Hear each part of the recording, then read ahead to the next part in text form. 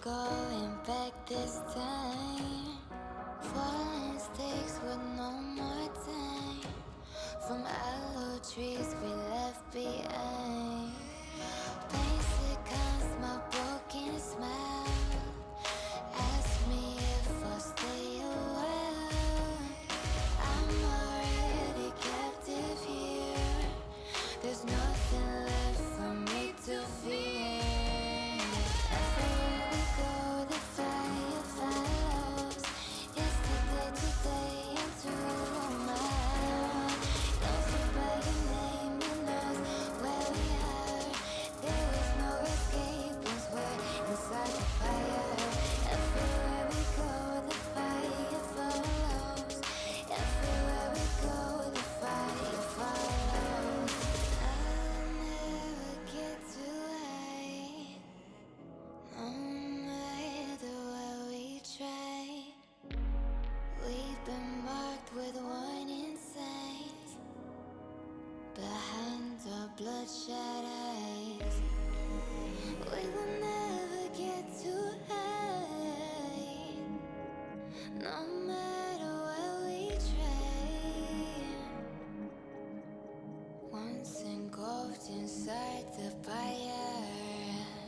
Everywhere we go, the fire follows. Yesterday, today, and tomorrow. It knows you by your name, it knows where you are. There is no escape once you're inside the fire. Everywhere we go, the fire follows. Everywhere we go, the fire follows. Everywhere we go, the fire follows. Everywhere we go, the fire follows.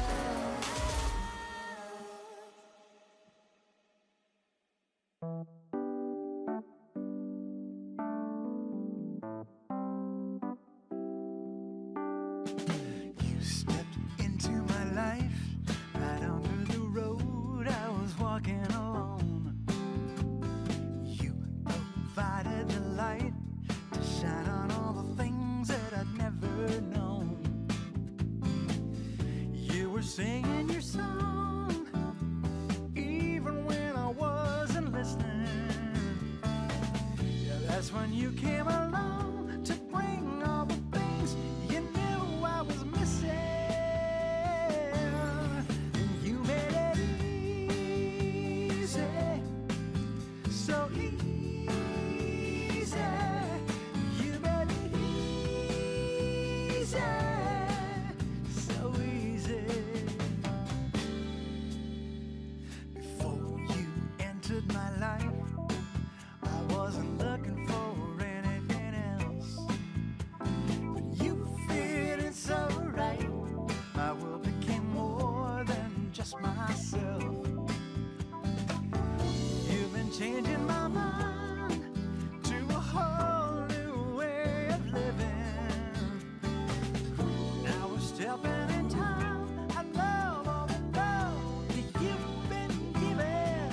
You made it easy, so easy. You made it easy. You made it easy, such a natural thing. Yeah, you made it easy, so easy. You made it easy. You made it easy, so easy.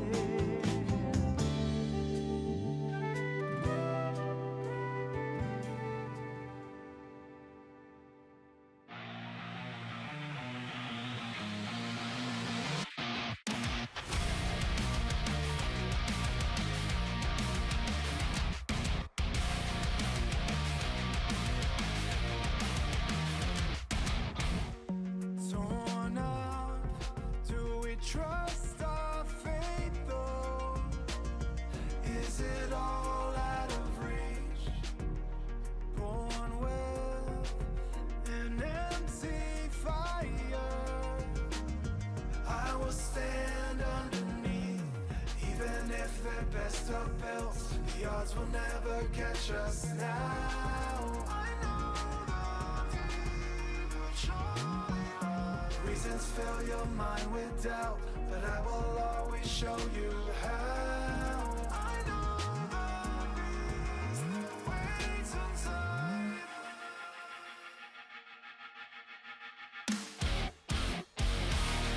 I'll rise above the smoke and rain, stand new ground and take the pain.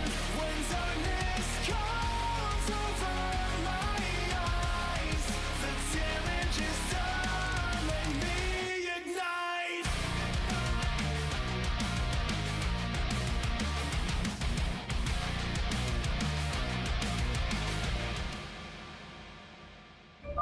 Incoming transmission.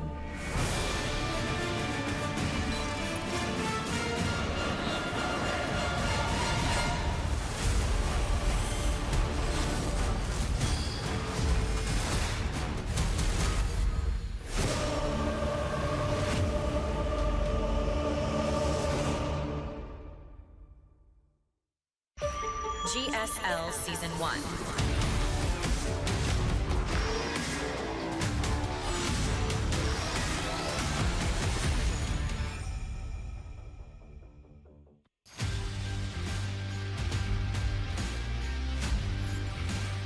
What is up, everybody? Welcome to the GSL Season 1 Finals here. It has been an incredible season so far. A fast season as well. I'm Tasteless, joined with me is State. How you doing, buddy? Oh, I am so excited to get into these games. It's an incredible lineup of players that we've got. Cure, Hero, Shin, and Maru fighting it out to be the first GSL champion in 2026. Yes, it's amazing to have an audience down here. We are packed here at the Freak Up studio. And it's not just going to be the final matches. We're going to be doing the round of 4 as well. And so it's going to be a long night of exciting games. Yeah, each semifinal going to be a best of 5, and then we have the best of 7 grand finals to cap it off. It should be an epic night of games. And as you said, Tasteless, having a live audience like this, it is already a packed house. And I mean, we just started the show. It is so good to be back in this studio. It's so good to have a live audience, to have the players in the venue. Oh, it's a treat. It's going to be special. This has been the new format for the GSL. So it's a marathon when it comes to the games here. Previously, the players would just have the finals they would need to prepare for. But now you have 2 major matches you got to get through. So it's going to be a real test of, not just, one matchup or one player. And by the way, the lineup for the 4 players that we have here is looking very strong. Yeah, it's 2 Terrans, a Protoss, and a Zerg, and we're starting things off with a TVP and a TVZ. So no matter what, when we go into the finals, it's going to be the second matchup that any one of these players is going to play. Right. And as you said, because we have a best of 5 semifinals and then the best of 7 finals on the same day, it is going to be a little bit of a challenge having to prepare for both of these. You need to be very well-rounded coming into this one. It's not like you have a week to prepare for just one series. It's going to be about who is the best player all around today. Right. Now, Shin, he is a bit of an underdog here coming into this. I feel like he's kind of the odd man out compared to the other 3 players that we have here. So it'll be interesting to see if he can perform. That would be an incredible upset if he was to win his match. Oh, it would be huge, Tasteless. Yeah, Cure versus Hero, I think, is a much closer match here. Yeah, that one, I think personally I have to give the edge to Hero, but Cure, it feels like he has been getting better and better over the past couple of months, almost regaining the form that he had where he was a perennial GSL finalist candidate a couple of years ago. Hero seems to be figuring out TVP quite a bit. He's taken a lot of games, a lot of series off of Hero recently, and so I'm curious how he's going to do. But for me, looking at the other semifinal, Shin versus Maru, these are 2 players where, if I remember off the top of my head, I think they have played 33 series that have been best of 3 or longer, and Maru has won all 33. So insane. They first played in GSL against each other in 2016. I think their first series against each other in general was in 2014. That's 10-plus years of StarCraft 2, and Shin has never been able to take Maru down. That's more than half of the history of StarCraft 2 and basically the entirety of Legacy of the Void. Yeah. So it doesn't mean it's impossible, but, man, I mean, there's definitely a history here, and it's definitely followed a pattern. So we'll see what he's able to do. Again, I think Cure, Hero, that's a tougher one to call. Yeah, that's one that could go either way. Anyways, guys, if you want to support the GSL, consider, well, we have a variety of ways to do it. So you can sign up for Code A, which is basic, Code S, which is kind of like a premium. membership. There's also a way to support via Patreon. So see what makes sense for you and sign up if you would. You can join, whether it be on the SOOP website or directly on Patreon. Both options very viable, and there are a ton of rewards that you see there on the screen, especially and particularly the replays. I mean, whether it be GSL or RSL, I always love to talk about the replays. Tasteless it I is. know you do. Folks, they are so spoiled. They're so spoiled. Anyway, guys, these are the crowdfunding goals for GSL here in 2026. We reach $6,000 a month, which I believe we have eclipsed already at this point. A GSL CK, which is an online event, will be taking place 2 times per month. And if we reach $10,000, that will secure a GSL Season 3 in this year.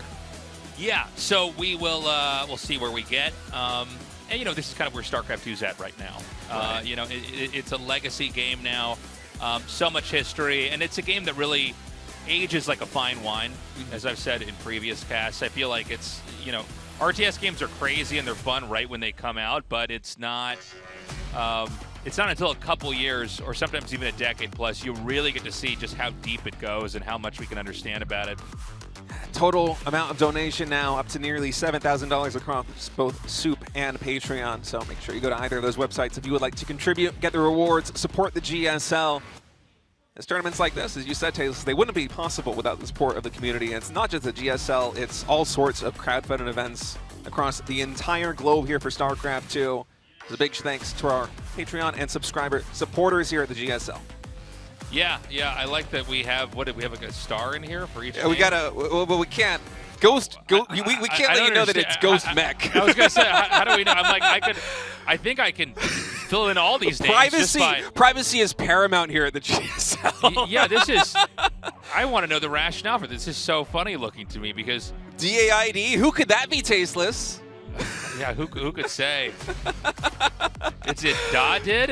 Dotted. Thank you very much, Dotted. Yeah, it's almost like a little guessing game now. Looking at these, like, can you fill in the blanks? It's funny for me because it's IDs. If it was like real names or emails, I'm like, okay, Yeah. that makes sense. But all right, well, whatever. I'll go with it. So yeah, you can see the different. It's like a crossword puzzle or something. It's like, can you fill in the gaps to make the word correct? It's like CHOPERS. It has to be choppers, right? Yeah. No, it's, I think B-A-I-L. it's a B. That's It's a basil, B. isn't it? Anyway, folks, this is the matchup here across the GSL. Maru and Kira advancing from the round of 8 Group A. Shin and Hero advancing from the round of 8 Group B. And they are now your semifinalists. We're going to be having 2 semifinals, the best of 5s between Kira and Hero, Shin and Maru, deciding the finals, all taking place tonight. It's going to be a long night. It's going to be a ton of games, so make sure you strap in, get comfortable, grab a snack, get some water, make sure you stay hydrated. It's going to be a marathon. I can't wait to get this going here. I think Kira Hero, I'm especially excited about that. I want to root here for Shin, see if he can maybe actually come out here with an upset against Maru. I think it's going to be one of the hardest GSL round of 4s ever, maybe. It was exciting to see that Shin got this far. Shin, by the way, is looking really strong here in 2026. So we'll see, what kind of game it's going to be. Kira Hero, PVT has gone through some pretty crazy changes. We're going to be exploring that a little bit more when we get into the actual match. We're going to be going to an interview in a little bit here and see what the 2 players are thinking before we hop into this. But, PVT, it's been, we're going to do the interview now, and then I will talk about that.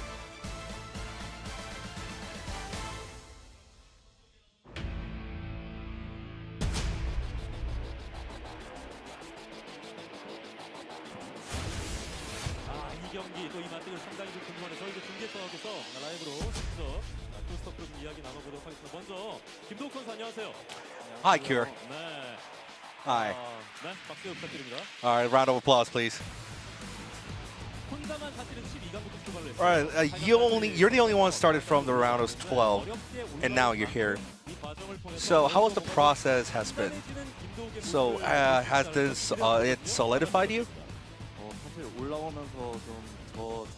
Well, coming out here, I actually got the time to look back myself, and I did a lot of ladder games, but also I did a lot of custom games. So I tried to make a lot of counter. But yeah, so I think that kind of worked. 그동안에 좀 스토리가 좀 많이 쌓였어요. Yeah, there's a lot of stories here. And finally, while your opponent got to be Hero, how do you feel? Well, Hero got him a lot of times. Hero got me a lot of times in the big games. It stressed me a lot.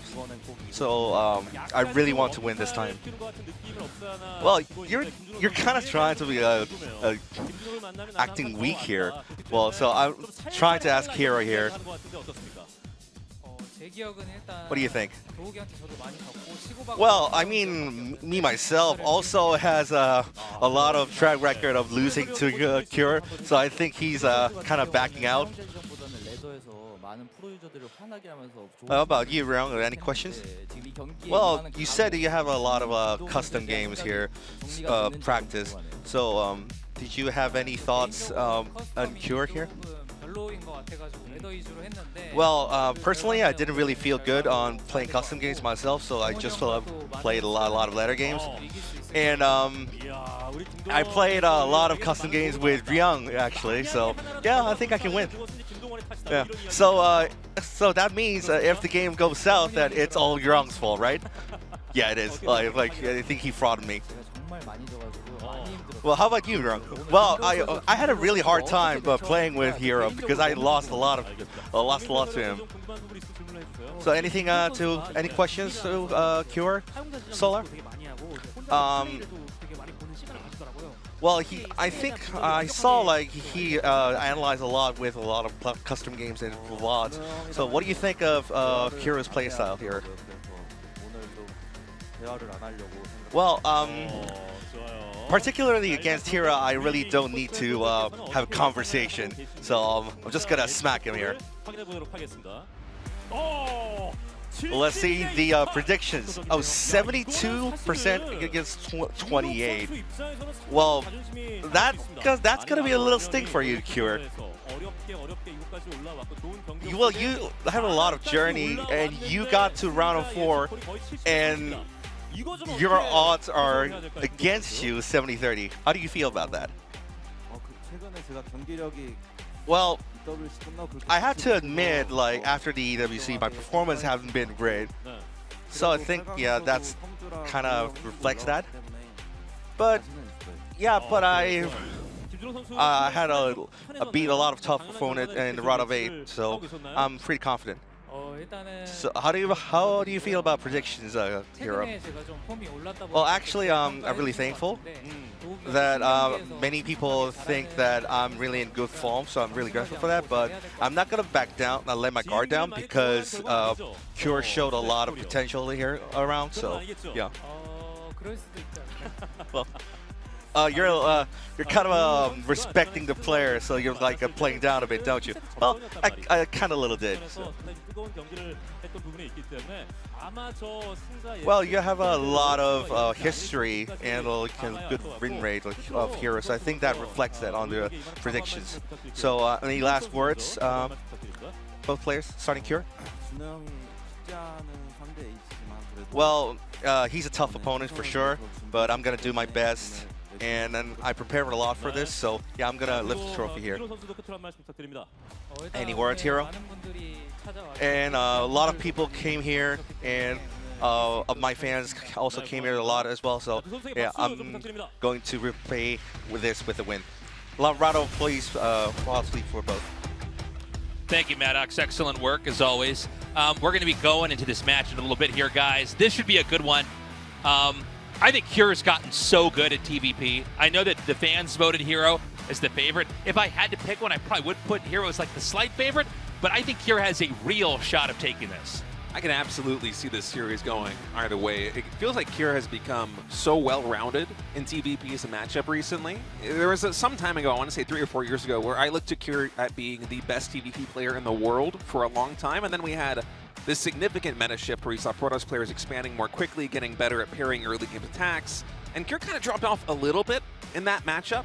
But it feels like he's been revitalized recently. He's dealing out a lot of different builds. He's got a wide range of strategies that he can deploy, whether it be timing attacks, whether it be macro late game play, whether it be really cheesy openings too. And in a best-of-5 series like this one against Hero, even if he is slightly under-favored here, you got to give Cure a fair shake. I think at 70-30, it's a little bit too optimistic on Hero's side of things, but we are at the same time talking about the best Protoss player in the world. Yeah, I mean, Hero really at the forefront of what Protoss can do and how they can play. And, he's kind of a Protoss's Protoss. Oh, yeah. I mean, he really knows how to exploit weaknesses in different matchups, how to kind of leverage positions. And I'm super excited about this one. I would not be shocked if Cure did win. I think, again, Hero probably the expected victor, though. All right, players getting ready right now before we jump into the first semifinal of the night here in GSL Season 1 for 2026. We take a look back at Cure's journey here, of course, as Maddox pointed out, the only player to emerge victorious from the round of 12 and make it all the way into the semifinals and at the finals. Beat quite a few Protoss players to do it, too. A 2-0 victory over Maru, an upset win, I would say, over Maru, or a Classic and Maru in the round of 8, and also taking down Trigger in the round of 12. So it's been an impressive run for Cure thus far. Yeah, and, looking at Cure here, if he is to go on, I think he's got a real shot against Maru. Again, Maru would be the favorite. I think both of his matchups that he could potentially have here, he'd be the underdog. Again, if we have a Cure Shin matchup, then I guess, all the upsets that were possible happen there. But, Hero, he had an amazing 2025, actually winning RSL offline at the end of the year. This is kind of the first big tournament back. As we're now entering into the summer here. We had a late start for the whole StarCraft 2 season everywhere. And so this is going to be a lot of fun to see how he performs. He seems to be in good shape. The general consensus is he's an extremely strong player and a real threat to take this whole thing. And it looks like we're ready to go into this best of 5. We're going to start this off on the map Old Republic. Old Republic there for set number 1. White Rabbit and 10,000 feet will round things out through set number 3. And then should we go to a map 4 or a map 5, Ruby Rock and Tourmaline as the players are getting ready. In a moment, we'll be starting the GSL 2026 Season 1 semifinals. Cure and Hero. It's been a long journey for both of them. And Hero, the best Protoss player in the world right now. Cure, he's always been one of the best Terran players, and it feels like he just keeps getting stronger. Will he keep that form? Game number 1, it's loading up. We're going to Old Republic. Let's start out as semifinal. All right, guys, let's get to it. Game 1, ready to go. Cure versus Hero starting now. Okay, Cure here in the top right, Hero in the bottom left. And let's talk about the matchup in general before we kind of get into the specifics of what they're going to do. There were a lot of games in 2025 where Protoss basically just kind of like became Zerg almost and just sort of took the whole map, kind of occupied everything, and Terran couldn't really do a whole lot, and so a lot of Terrans would either get drowned in the late game or die trying to stop the Protoss in the process. Now, Cure this year seems to have presented a solution to this by basically staying back, powering it out and kind of having a death ball that's so strong and so teched out that even if Protoss has, maybe 100% more income than the Terran, he's able to do it by taking out these key tech units and then basically blasting, melting through, Zealots, Stalkers, the more mineral-heavy stuff. That we saw this previously in RSL, and did we see this in GSL as well? I'm casting both of these, so now it's a big soup in my brain. Yeah, everything is certainly a soup. We likely have seen it in GSL. It's just such a popular PvT style. And I think, Cure's been one of the players that really has proven that there's 2 solid approaches that Terran can go for against that Protoss style. It's either you try to beat them in the early game, whether it be with an SCV pull, some kind of proxy or timing attack, or you beat them in the late game by having a more efficient army, almost reminiscent of the days where we had, TBZs, where the Zerg player, the onus would be on them to try and prevent the Terran from getting up to 5 bases, from getting up to 10 gases and building effectively a super army. It's kind of the same way for Protoss now. You got to consume the entire map. You got to funnel everything into powering up with a powerful gateway army, just a little bit of tech support, usually in the form of Colossus, and you try and break down the Terran. And so Cure, in every game, it feels like he has a choice to make. Is he going to be going for this kind of early game pressure, trying to defeat Hero early on, or will he be playing this survivalist style, this war of attrition versus Hero, where he just wants to defend? Yeah, and I think it was actually Hero versus Cure in RSL that we saw this. So we're going to have the concussive shell opening, which, Cure seems to have really liked. He's done this in the past. And, we're going to see him continue to tech up. And by the way, Hero does not have to play that kind of gobble up the whole map style. It's just what has been trendy at the time. I mean, there's also ways to play where you're going to try to push into the Terran. You're going to get Colossus and try to control the map. There's also games where you do like, 4-gate Blink Stalker with Observers and try to cripple the Terran immediately. So for now, we've got that concussive shell about to finish. We have the first eBay done here. And he hasn't moved out with the Marauders, but he might. Yeah, it's an interesting build that Cure has been mixing in a lot, both in GSL and in other tournaments that have been happening, where you go for this early Marauder. You usually get 1 or 2 of them with concussive shell, and it guarantees that if Hero were to send a unit early out, such as a Stalker or such as an Adept, that gateway unit will get sniped basically for free. And I think Hero has played Cure enough in a lot of the online tournaments recently that he's aware of this, and so that's one of the reasons why Hero right now is playing so conservatively on his side of the map. Actually, look at this, Tasteless. We have a very early Immortal coming out for Hero. This is not something we see often.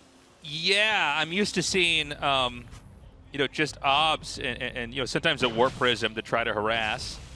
But, this could be a response to the new concussive first Marauder opening, right? Is that you kind of come out like we're seeing here, like, now he's going to do damage to this and Blink's not available. You basically lose the Stalker if they don't have Blink. I mean, it's an automatic death and it doesn't trade out. But yeah, I mean, one Immortal would be happy to fight that.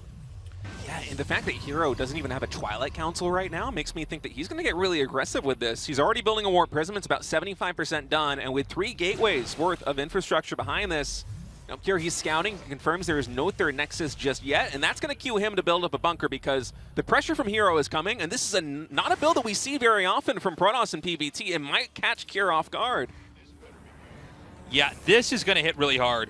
And this is funny because it looks small, but it might be the right combination of units to actually just crush this fight. The Stalkers, the SCVs are going to come out here. One Immortal, Marauder, why am I flipping everything over here? is going to be picked up. He kills that. There's another Warpin coming in. The tank sieged up but unsieges. Now he can ferry these units up into the main if he wants to. It's only one siege tank. He's going to send the Adepts in, and the depots do not get raised. Oh, the Adepts, they're going to shade in on top of the Marines, on top of the Cyclone, and now the Stalkers and Immortal drop on top of the tank. The main firepower here for the Terran player has been eliminated, and with Warp Prism Micro, it'll be hard for Cure to actually take down this Immortal. Dude, Hero's so good. This style is just genius. The Zealots are just destroying the SCVs. There's still a Warp Prism with an Immortal, and I think it's one Adept inside. Meanwhile, the bunker is going to go down at the entrance. He recalls the Warp Prism back home. And I got to say, man, I mean, that was a beautiful opening there from Hero that is entirely engineered. I've never seen quite that opening, but you can see it's totally engineered to punish exactly what Cure is doing and has been doing for the last few months. It perfectly accomplished its objective. And the fact that Hero moved up the ramp and Cure was still anticipating some number of gateway units with 2 Marauders, he was trying to catch something. Maybe another Stalker, maybe a couple of Adepts there. But Hero instead just able to Uno reverse card, take the 2 Marauders out, and then get a ton of damage off in the main base. And behind it, he's been macroing up. He now has a Twilight Council done. He is researching Charge. The 3rd base for Protoss has also been established. More gateways are coming through. And Cure suffered a lot of economic damage. Plus, his army has basically been reset. He's trying to build it back up from scratch. And that means that Cure will be hard-pressed to find any window for damage in the mid-game here versus Hero. Oh my gosh, he's going to try to unload over here. Doesn't get much done. I think that the damage already has been enough, but it seems like Hero wants to try to press further and maybe come in here and bust. This might work. He has, a couple seconds out from charge here, about 10 seconds. Now, there's no bunker. The tank is sort of sitting in the mineral line. There is a tank on the high ground. I don't know. Sometimes the move to attack in can be the wrong move. We're going to see if this works or not. If it doesn't, I feel like we could end up seeing Cure kind of stabilize here as Hero would feed into this. But let's see. There's no combat shield, no stim for Cure just yet. It's mostly going to be unstim Marines, and the siege tank's trying to defend. As Hero charges in, drops the Immortals on the high ground, picks off the siege tank there, and then it's going to be retreating back. And with a lot of gateways now powered up, we're going to have a warp in of 7 more Zealots. Hero, he's charging up once more. Will he push back into the natural expansion? Yeah, now Stim is done, which makes us a lot more fearsome. And the Marines are going to come forward here. The Zealots can only soak up so much. And, you know, the problem is when you have just these this War Prism like this, you know, you can't pick up and save everything else. The body blocking from the Stalker are actually pretty crazy. These infantry are still stimming and chasing this literally all the way across the map. He's actually going to unload the Immortals for a second here. Oh! War Prism gets taken out, and Cure just flipped this game on its head. Now it is Hero whose army's been reset. He has no Robo units back at home. That second push into the natural expansion of Cure was 100% overextension. It's just a handful of Zealots and one Immortal right now. The first Colossus only just started. Can Cure find some damage? That's a lot of Zealots, Tasteless. Yeah, the counterpunch, I think he's got to go with this. The question is this too much? Would it be better for Terran to try to take a third base instead? The Zealots are going to come back across the map. You know, this infantry has not had time to heal, and there's not enough medevacs to pick everything up. The medevac count being as low as it is means that the healing is few and far between here for Cure, especially the fact that he had to stim, I think, 2 or 3 times to get all the way across map and snipe that War Prism. It'll be still a minute or so until he's fully healed up. That's going to provide the window that Hero needs to get the first Colossus out to begin establishing a 4th base at the 9 o'clock position. This game's going to quiet down a little bit. Cure taking a 3rd expansion. Command center being built here in the naturals, you can see. And Hero's going to be going for a massive Zealot run by. That's like 24 Zealots. Yeah, that's a lot. That's a lot that's going to hit over there. Again, Protoss is on 4 bases. Terran's on 2. There is a 3rd command center, but it hasn't been landed yet. Is the counterattack too big? Is what Protoss has a little bit too flimsy? Can it not even hold this off? The Zealots are going to come through here. Oh, there are 2 Widow Mines. If they get big shots on these Zealots, it might go a long way towards simplifying the position here for Cure. They get good shots, and look at the Marauder right now, working as a wall in here. As Cure's going to stim on the other side of the map, try and focus fire down this Colossus as soon as he can get on top of it, but there isn't enough bio, so instead he's going to work on the Zealots on the Immortals while simultaneously defending back at home. Now he's able to power through and take out the Colossus. There's not enough army back at home for Hero. The Zealots have been cleaned up. He has 2 Zealots and 1 Colossus in total on the map. And now these probes are going to go down. There's really nowhere for them to escape to. And from here, I mean, this is scary, right? Like, it's been a reset on the Robotech. We have that first Immortal out, but, you know, he can only get them out 1 at a time unless he makes more Robos. And you have to wonder, you know, when the next attack comes in here, is this going to be enough to break Hero?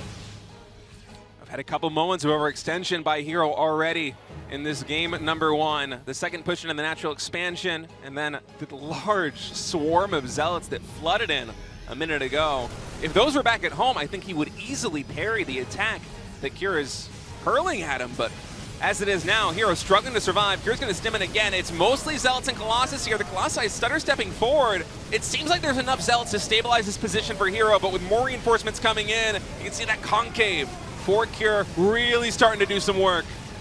Yeah, I mean, the medevacs are all drained of energy. There's 2 Colossi over here. The numbers are looking pretty good for the Terran. He's kiting pretty well.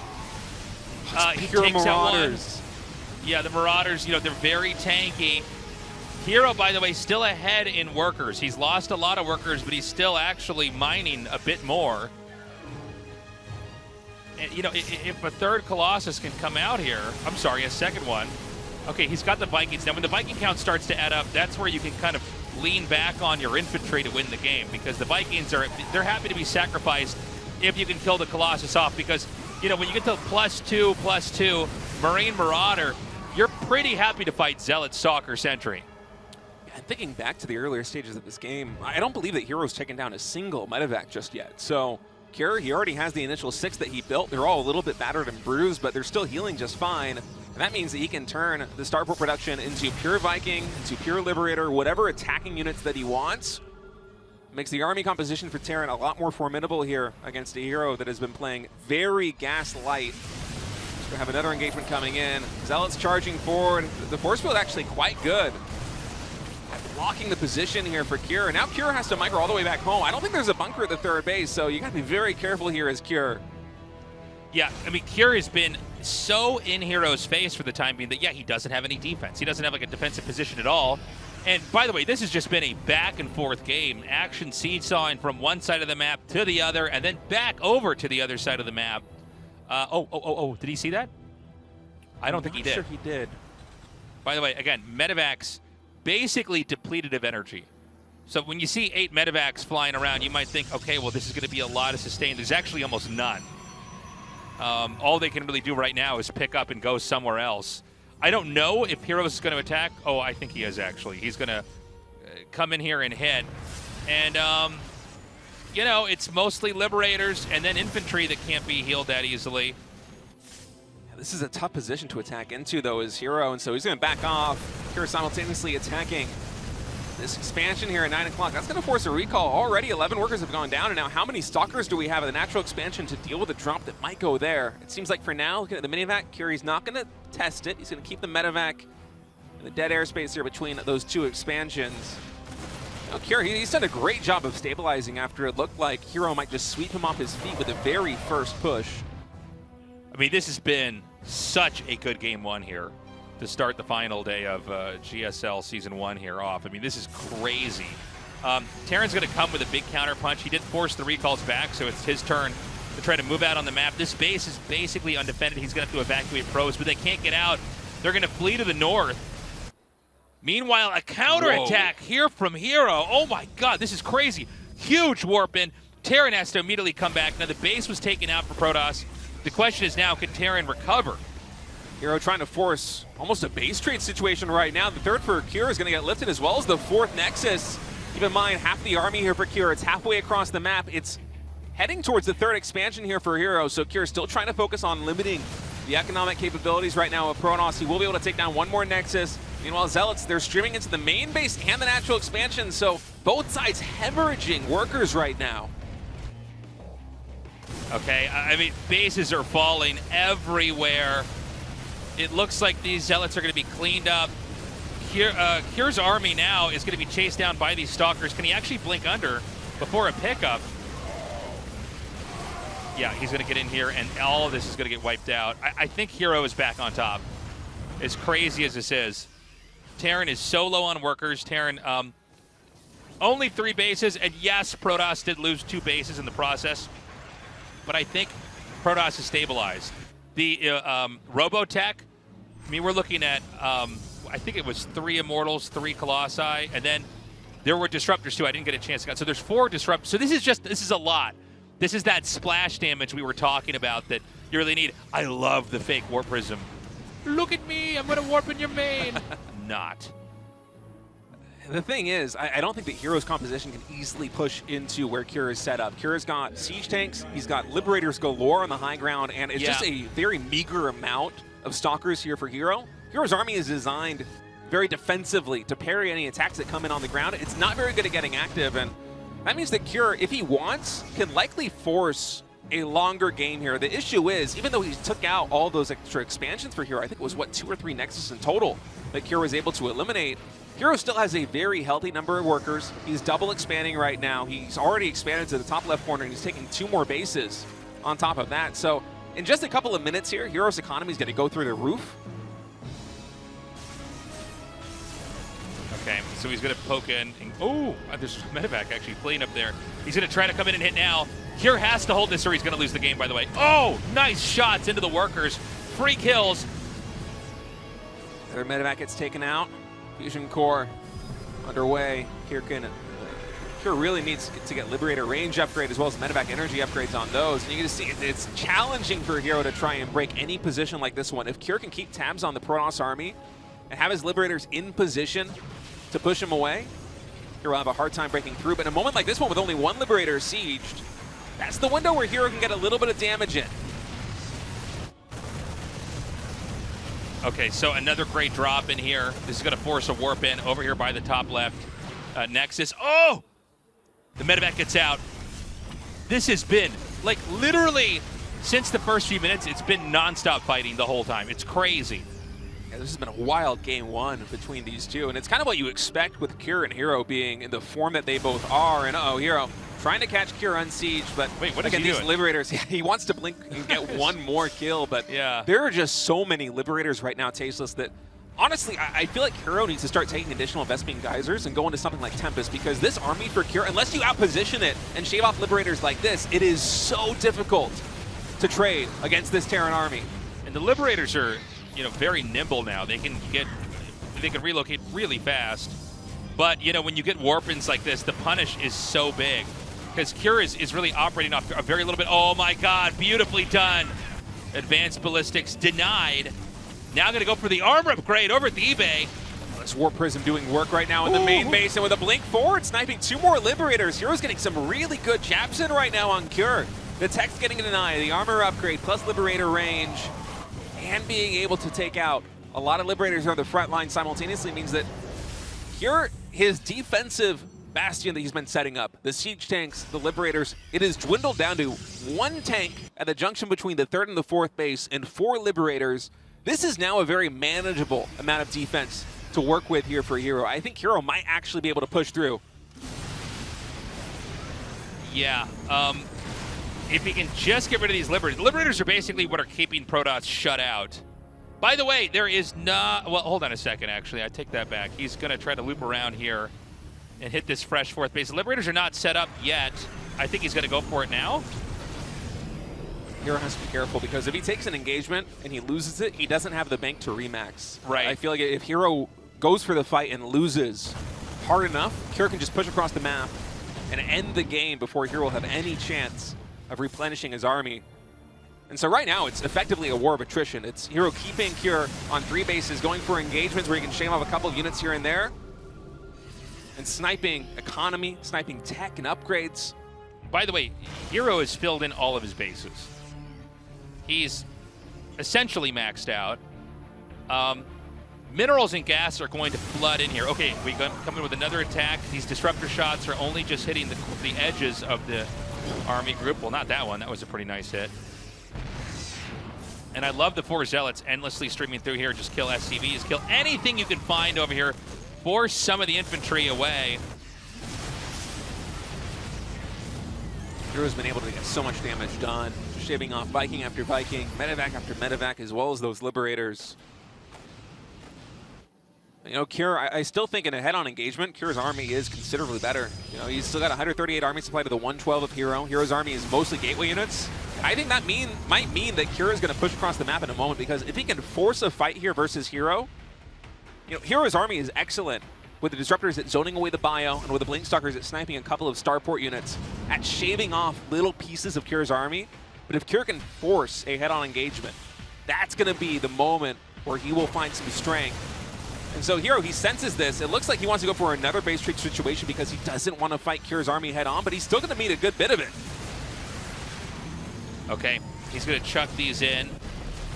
And, you know, you got to remember, like, Hero has got so much of the map, so it's always bad to lose a base, but it's way less bad when you have so many expansions on the map. I mean, he's basically taking every available location and filling it in. And the minerals are starting to pile up. The gas will pile up shortly after that. And it's much harder for Terran to stretch out on the map. It's pretty hard to get more than 5 bases for Terran on almost any map. And even then, 5 bases is actually a lot. Wow, double Warp Prism. Look at this. Yeah, Warp Prism speed also just got started here for Hero, so he's very much focusing on the Warp Prisms right now. Could be one way to leverage his economic might, sending those Warp Prisms to the main base. He's using the command center from his main to try to land at a new base. And I think he's going to try to just run in here. Now, he can't quite get those Liberators. There's a lot of Stalkers, but he seems to be unable to blink underneath them. And with a big drop here in the main, I mean, this is going to be a real pain here for Cure. It's going to be very hard to defend all these locations at once. 5th command center getting denied right now. Zealots dropping to the main base, going for even more tech. If they can take it on the Ghost Academy, that would be huge here for Hero. I mean, this is so many Zealots. Watching the minimap, Cure's going to try and snipe the bases down in the bottom right in just a moment. He's got to try to get those Liberators, man. There's just always enough that the rest of the army has to back out. He's going to recall something over here. And, oh, man, he did not target the medevac. It's still probably fine. Again, it's, oh, my God, he's going to come in here again and try to hit this location up at that expansion.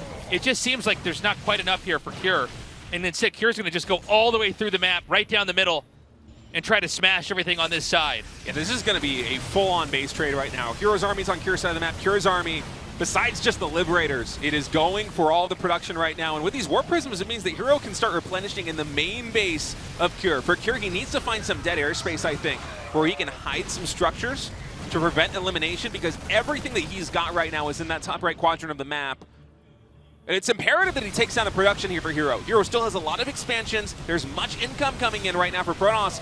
Cure cannot afford to allow Hero to produce any more units on his side of the map if he wants to win this game. Yeah, he goes ahead and gets rid of that medevac. Now the main is going to fall. I mean, we're talking like no more warp-ins for Protoss. You're going to have to start to rebuild this infrastructure. And the same is true for Terran. Terran cannot build. Now the army right now is bigger in supply for Hero, but that doesn't mean that it's necessarily better. Stim and medevacs can really go a long way. There is splash damage available. We've got a Colossus, we have 5 disruptors, but you know, disruptor shots can be dodged. So it's not guaranteed damage.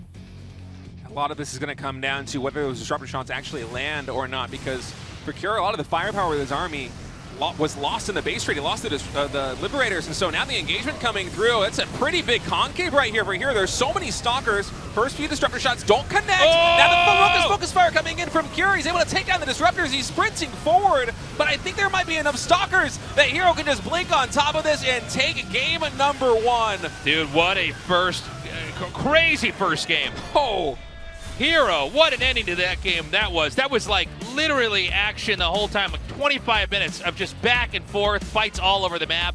But Hero did it.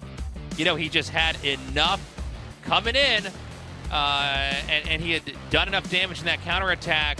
That many Stalkers, even with just a few disruptors and 1 Colossus, it's enough to beat Cure. But Cure, what a hell of a fight he put up. it was looking like Hero was going to be knocked out of the game in the very early stages when Hero went for that 3-gate robo-timing attack on 2 bases.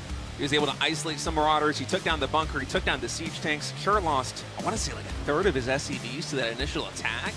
And for Cure to fight back from that position in game number 1 into the crazy game that we just had, I think bodes really well for Cure, even though he lost that first map. I think it goes to say he's going to be a formidable opponent no matter what happens here in map number 2 and map number 3. We're going to go to White Rabbit here for the next map. Cure and Hero having one of the funnest PvTs you could ever imagine. But Hero comes out on top.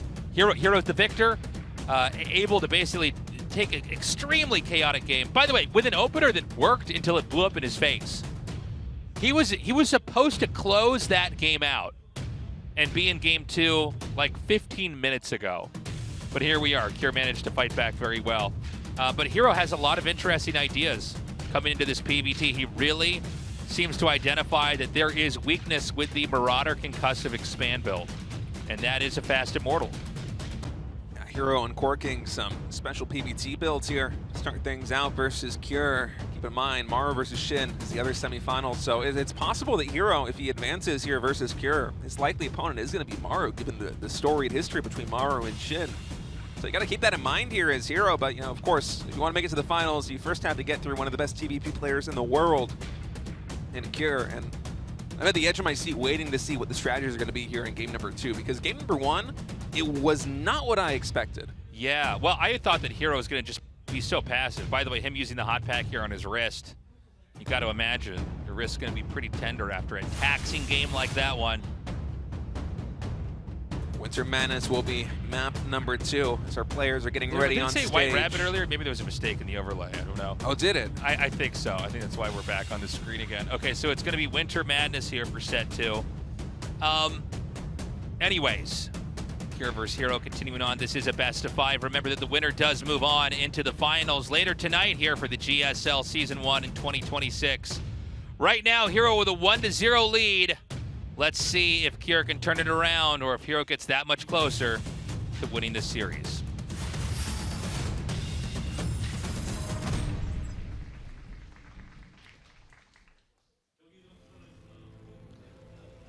Okay, Cure in the bottom right and Hero in the top left. We're getting the cheers out here in the audience. I miss those cheers, Tasteless. I know. So good to have live. I've been doing so much again. Just stuff without live audiences. I was like, what was that? Hero once again going for the very early probe scout. Right. It's a standard part of his PvT. He loves to get some early worker harassment in. Although I feel like the the efficiency, the efficacy of this opening with the early probe count, it's dwindled a little bit. Terran players, especially like Cure and Maru and Clem, have gotten so much better at making sure this probe is just constantly being bodied by one of these SCVs so it doesn't get a chance to recharge too many shields. So I remember initially when Hero started doing this, when he would send one of the first 12 workers out to the Terran's base, he would get so much damage done. There would be so much idle time on the SCVs. A lot of them would be very badly bruised heading into the mid game that, if you play the aggressive styles like Hero likes to play, say you push in later with the depths or you do some kind of, like we saw in game number 1, some kind of gateway robo timing attack, having a lot of injured SCVs, it makes things a little bit more tricky there for the Terrans, but you can see Cure just keeping on top of this, really minimizing the amount of harassment that Hero can get done. Yeah, I am interested in how active Hero is going to be this time around. Honestly, I think that his build was supposed to win that last game. It almost felt like a counter, didn't it? It felt like it was a counter, but he kind of didn't manage it quite correctly after I think he basically did the damage. He tried to close the game out, probably because most of the other games he is able to just kind of shut the game down. From Germany, welcome. Yeah, welcome. But I thought in that last game, he got the Immortal, he killed off a ton of SCVs with the Zealots. I think you just go back and then you just take the whole map and kind of play a slow game. But he tried to just basically swing the game into a victory, and that's sort of where Cure got back on his feet and had these counterattacks and was active on the map. And it's funny. There were so many interactions in that last game, I couldn't keep track of them all. I don't know if anybody could. But it did end in a way that was similar to what we've seen with Cure Hero before, where Cure has just hung on for so long and then finally has this army that's almost impossible to stop. And it's going to come down to, this base trade and then the two armies engaging each other at the very end. And I wonder if we saw what might be a running theme in today's finals with the way Hero responded to that. You notice he never really tried to take a head-on engagement versus Cure. When Cure decided that he was going to try and force one by pushing across to Hero's side of the map, Hero, twice in that game, decided that he would just go for a full-on base trade instead of actually engaging the Terran army, because Hero knows that he can just continue to warp in units at any of the corner bases that he's got. He can continue to mess up an army. I think we might see more of that if we get more macro games, but here in match number 2 between Cure and Hero, we actually have a proxy starport and a Dark Shrine. Wow, this is a real curveball of a build. I honestly didn't think we were going to have any kind of DT opener at all today. That's wild. DTs on 3 gateways. And for Cure, it actually seems a little bit unfortunate now that the starport is being proxied here, because I think he would love to have a Raven at home to deal with this later on. So we're waiting to see what the first unit will be out of that starport. It's actually going to be a tech lab, so... Okay, so it's going to be a Banshee, yeah. By the way, even Banshees without Cloak are great against DTs. The Dark Shrine, it takes so long to build. How many scans are going to be available? This is, again, it's 3-gate DT, so I would assume he's going to have every single gateway make a DT. So we're about to see both these guys plummet in workers. And when you get this many DTs, it's about doing a lot of damage. And sometimes they might have already scanned. The timing's a bit unusual. Now, he started Cloak. The only reason why I'm bringing that up is he might not move in with the Banshee until the Cloak is done, which would mean the DTs would hit first. DT's starting to warp in now. There's actually a 4th gateway being proxied. Yeah, so he's going to go for DTs into a Zealot all in. And Cure knows that something is up. He's throwing down 2 bunkers here in the natural expansion. He's anticipating an attack, but he doesn't know it's DTs. The orbital command in the main base with 35 energy. There is 1 bank scan in the natural expansion right now for Cure. Okay, he's moving in. Does he see the blur? He doesn't see it. The DT's going to get to the main base. And the DTs now are split. We have 1 more scan available in the main base. Engineering base is going to get thrown down. The first scan needs to take down this DT. If this DT gets away, it's huge. Oh my god, the body block. He actually traps it. Meanwhile, we've already got over 14 kills here in the main. Kirk trying to corral this last DT now in the main base. Looks like there might be another DT coming into the natural expansion. Yes, there is. And this is the problem, is that eventually you can't stop the DTs as long as they're separated. Okay. Oh my god. Okay, it finishes. Missile turret gets sniped though. Cure has no minerals, 25 minerals in total. 1 more scan's gonna drop. He's throwing down One last turret, and now the Cloak Banshees can get some damage into their own. Now these Banshees are going to kill things way faster than DTs can. The problem is there are Stalkers already here. More probes getting sniped. One of these Banshees, because they're proxy, they have less energy than you would expect them to. Oh, that's a good point. In a typical Cloak build like this one. I mean, this Banshee just finished seconds ago, so it's going to be running out of energy in a moment. Only 8 workers falling on Hero's side of the map. Oh my god. So he's going to force another scan out here. That would deplete all the scans again, right? I think so. There might be at most one more available here for Cure, but that very well could have been the last scan. Okay, the natural expansion is one more scan available. Okay, but you know, you're fine baiting that out. And remember that charge is done, by the way. This, you know, had Banshees not been made, the idea would have been that you would have hit with the DTs and then the Zealots just kind of overwhelm this position.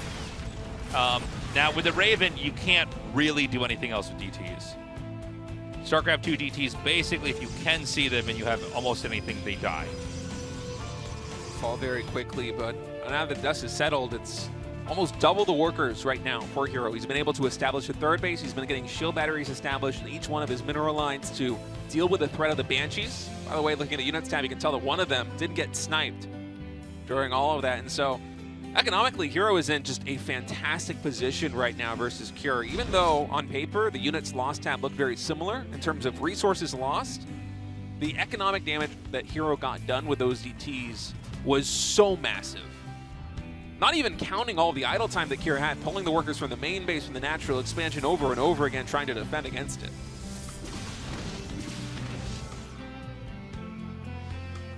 So now what? We've got 29 SCVs here for Cure.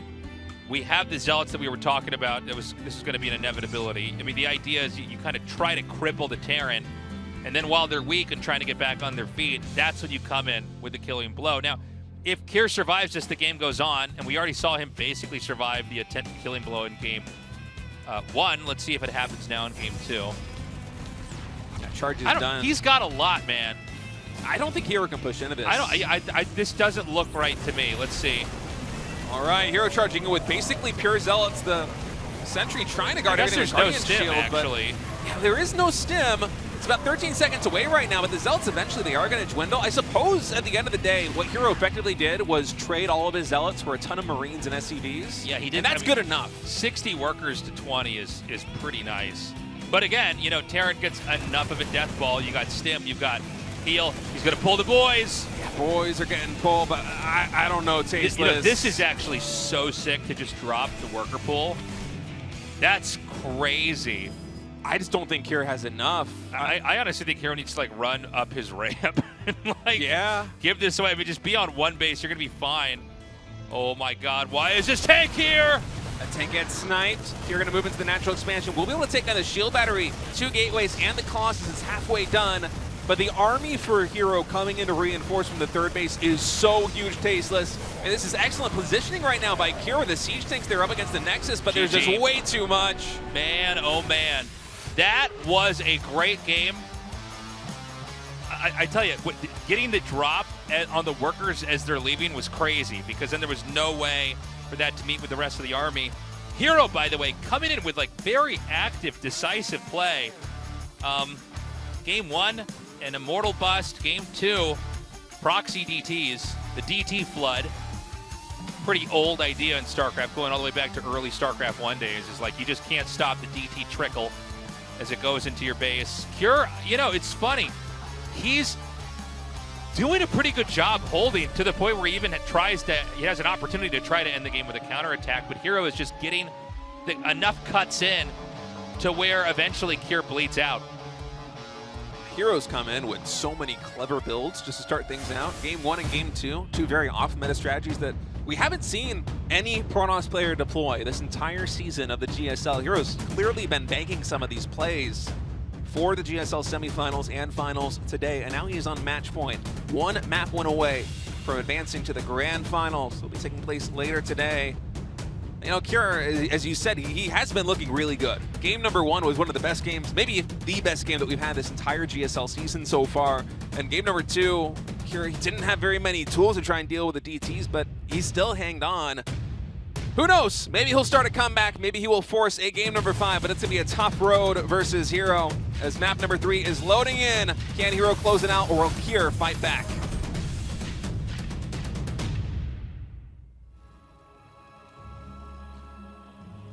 Okay, Kier in the bottom right now. Hero in the top left. And, okay. We're getting the cheers in here, but we're also having 2 SCVs leave. Hero's got to notice the lack of SCVs with his fast probe scout, right? Yeah, I mean, you know, it's funny. I feel like that's one of the harder things to tell when you come in and scout, but you should be able to see it. Yeah, 2 SCVs, 2 I think SCVs you is should a lot, know. yeah. Because usually you come and you go, okay, there's a barracks somewhere on the map. Yeah, I think you could tell. It seems sparse here in the main base. Hero, no matter what, does know there is going to be a proxy barracks. The question is, does he know that there will be 2? Yeah, that's the big question, because 2 is very different from 1. So Hero, he's going to try and do as much delaying as possible here with this 1 probe, getting the word harassment in. For Kier, I'm imagining this is going to be proxy marauders, if I were to guess anything, with the gas being taken. From Dallas, welcome, guys. It's a long trip. And Hero is now beginning to scout for the proxy structures. He knows there are barracks somewhere on the map, but he doesn't know where.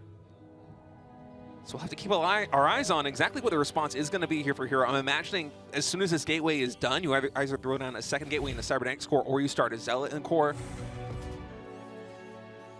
It will be Marauders. This is, you know, it's all about Marauders right now. Yeah. Marauders, you know, historically, not the first unit you make in PvT. There are builds where you do it, but oh my God. I thought he was going to check. Well, hold on, hold on. He will. The Nexus already starts. Oh my God, I can't believe this. Hero still doesn't know. If he sends this probe home, he'll find it. Okay, he's going to find it. Okay, so he knows. This isn't a lot of time. You know, if you cancel a Nexus, you lose 100 minerals. So, you know, it's always, if you can ever spot this before the Nexus starts, I think that's pretty strong. Shield battery's getting thrown down right now. Yeah, the Marauders are up here in the front doing damage. No concussive shell yet. Yeah, now concussive shell, the whole idea is if you micro perfectly, they can't deal damage. Concussive shell, by the way, it upgrades pretty fast. Okay, and he's all in with this. So this is not just like he's going to try to you know, slow Protoss. He's going to try to end the game right now. I think this should work, honestly. Do you think for Kier it's going to work? I think it should. The fact that he's banking the Marauders like this, I'm inclined to agree with you. If he has enough that he can 2 or 3 shot the Stalkers, despite the shield batteries, he might just be able to power his way through and just muscle over this Terran army. Okay, Kier pushing in right now, connects with the first Stalker. Not enough DPS to actually isolate it, but now the SCVs with the body block. Hero is forced away. This is crazy. The SCVs just go ham on the Stalker, and he can't even save it. Can he recall or something? No, I mean, that's going to be... I mean, you tell me, is there any way to recover from this? I don't think so. Oh, the next Stalker gets hit. Probes are being pulled right now, and I think it's too late.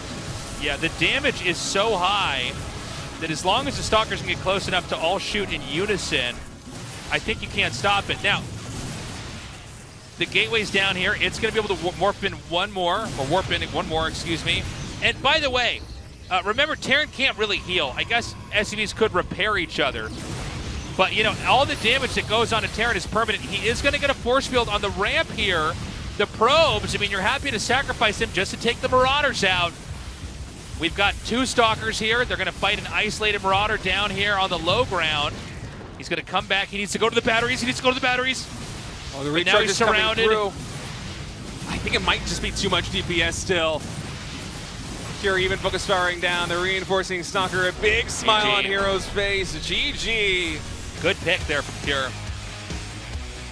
That was impressive. Hero knew it was coming. He scouted the 2 barracks.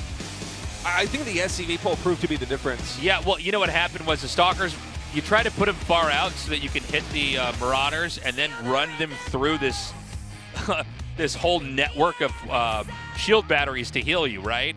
And the whole idea is if you just keep chipping away at them, you're going to be on the other side, back at your ramp, where they have less units. But when the SCVs come in, They body block the Stalker. The Stalker can't actually run home, and then the damage just, it piles on, and that's when you have that power spike. You're able to break that position.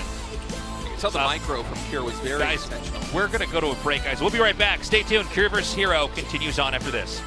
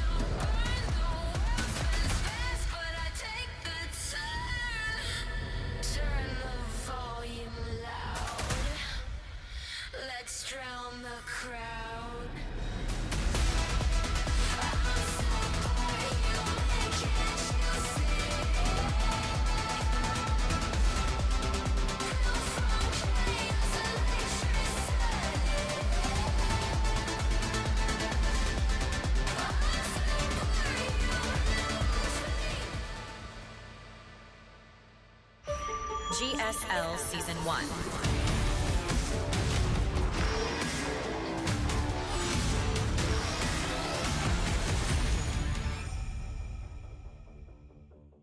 Just keep on running. Welcome back, everybody. Thank you for waiting. Luckily, we did not have a 3-0 as Cure brilliantly opened up with a build that crushed Hero before the game could really get started. The problem right now I see for Cure is, can he win in a game that lasts long enough? Yeah, it's been a tumultuous road for Kira so far in this Best of 5 series. I'm glad he finally got that one win on 10,000 feet. He's kind of pulling the rug out from under Hero with a Proxy 2 Barracks Marauder build. Paired up with that SCV pull early on. I don't think you can make that magic happen 2 or 3 times in a row here for Kira. I think you got to mix it up. You got to go back to something a little bit more standard looking, and I think that's where the issue mostly has been in this series, is that Hero keeps throwing these curveballs early on, whether it be in game number 1 with the 3-gate robo play, which we basically never see in PBT anymore early on, and then in game number 2 with a very fast DT build, just really hindering the early growth of Cure. Because when Cure gets to the mid game, even though sometimes he's kind of limping into it, he does look very strong in this series. He's been looking strong in this matchup in TVP across the entire GSL. But if Hero can just continue to throw these wrenches into the works, I'm not sure what Cure can do. Yeah, I mean, we'll see. We'll see what Cure's got. We're going to go into Game 4 now. It's Ruby Rock, where it will go down. Right now, Hero up 2-1 in this best of 5 in a fight to go on to the GSL Season 1 Finals.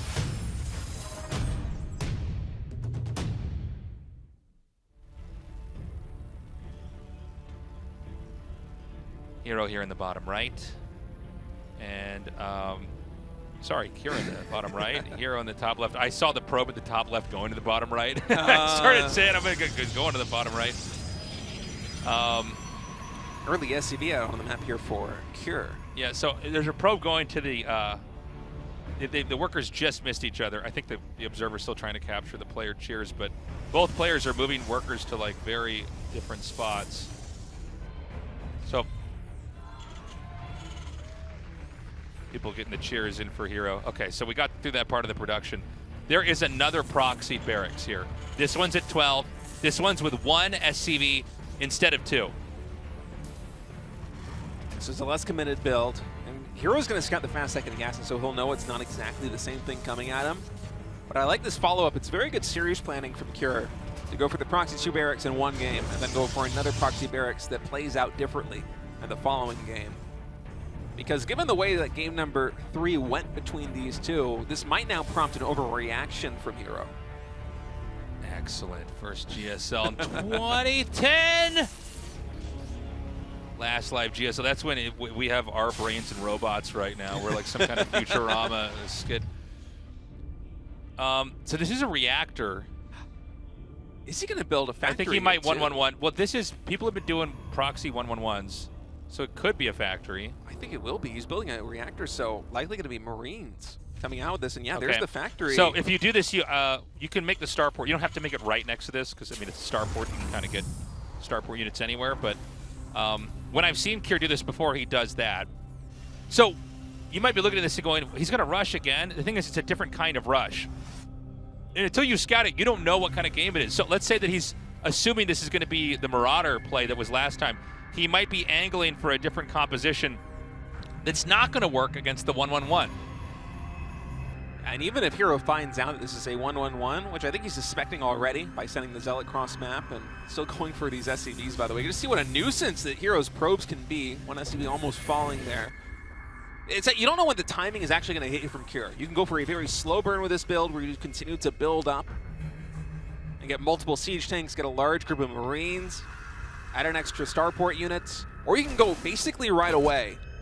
It's difficult for the Protoss to be able to parry both of those. So for now, Hero is just going to be using a little bit of aggression to try and get scouting information for him. The probe is going to fall on the main base. Hero behind this, he's building a Void Ray out of the Stargate at home. Very interesting choice going for the Void Ray. So the Void Ray would make sense if you thought Marauders were coming. Right? That would be like, okay, well now you just die. But I don't know how good a Void Ray is going to be against this. The Void Ray is always kind of the black sheep of the Protoss early game units. Hero notably has not built in Nexus at his natural expansion just yet, so this is one base versus one base still. Hero is not going to have an economic edge versus Kier anytime soon. So he's just going to try to repair these as much as he can. If the Adept does force the SCVs to run back.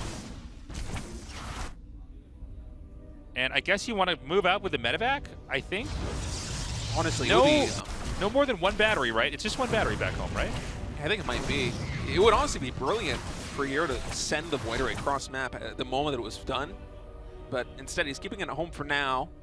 And it's 10 Marines, a medevac, and a siege tank. Did he start a second unit in the starport? Not sure. The drop is beginning now on the main base. The medevac gets picked off. That's huge. Yeah, now without the medevac, okay, I think he's going to be fine.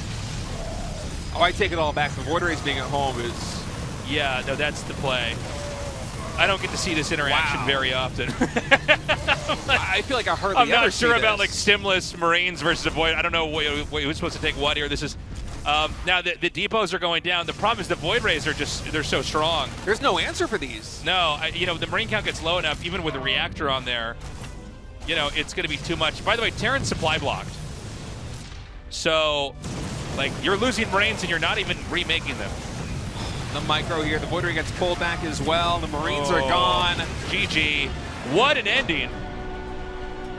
What a crazy ending that was. And, you know, the medevac being shot down immediately, that was huge. Yeah. That was massive. And you can see there just wasn't a whole lot that could be done there. Hero went for another cheesy proxy build, but Hero didn't even expand. You can see the two players now kind of going over that whole best of 5 and what happened there, probably what they both thought each other were going to do. And that was really impressive, that last final game. I like the idea of what Kira's trying to do, but I think, you know, Hero's response to get the double Void Ray, that is, when you look at it, kind of a panacea for all the weird cheeses that Terran can do, right? Yeah, the moment with the Marine count gets low enough, and usually it's quite low, especially if you go for a tech-heavy proxy like that one. There's just no answer for Void Rays. Like, what are you going to do? Get a Viking out of your starport? Does a Viking beat 2 Void Rays? I don't think so, Tasteless. And so, yeah, Hero going for an off the road, off the beat kind of response to this build. He's going to be the first finalist emerging victorious from the semifinals here. 4th GSL Finals appearance.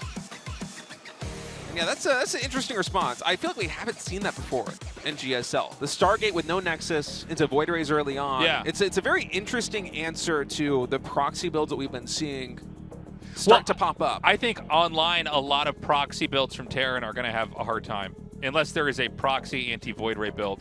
To be honest, when I see that coming, I don't even know, you know, I've not really seen that kind of a response to this.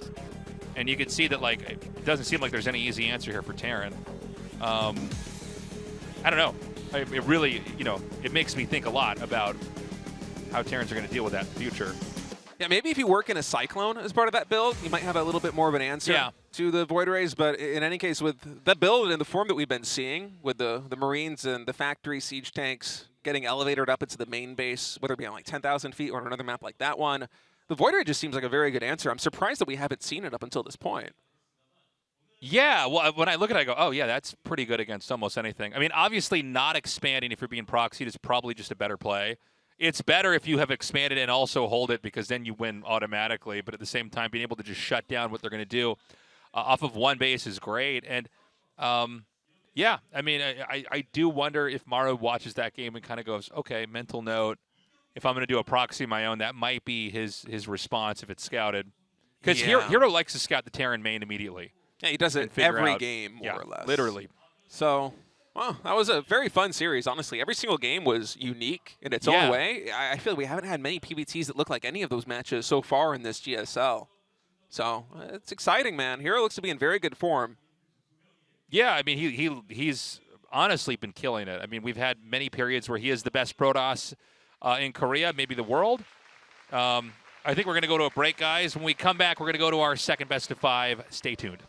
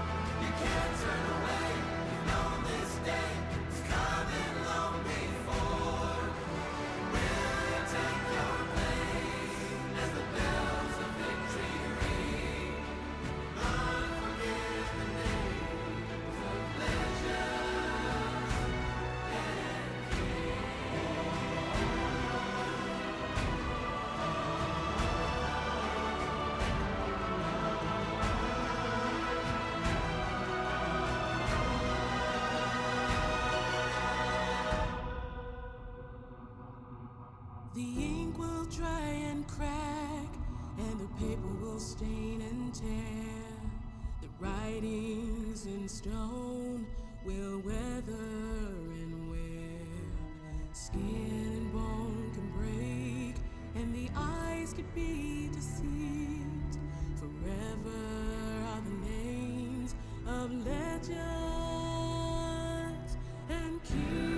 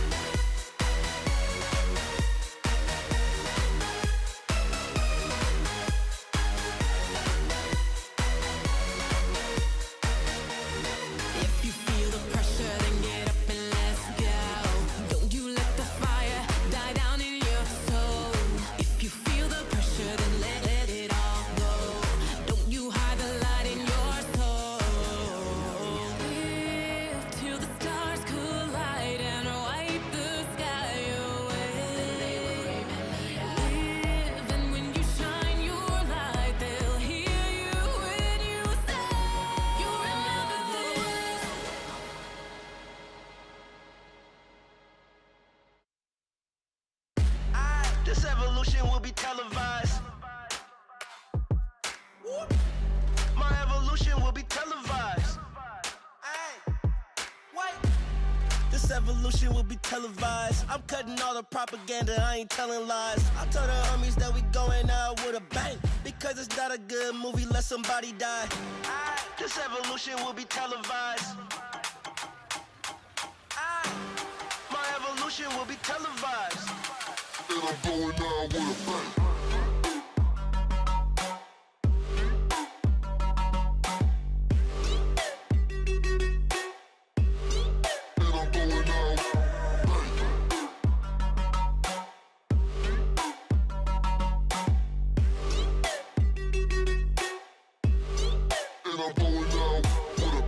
Cynical, cause I'm at my pinnacle. Ask me what I bring to the table, I'm a centerfold. Hold up, wait a minute, we all just need a minute. The party been started, we all just need to finish.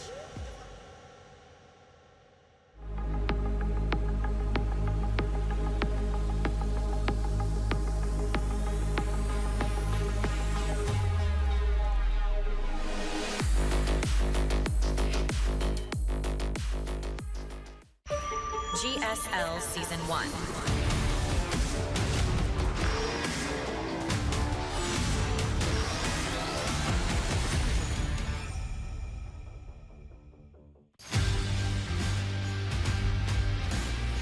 Welcome back, everybody. Thank you for waiting. We're ready to go into the other half of the round of 4.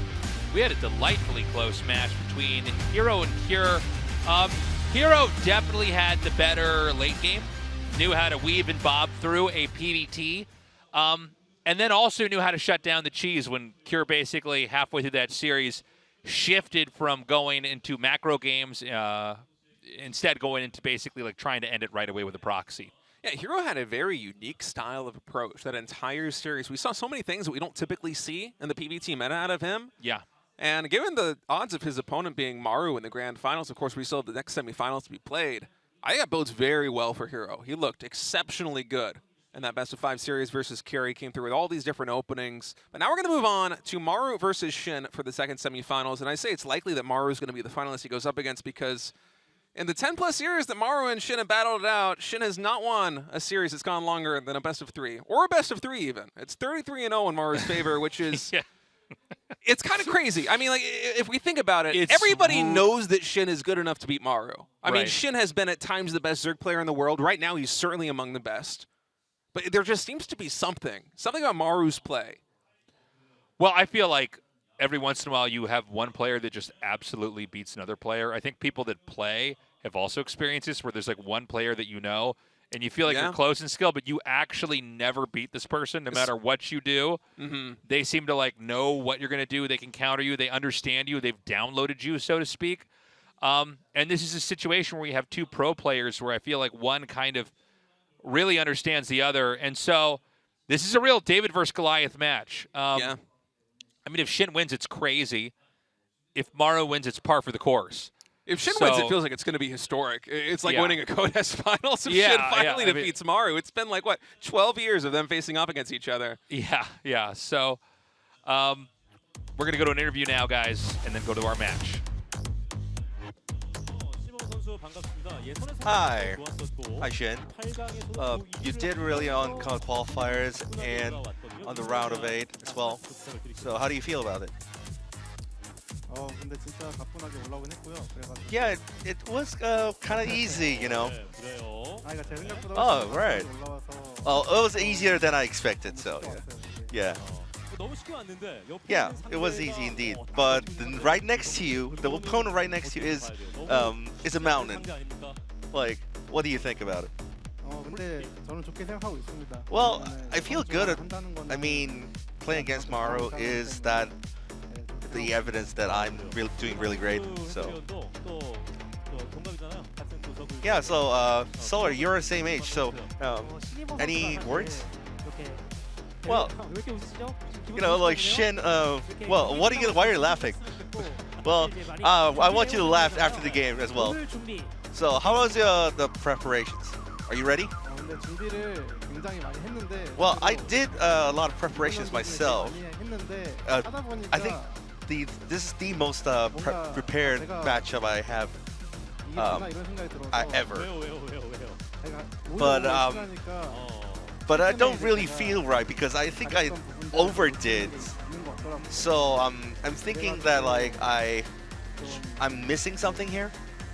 So I'll just try to integrate everything. So yeah.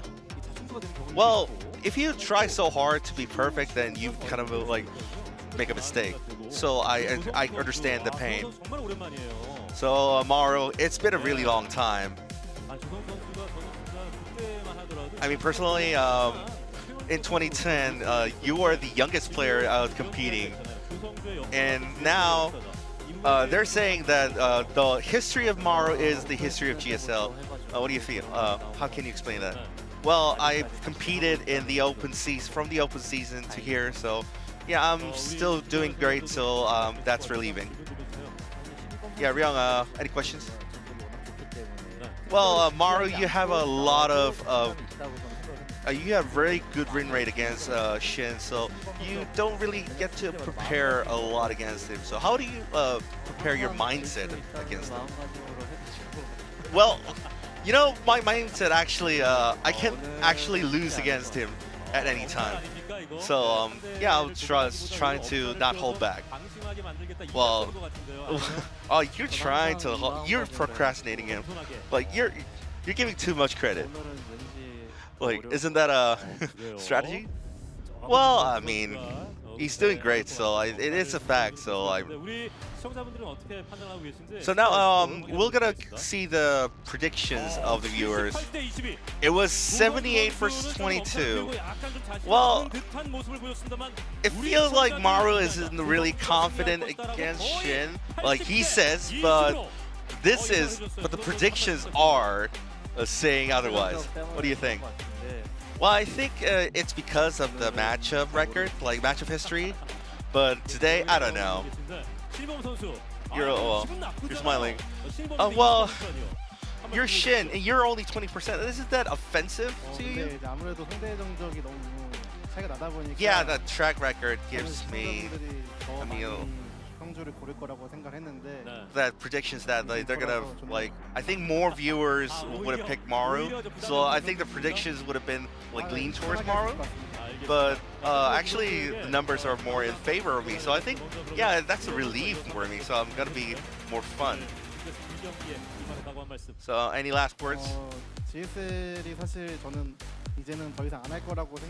Well, personally, didn't really think that GSL would continue, but I'm really grateful for SOOP for holding this league again this year, and I think it's all because of the fans. So I'm really feeling really grateful, and I didn't really realize that I would come to this stage, honestly, but that being said, I'm thankful for all the fans have cheered and supported for us, so I think that's why I'm here. So yeah, I'm really grateful for it. I'll do my best. And any last words, Maru, the living legend? Yeah, a lot of people came here, and I'm really feeling good that I can perform in this crowd.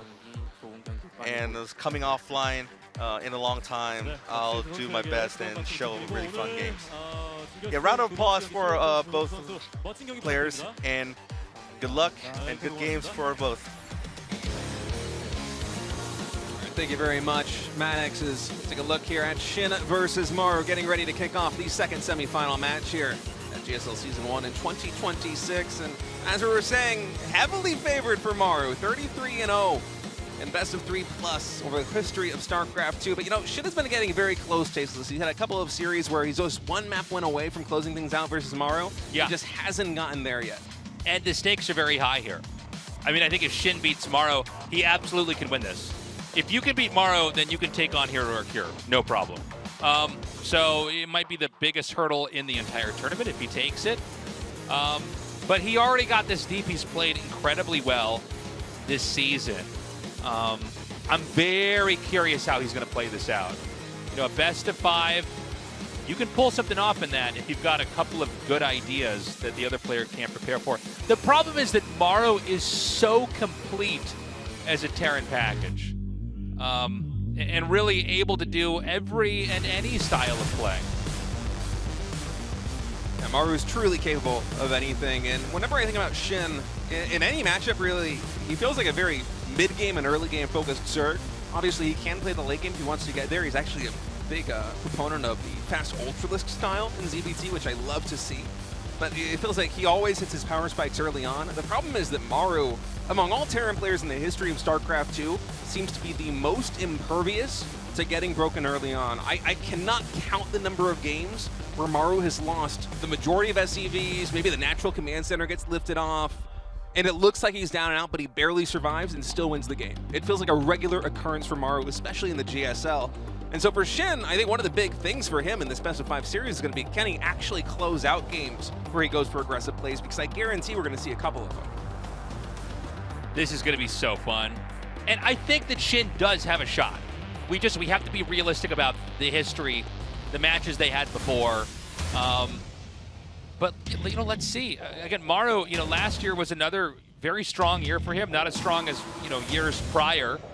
We've had periods where Maru wins literally every GSL there is. Yeah. By the way, a guy who always looks very, very relaxed on the biggest stages. He is, you know, very comfortable, very natural in his demeanor. The way he plays doesn't look any different than the round of, you know, 16 or round of 8 or, you know, wherever you find him earlier. And he's done this so many times before. He's been a champion of GSL 8 times. He's been a runner-up 4 times. So this is his 13th time, assuming he wins here. I guess I don't know if we count the round of 4 here. But, you know, if he wins here, it's going to be his 13th time playing in a GSL finals. So this is just another, you know, another StarCraft 2 competition for him. Where for SHIN, this is him trying to achieve a dream. You know, you play StarCraft 2 for as long as someone like SHIN. One of, you know, the things on your bucket list as a pro is to win a GSL. This could be his moment here now, but he is in front of the strongest GSL player in the history of the game. Yeah, and his personal nemesis, the player that he's lost to every single time they've met. But, you know, SHIN, he's been getting closer and closer in a recent series. He's been getting better and better. This might be the final moment for him to actually unseat Maru's crown here in the GSL. Can SHIN deliver the upset? Game number 1 on Ruby Rock is loading in. Let's kick off this semifinals.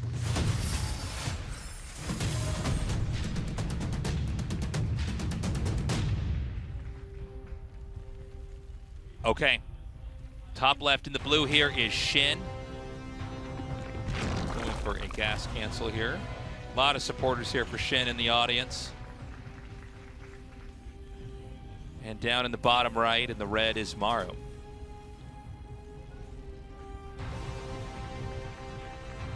So good to have a live audience here for the GSL finals. Onside fan club showing up early today. I saw them packing the seats. You know, big supporters here. I mean, you know, in a lot of ways, SHIN has been like the player from Korea, and there's been some fierce competition, not just in Korea, you know, in Asia. You know, some great players, some great representation, but I do think it's fair to say Maru kind of at the top.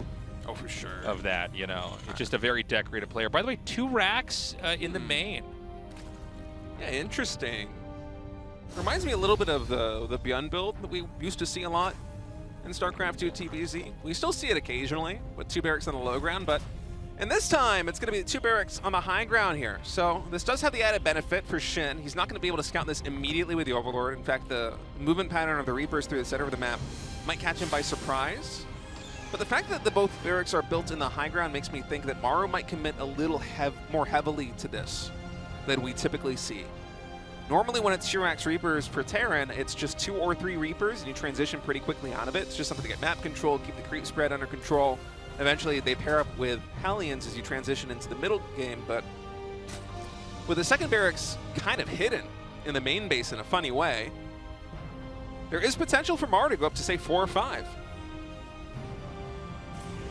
And we got to see how much damage this is going to do. Obviously, this is not as strong as having it like right outside their base, like the proxies we saw Kira doing to Hero. But, you know, it's also a very safe way to play in the fact that, you know, your barracks are back at home. You can immediately go into whatever kind of game you want to go into. It will not be denying the third base, by the way, which is a big thing you want to watch for. whenever you see Reapers come out is, can you actually stop that drone from planting that hatchery? The drone's already thrown it down. Maru's focusing on getting as much damage as possible. Queen just about to pop, so Reaper will have to retreat back to safety here. I'm not sure if SHIN actually got a glimpse of that second Reaper. Oh, he certainly did. It's under the Overlord now, so SHIN should know this is a 2-ranks Reaper opening, and we have a lot more Lings getting started. 6 more. If Maru continues to rally across the map, he might be able to force a cancel still on this expansion, but actually be careful. Reapers get up into the main base, one of them nearly sniped. Yeah, if you drop a couple Reapers, this whole thing just falls off. You have no way to really control the game. We have seen games where you use the Reapers and you try to, basically deny this base, but Ling's speed's gonna come. Now, it depends on how you control this versus Lings with speed. He is gonna come here and do a little bit of damage to that Queen. Bounce himself back. It's like a skateboarding trick there. He's gonna just run up into the main. He's gonna try to kill drones. Maru now thinking better of it. Going to go back down to the third base. Circling speed maybe 20 seconds away right now as another round of Lings is finishing. Excuse me. No, this is a build where you probably know, like, okay, at 3 minutes 45 seconds, I need to be away from here. It's so many Lings actually, Tasteless. There's no wall into the natural expansion. Hellions will get started at this factory, and if the Reapers get surrounded right now, this could be a very big win for SHIN. Oh my god! Oh, I don't think these Reapers are going to be slippery enough. Even with the grenades, every single Reaper except one taken out immediately. This is going to force a lift off of the natural expansion. Oh, the depot racing just in the nick of time.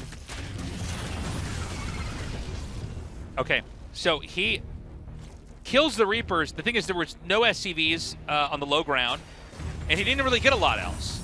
And you got to remember, all these Lings that were made, they're not drones, right? So you can see an engagement like that where the Reapers are killed and think, okay, well, wow, that's pretty good for Zerg, but there wasn't much of a punish. Now with 4 Hellions down here and bottlenecking at the ramp, well, hold on a second, he actually gets a pretty good surround. I thought this wasn't going to go as well as it was. But no Hellions fall, only 2 SCVs. And 2 SCVs isn't, is not enough. So kind of a funny interaction here. He did punish the Reapers, but the whole formation of the base, the layout and everything, the tech choices, didn't really allow those Lings to go much further than that. And killing 2 SCVs is not great. Maru is getting stim. He is going to go for Banshees. And he's going to basically beeline this Banshee across the map. This is not a build where he goes Cloak, but he is going to go for a Raven right after it. And he'll at least force some Spore Crawlers here. More Lings going to come into the natural expansion, see if any damage is there to be found, but with the Marines waiting by that mineral line, those things gonna have to scurry back on home. First Banshee's been revealed. Ro.4 getting started now for SHIN. A ton of Overlords too. 6 Overlords get started. There's a little bit of a supply block right now on SHIN's side of things. And is he gonna get the Banshee? He does. That's too bad, because the Banshee paired with the rest of the army is gonna be really nice. So we're getting 1-1 now here for Terran. He's gonna send this Raven out. Now you basically can use this with the Hellions to just kill creep tumors while still landing mules back at home. You can also go for auto turret. I mean, that's always an option when you have a Raven on their side of the map. Carapace getting started now by SHIN. Pairs well with the Roaches. Often we'll see SHIN in a Roach mid game with fast Carapace transpose into an infestation pit. Hit a relatively quick ultras. I'm not sure if we're going to be seeing that this game. Feels like economically SHIN has been a little bit slowed down by the Reapers early on and the number of Lings that SHIN has needed to make. But pretty soon the action's going to pick up. Maru, the first 2 medevacs are out on the field. Stim is done. Combat Shield is about a quarter of the way done. More barracks are also being completed now. And Maru can actually start getting to work on the creep spread of SHIN. Yeah, he's going to come right through the middle here. The Raven here to spot. And, Stim's done. 1-1's going to be done as well. This is going to be a pretty sharp timing. It's just the Queens right now to defend. Auto turrets do come down. The counterattack is denied. This my third God. might fall tasteless.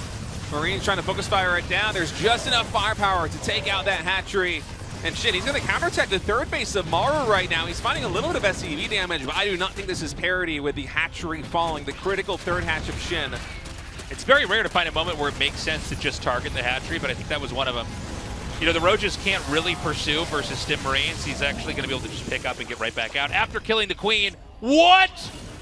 Whoa. Oh, whoa, whoa, Is whoa. this MMA? What just happened, man? The third command center is gone. Yeah, I guess, you know, we didn't even talk about it when it was taking damage. I just assumed it would be lifted off. So an eye for an eye here. Both players losing a base. Oh, that knocking is this huge. game from, it's now 3-base Zerg versus 2-base Terran again. But I think that almost might be worse for Terran. I mean, the question is going to be how much more can Terran push with, because Terran still had a pretty healthy army. Remember that people really weren't trading out too much army on either side here. Really an uncharacteristic misstep there by Maru. Basically, you never see that. I mean, I think, you know, it's been years since I've seen, honestly, anything happen like that with Terran in a tournament. You know what I mean? Like, it just doesn't. To drop a building like that is crazy. All you got to do is lift it off. Goes to show you how chaotic this game really was. Wild moment there. So now Maru going to have to retake the third expansion. He's scanning to try and spot exactly what SHIN is going for. This could be a moment where SHIN, if he was playing aggressively to tech, might be going for an infestation pit or a high, but actually the layers of the natural expansion. So not too much information gleaned by Maru by scanning the main base. Both players are going to finish up that lost base here. And SHIN's going to max out. So SHIN's going to have an opportunity to come here and try to hammer Maru down. And this might be really bad for Maru. I mean, this could be an extremely strong attack. You can see Maru already with some infantry here in the middle of the map. Yeah, this is a huge moment for SHIN. I'm not sure if Maru has enough to actually defend against this. This is a Roach Max with what's going to be 30+ Roaches. There are a ton of Ravagers. Now SHIN collapsing on this position from all sides. Bile's going to rain down onto the siege tanks. Maru's trying to take the fight that he can win by pulling the SCVs and Marines to isolate the Ravagers on the left side. He takes a favorable trade, but the entire right side of Maru's army is gone. Yeah, he is going to just cut through this. There's so much here for Zerg. Now, this small army with the Stim Marines is fighting pretty well, but I think that the sheer mammoth size of what SHIN has is so scary. He's going to tear down the depots. I think the tanks and the Liberators might make it harder to get through. Obviously, Ravagers can hit Liberators, but that will force them to send Corrosive Biles on the Liberators before the tanks. The tanks are still going to do a lot of damage, as you can see here. Maru's workers and supply have plummeted. So many more Ravagers being made. Yeah, SHIN's trying to win the game right now, and oftentimes when you see Maru survive situations like this one, it's because he's building up to a huge upgrade advantage, but SHIN's actually keeping up with the upgrade so well. +2 ground carapace just finished, +2 range weapons will be done shortly, and SHIN's loading up for another attack. A lot of the units for Maru actually picked up in the medevacs to go for the counter, and so he doesn't have a lot to defend.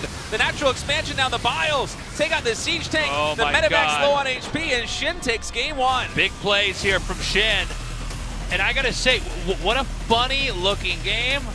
Maru, a little bit of a smile on his face, maybe a little bit of embarrassment for the way that game went down. He basically had what looked like a very winning move. He got the hatchery, then he lost the command center. Now, by the way, it was great that SHIN was damaging it, but like the Terran is just supposed to go back and lift off, right? The Lings might have wings on them because of the speed, but they cannot fly and hit down a floating command center. So I would say very much a blunder as far as inputs here for Maru. And, you know, SHIN took that game. He took the fact that he had hobbled the economy of Maru. And yes, SHIN's economy was hurting too, but that just knocked SHIN back to 3-base. 3-base is a lot better than 2-base. And then he was able to wind up with a huge Roach Ravager bust, and there was nothing Maru can do. If SHIN can do that just 2 more times, he's moving on into the GSL finals. All right, set number 2. Old Republic going to be loading in just a moment. SHIN off to a great start in this series versus Maru, taking game number 1. Can he keep the momentum going? Can he take map number 2, or will Maru tie things up? Our match is ready. Let's go to Old Republic for map 2.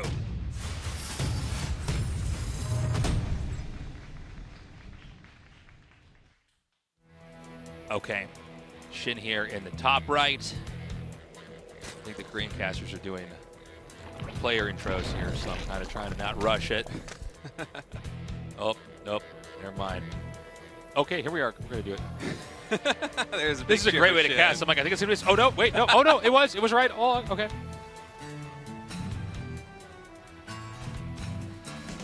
I'm still thinking back to the third command center for Maru falling to what I think was just pure Zerglings. And it's unbelievable. It sounds like bad fan fiction of the way this series would go. Speaking of bad fan fiction. And then in game 2, he built a proxy hatchery and Maru's natural, and Maru didn't see it? Did Marvel write this day of GSL? I mean, after the game, after Series 1 with Hero versus Cure, they might have. Okay, it's a 2-Rex opening again for Maru. SHIN is going for a proxy hatchery, which I think is mostly designed to slow things down, to delay. You know, it's funny. Usually you see this placed on the expansion location. Oh, he's going for a gas and a pool behind this, too. Is SHIN going to get aggressive with his proxy hatchery? I feel like oftentimes when you see a proxy hatchery like this, it is designed mostly just to slow down the Terran a little bit. But well, that's what it is when Rogue does it. Yeah, with the gas pool, though. Oh my God, he doesn't see it yet. Maru still doesn't Maru's know. like, I'm just such a gamer. There's a mineral here, and I'll mine it for a second. I make a depot. I'm the best player in the world. But okay, there's a proxy hatchery. Third hatch being thrown down now. The Reaper would see this, right? I think it's very close. It has to be able to see that, right? Okay, well, he's going to see the creep. Okay. I'm not sure who would actually see that. I think it would have seen it anyways. I guess we'll never know. Yeah. It's funny because whenever you watch Maru, a lot of the other players are more emotive, and Maru's not. Like, you can't, he just seems to see it and be like, all right, it's this kind of game. Yeah, Maru is just constantly nonplussed by anything his opponents throw at him in GSL, and I guess it makes sense. I mean, they mentioned this in the interview, the history of Maru. Oh, hold that thought, actually. Marine almost got taken out by those Zerglings. Now the Reaper in the main base of SHIN taking a lot of damage. And a Roach Warren being built. So the natural expansion here for SHIN, I think it might be setting the signal to Maru that this is going to be a more normal game, but we're actually going to be transposing into Roaches from here. SHIN's going to try and get big damage done. Yeah, this is a very novel cheese compared to what we've cast in GSL and RSL so far. I don't know, man. He's definitely, by the way, conserving larva at the proxy hatch. He wants to build 3 Roaches, and I think he wants to make 3 Ravagers with those Roaches to start biling down the ramp. It does seem like Maru's playing this correctly. Yeah. Oh my God, that's so close. He's got the bunker down at the ramp for the main base of the natural expansion. Actually, 4 Roaches get started. The idea is the Lings will have speed. They'll get across the map quickly. The Roaches will be spawning from the hatchery. And in builds like this, you basically want the Lings to tank. Now, he's also making Ravagers. Oh! That's insane. Okay, so now the Reapers can't harass. So the Ravagers basically are here to obliterate the bunker. Another one likely going to get started by SHIN in just a moment. Or he's just going to push up the ramp. There's enough SCVs here that I don't think you could DPS down the bunker. So for now, SHIN's focusing on the SCVs. Yeah, I mean, he can hit the depots too. The Ravager fell, didn't it? Oh, this is not the best position right now for SHIN. That one needs to be canceled, he should not have warped that over there. Oh, if the Overlord falls, this is huge for Maru. I think this rush backfired. Yeah, SHIN's already transitioning out of it. He's adding in a lot more drones. I think there might have been more potential of this had SHIN executed a little bit differently. 100%. In a perfect world, you try and get 2 or 3 Ravagers out, and you try and focus fire down at least one of the depots to get the Lings in, but... The thing is, he actually placed everything perfectly. Like, the bunker doesn't give the Lings a lot of surface area. He still has control of this low ground area. You got to be really careful as Terrans. Sometimes Terrans will lose games where they're in a position like this, and they go down the ramp a little bit too soon, and they lose the tanks. The problem is that the Overlord's gone, so you can't spot on the high ground and then have the Ravagers run up and file this. SHIN's going to do his best to just slow things down here for Maru. The later that Maru takes the natural expansion, the better this is going to be for SHIN, who's trying to macro out of this back at home. Yeah, it's still hard for Terran. Make no mistake. The problem is that Zerg's getting their third base up late. And the only caveat with that is that Terran doesn't have a second base landed yet. So he scans here and sees the drones are saturated. Knows third base is going to be an inevitability. There is a possibility for like a push as you take the expansion, by the way. Zerg really doesn't have a lot. I think SHIN might be a little bit too focused on droning right now. easily match Maru's army. We'll see if SHIN is going to switch gears. That Quinn making the walk of shame all the way back home now.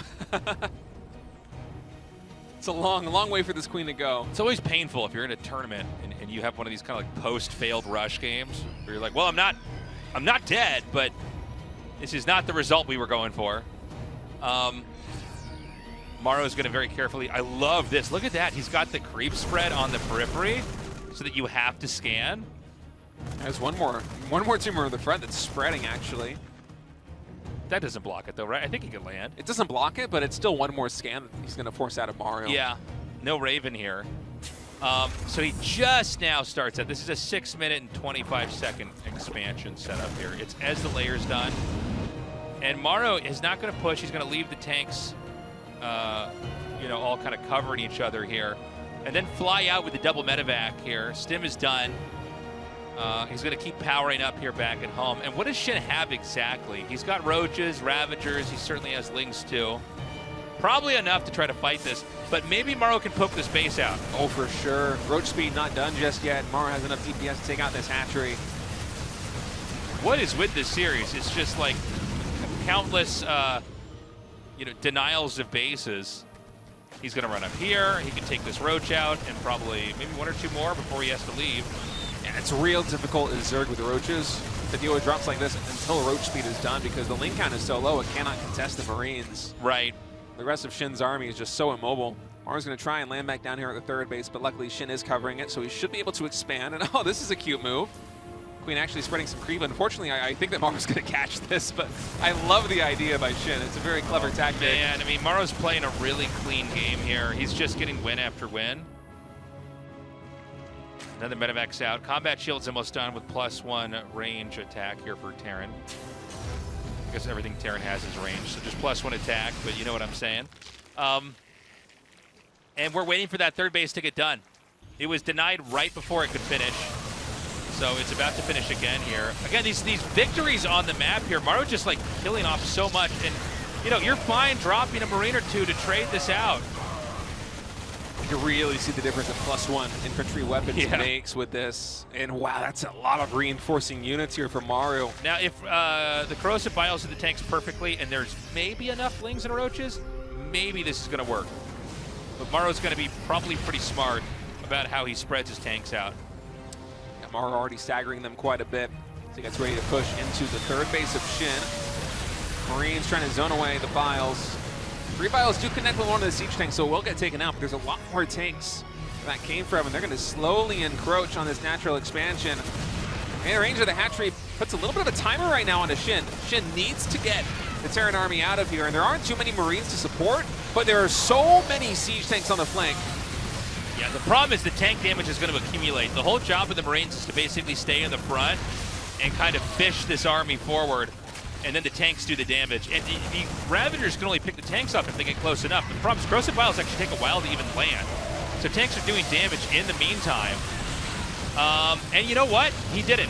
He actually did a great job. 2 tanks are going to be picked up, but he holds that push off. That's crazy, because that was a lot of Marines that were picked off. Some of the tanks are wiped. Now I'm wondering, is there going to be an opportunity for a counterattack with Roach, Ravager, Ling? Kind of like what we saw in Game 1.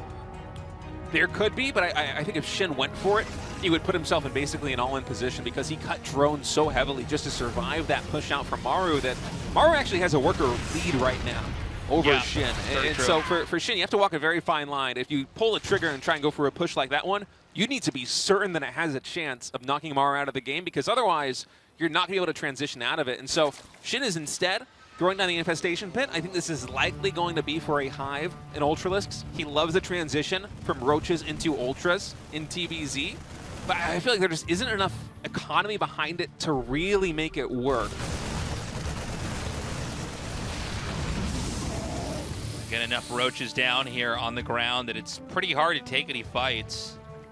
The 4th base is up, by the way, at 12 o'clock. Not any drones for the mining from that just yet. And army supplies right now, I mean, it says SHIN has more, and that's true in the supply counter, but Roach Ravager takes up more supply. So, a lot of times you see games where there's like way higher supply for Zerg and Terran can still hang on.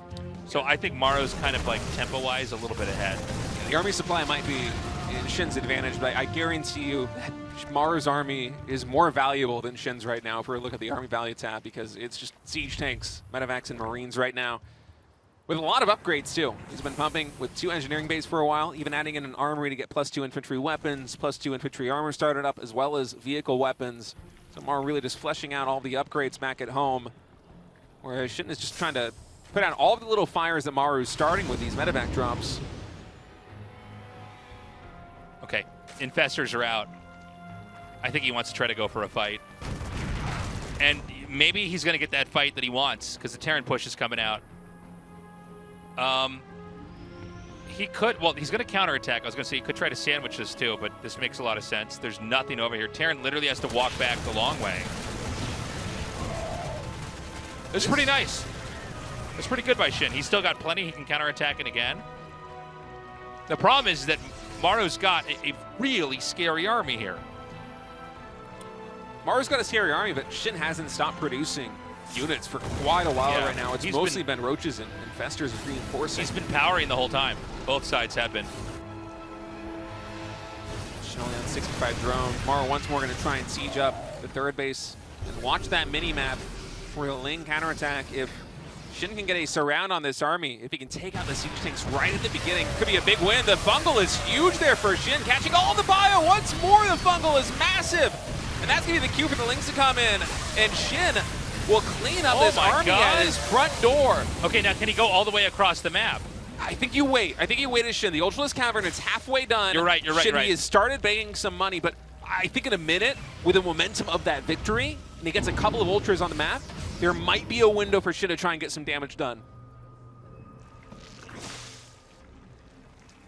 So the final tech is here. Now the Ultras basically allow you to break open a position, especially if you have that chitinous plating.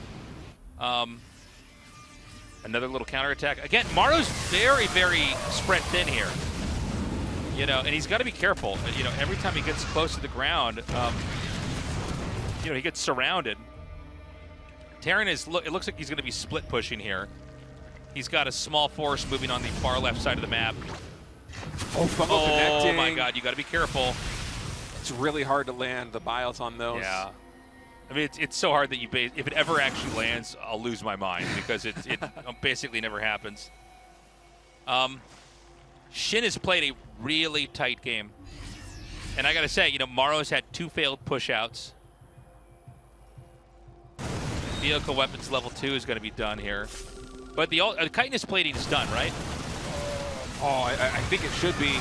Fungal's going to catch the bio, but they did take down one of the only Vipers on the map.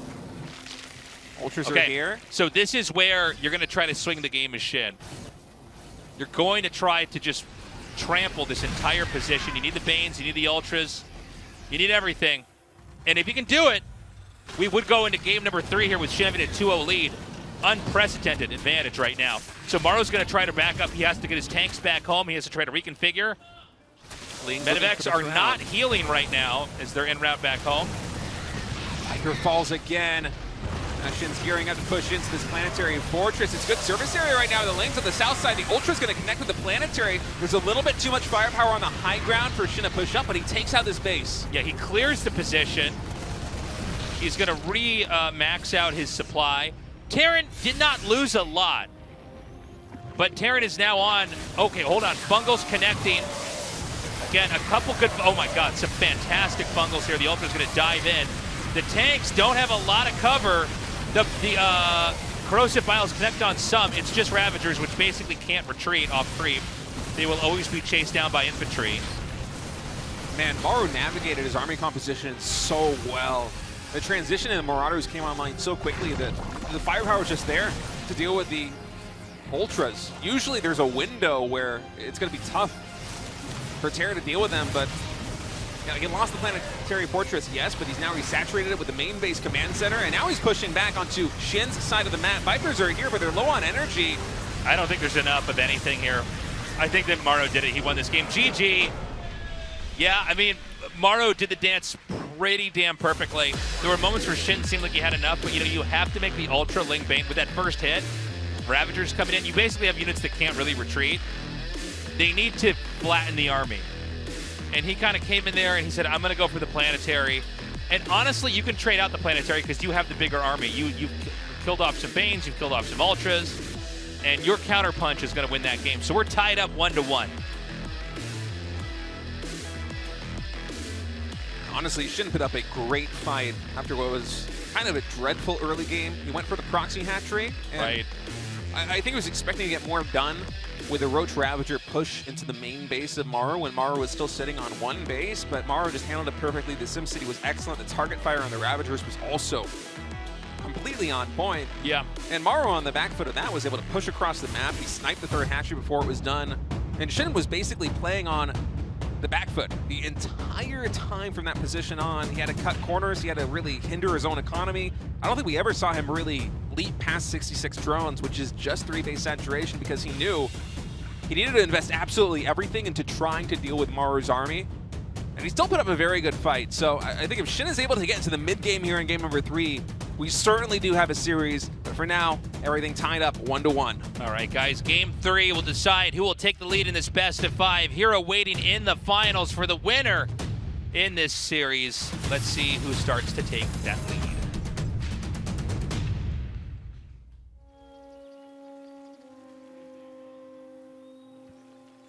All right, down here in the bottom left, our Zerg player SHIN.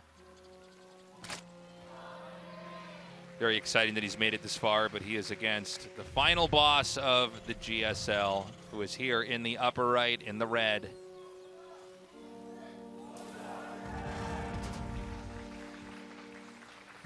Big cheers for both players. I think you can't help but cheer for SHIN, honestly. With his track record here versus Maru, everybody would love to see him pick off a series win. It's been over a decade, and he still has not won best of 3 or greater here versus the greatest Terran of all time. Even though we all know he's capable of it.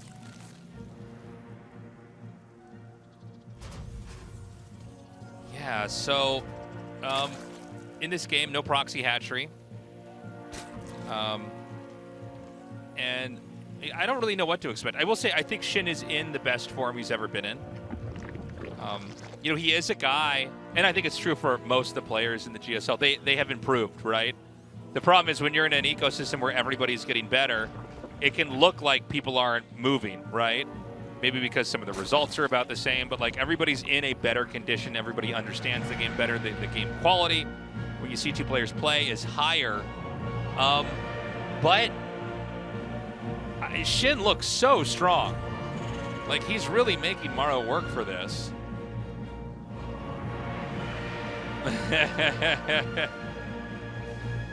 Canada, excellent.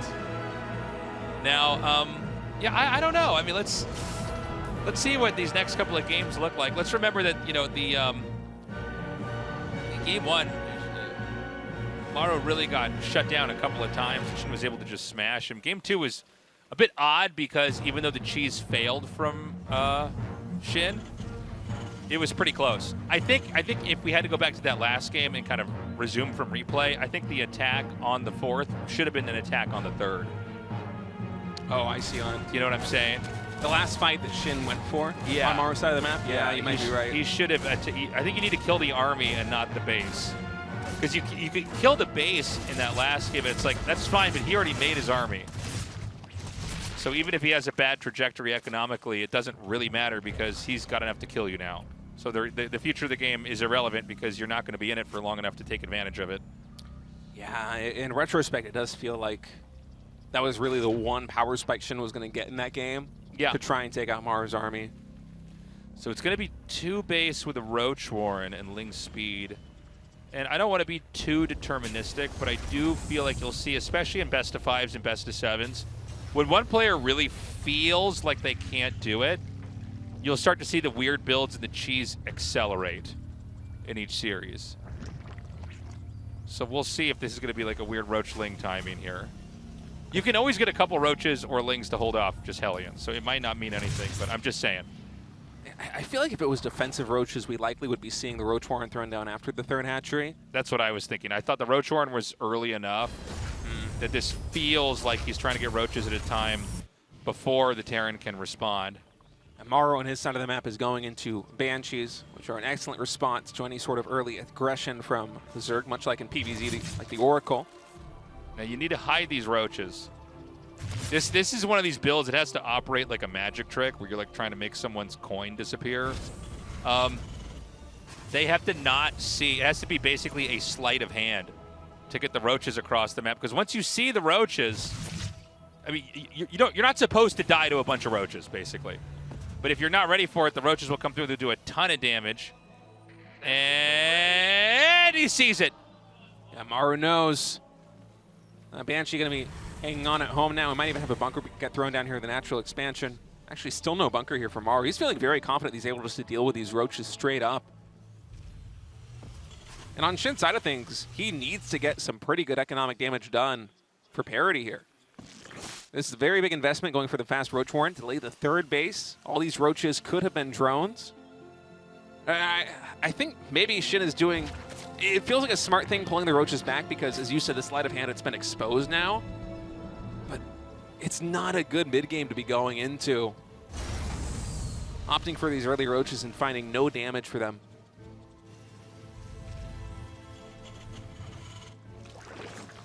Okay. So now we're going to see the Hellions and the Banshee come around on either side and try to do some damage. You basically just have to avoid the roaches from here. Now, going for roaches early on, you have a little bit less drones. It's not the end of the world if this doesn't work, but you're basically in a part of the game where, like, you haven't been... Like, if you look at what Maru's doing, he's, like, just developing. He's building out. He's getting all of his tech. He's getting all of his upgrades. And, you know, the problem is that Maru should be in, like, a tempo-wise better place a little bit later on here in this game. And that sucks for SHIN because, you know, it's... pretty much no one in the world can go toe-to-toe with Maru in a lot of these games. Occasionally it's Rogue, you know, but really hard to do. Maru going to be taking the third base now at his triangle expansion. SHIN expanding towards the center of the map, taking the fourth base. Adding in Carapace for his roaches as well as roach speed. And SHIN, to his credit, he's been able to drone very heavily behind these initial 8 roaches. It was a bit of a speed bump to sort of the economic growth arc that SHIN had early on, but having these roaches has given him a lot of stability. It's allowed him to fully saturate the 3 bases that he's got, plus then some more. And so on the back of this, he's going to go for an infestation pit and likely make the same transition that we saw in the previous game, with a couple of infestors to bridge the gap as you tech in a hive, and then ultras on the field. And this time he's going to be doing it, if he's able to continue to survive the way that he has without taking too many losses, in a much better shape. The power spec that we saw in the previous game versus Maru, where SHIN went for the Ultralisk and was able to find some damage, taking out the Planetary Fortress and a sizable part of Maru's army, it could be significantly greater if SHIN is able to get there in a much safer way than he's trying to do right now. The Banshee's going to come around the side here. The spores are very well placed to where it's pretty hard if you get in to get back out. Queen can come down here and basically zone this away. Research complete. Ooh, Maru glimpsed the hive tech coming in. Yeah. I imagine we'll get Marauders started very quickly here for Maru then. Yeah, there's 3 of them.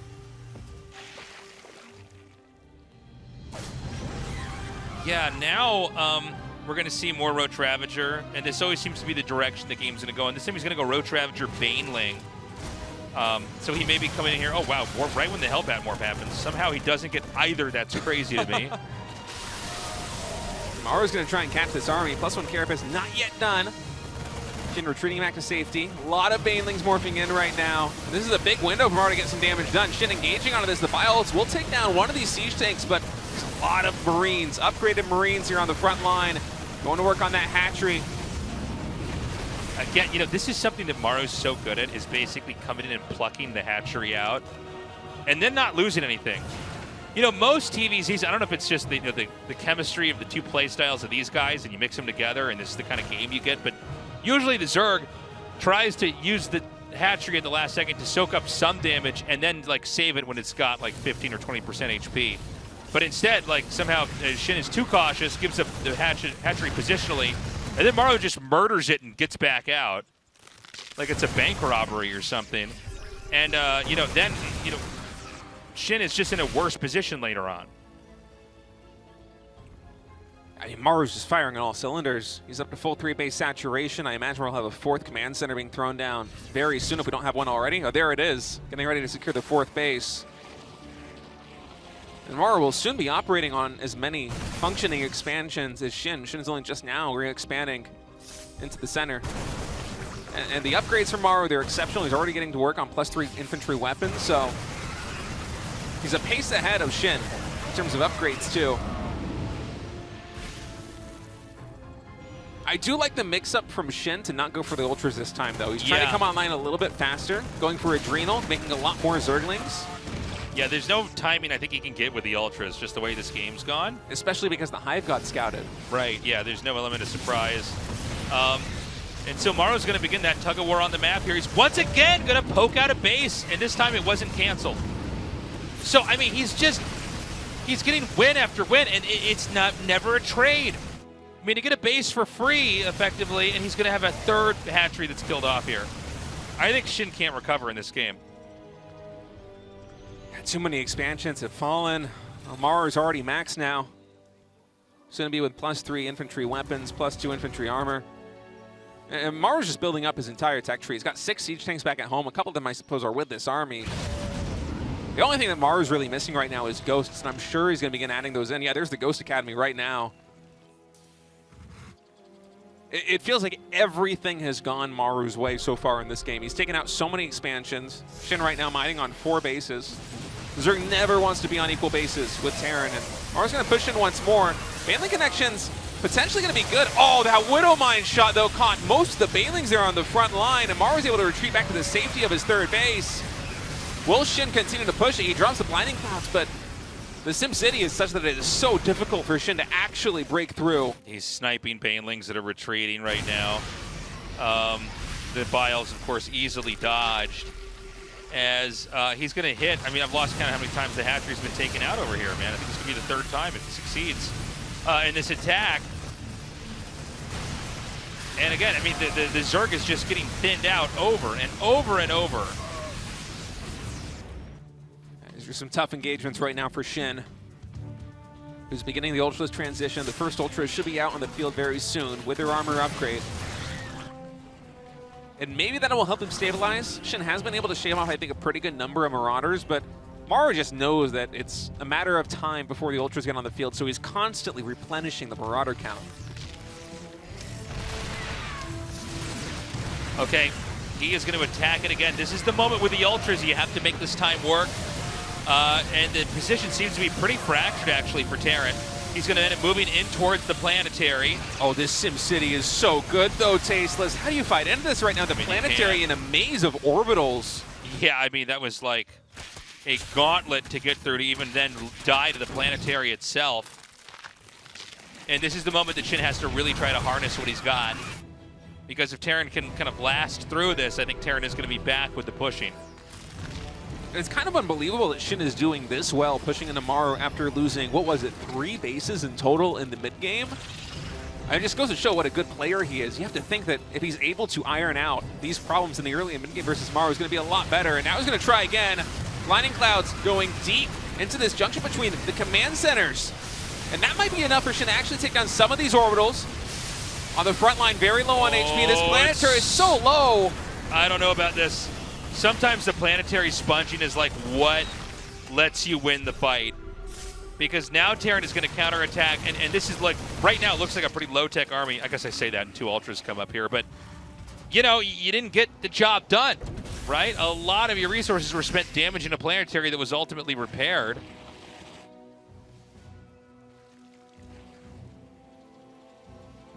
Shin not able to get impactful damage done yet. Just shaving off a couple of macro command centers, not going to do it. If he can take down this planetary, that'd be a nice win. He's able to catch Maru a little bit out of position. There's just enough DPS to take it out, but now we have a ton of ghosts on the field. You already see the snipes coming down as Maru drops the 6 o'clock expansion.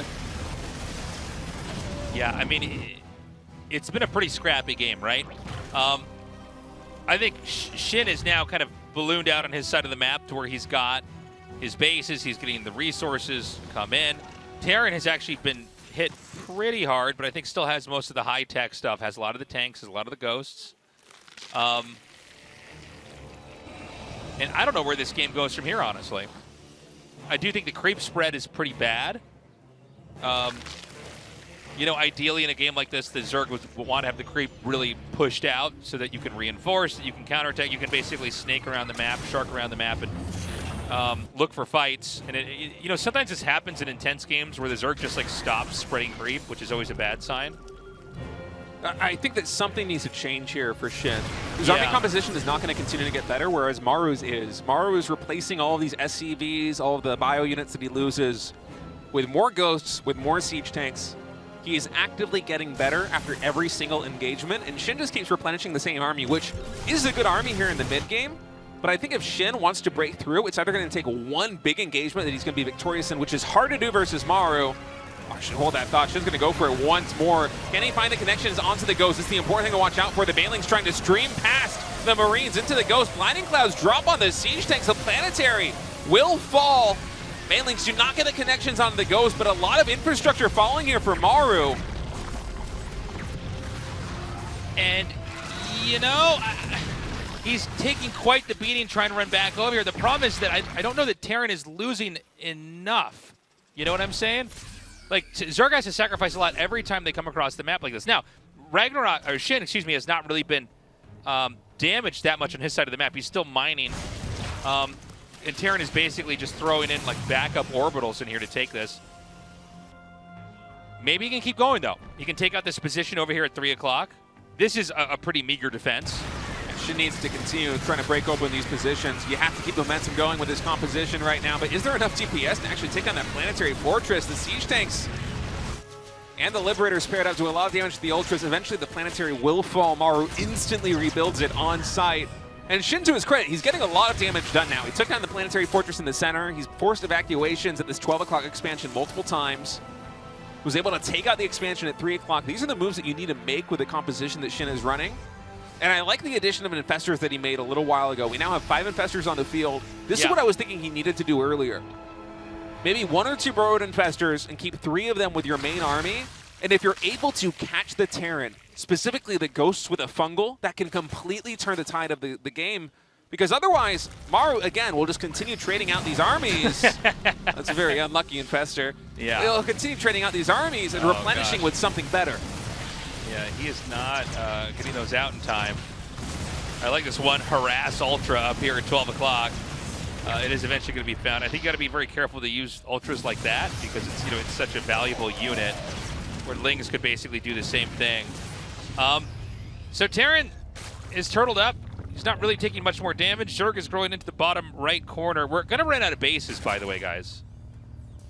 You got to remember, you know, outside of the bases that basically both sides had this whole game, the only thing that's left is the bottom right and the top left. So, and you know, Maru's very crafty in games like this. The exhaust play that he's so infamous for. And SHIN's going to go to both of these spots. Spire finishing up for SHIN. I imagine he's planning on a tech transition into Broodlords at some point. The issue is that the ghost count's already so high here for Maru. Tough to make this work.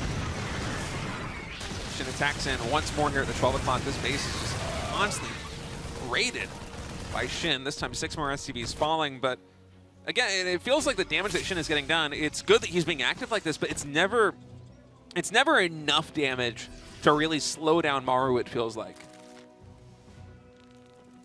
You know, Maru has gotten so big at this point that it feels like these attacks come in, and yes, maybe a Planetary or an Orbital Command will get taken down, but it's never severe damage to Maru himself. He constantly seems to be a little bit better a couple minutes later.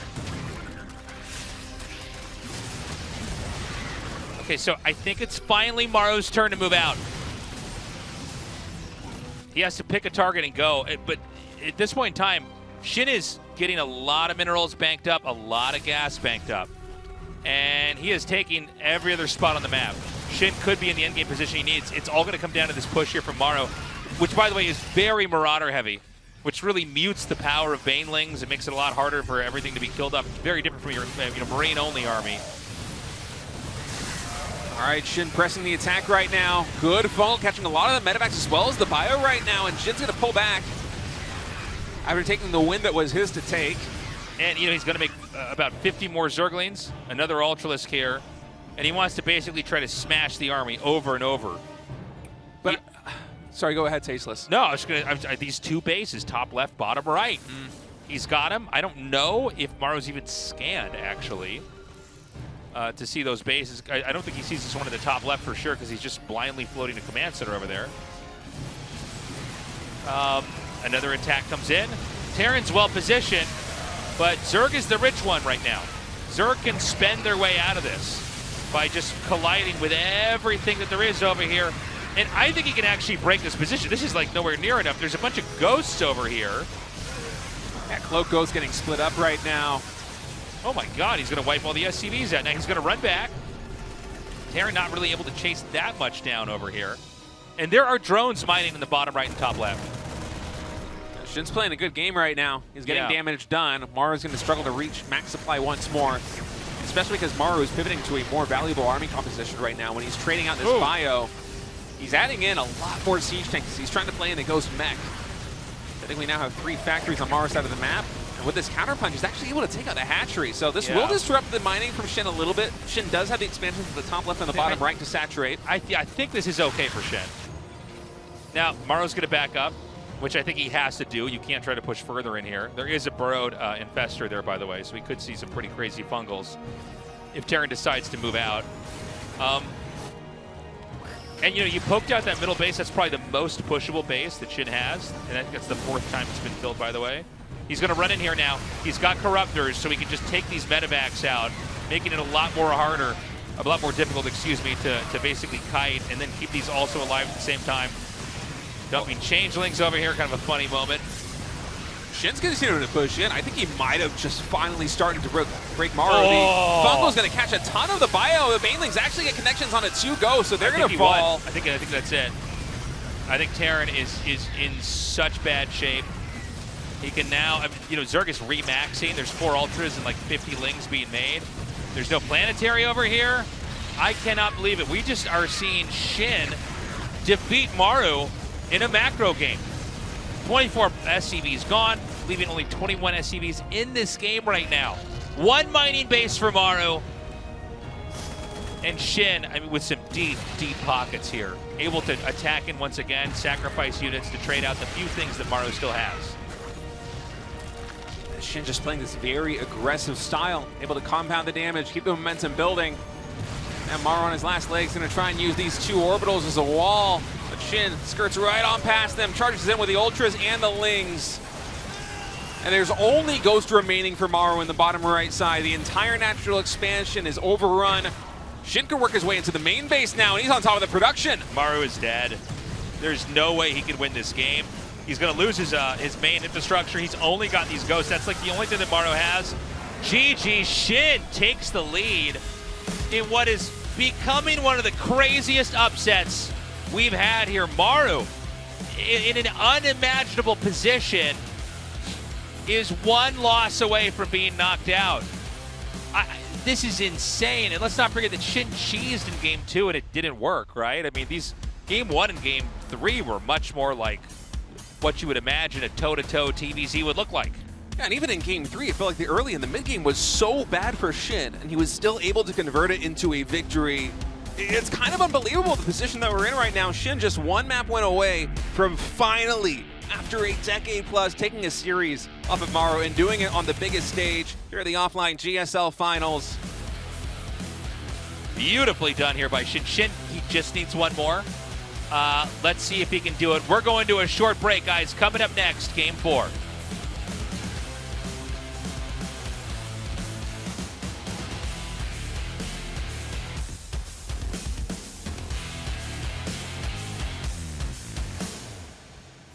Keep getting lost in the dark, lose sight in just a beat of a heart, held on tight to a star that doesn't get me very far.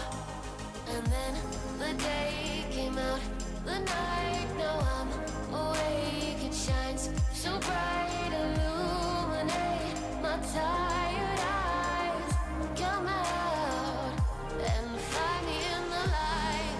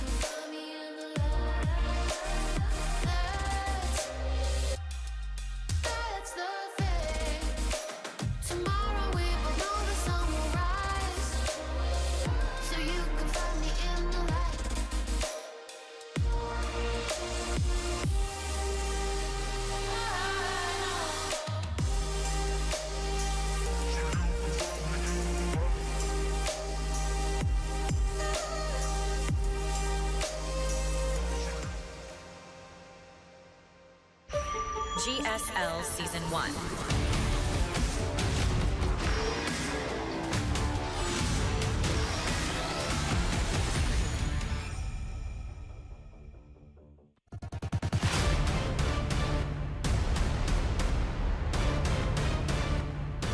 Welcome back, everybody. We're going to go to Game 4 on the map Mothership. SHIN is up 2-1 against Maru. What? This might be the day. SHIN just one map win away from finally defeating Maru in a Best of X series. It has been a long time coming. Can he actually do it? Because SHIN is looking incredible, honestly. Yes, and not just that, but Maru's looking a little rough around the edges here. Yeah, I think back to the command center, they lost to Zerglings, I believe, in game number 1. Man. Yeah, the command center going down, it seemed like he kind of ran out of gas in game 3, where, like, you know, he just wasn't able to be as active or as engaged. He wasn't able to accomplish as much. He kind of pushed out that middle base, and it's like, it doesn't matter. He already took the other 2 corners, you know? And, you know, this means that SHIN can win in mid-game. He can win in late game too. And that's a scary thing, because I think a lot of us kind of expect that in a long game, Maru always comes out on top against Zerg. And that didn't happen. Now, some of that might be map dependent. Mothership is a very, very different map. And actually, Mothership in some ways could be worse for this. If Zerg can kind of keep expanding to one side, it might be hard for Terran to push. I don't know. Anyways, guys, we're going to go into game number 4. SHIN versus Maru continues on. Right now, SHIN with a 2-1 lead.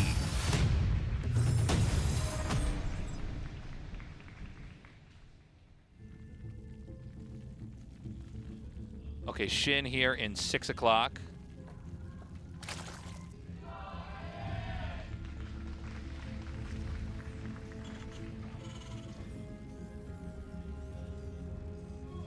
And Maru. And Maru's up here. I'm thinking back to game number 3 for SHIN, and the early game, it just felt like was so poor. You know, things just kept going Maru's way. Maru was able to take down the central hatchery, I think, 2 times in the early game. He also took down the expansion at 6 o'clock. And in that entire time, it felt like there were no counter punches from SHIN that were able to get any damage done. It seemed like everything was going Maru's way. Oh, upside down, there we go. That was close. Go SHIN. It's hard to not support SHIN right now, by the way. Like, honestly, you know, I'll tell you guys the truth. I kind of came in here and kind of thought, all right, well, this is going to be business as usual in this series. Probably going to be a 3-0. And it is exciting to see that we have, you know, SHIN actually potentially causing an upset. I mean, even if this goes 3-2 Maru, this is a way better, closer series than I imagined it was going to be, which is a very welcome thing. Yeah, SHIN has been leveling up. The last couple of times that they've faced SHIN and Maru, SHIN has gotten close to beating him several times. In the RSL, in the GSL, also in online tournaments, SHIN has constantly been on match point, just has not been able to convert that final victory. But you know, again, going back to game number 3, the fact that the early game, it just felt like it was so poor for SHIN. The fact that he was able to convert that into a victory in the late game versus Maru is so impressive. Right. You know, the momentum was not on his side, and we were talking about what kind of moves SHIN might benefit from to kind of turn the tide and start building up an advantage. And eventually he actually did it. SHIN, just with a pile driver, was able to continue to push in with Ultralisks, with Lings, with Banelings. And it felt like he did a great job of trading out the army of Terran, such that Maru at some point was not getting stronger. Yeah. I don't think we're going to see anything but Roach Ravager in the mid-game here, by the way, into the Ultra Tech. This seems to be very popular right now. We've seen it before, but it seems like everybody's kind of doing it. I don't think we're going to have a game of like Ling, Muta, Bane, which is, you know, not that it's bad, but it seems kind of passe right now. Remember that this is the last Terran in the tournament. So it's not like Cure 1 and, you know, Ragnarok has to know, you know, okay, what builds can I bring out so I can also beat Cure? You know, all he has to do is have one more, anything, and all in, a macro game, a timing attack, something. To win against Maru here, and he has done it, and he has broken free from the chains of the past, you know, where he has always defaulted into being less than Maru. Would love to see Shin come through with an upset here versus Maru. It will be a great story, a great kickoff to GSL in 2026. We'll just wait and see what these final 2 games are going to go for. Maru, of course, just wants another GSL trophy. He's already got so many. Really the greatest player of all time here in the GSL. And then game number 4, Maru's going for a particularly greedy opener. It's a very fast 3rd command center, and then behind that, 2 barracks, a factory, immediately double engineering bay being thrown down. So Maru clearly gearing up to play a longer game here versus Shin.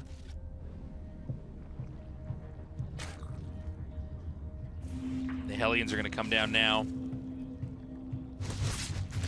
And, you know, there's a lot of similar looking things here in this game.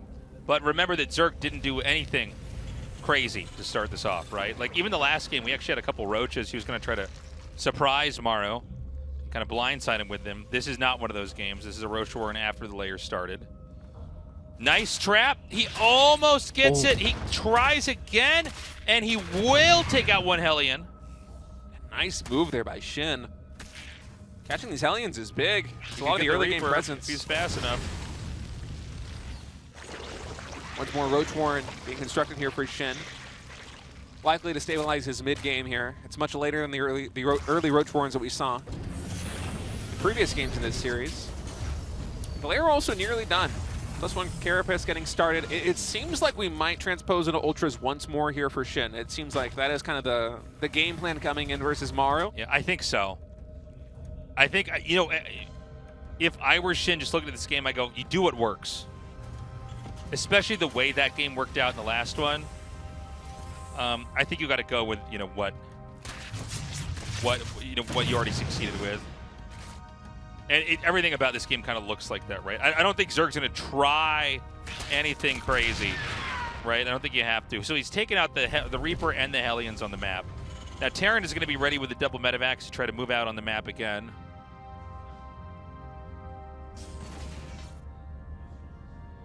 Maru trying to secure this position to take his 3rd base. Shin does have quite a few forces right outside the gates here. It's mostly Lings trying to find an entry into the natural expansion. Shin saw earlier there isn't a wall in set up by Maru yet, so if Maru overextends a little bit with those first 2 medevacs worth of Marines, he should be able to find some damage. And that means that Maru's going to be hanging back for now. Just wants to play it safe as possible.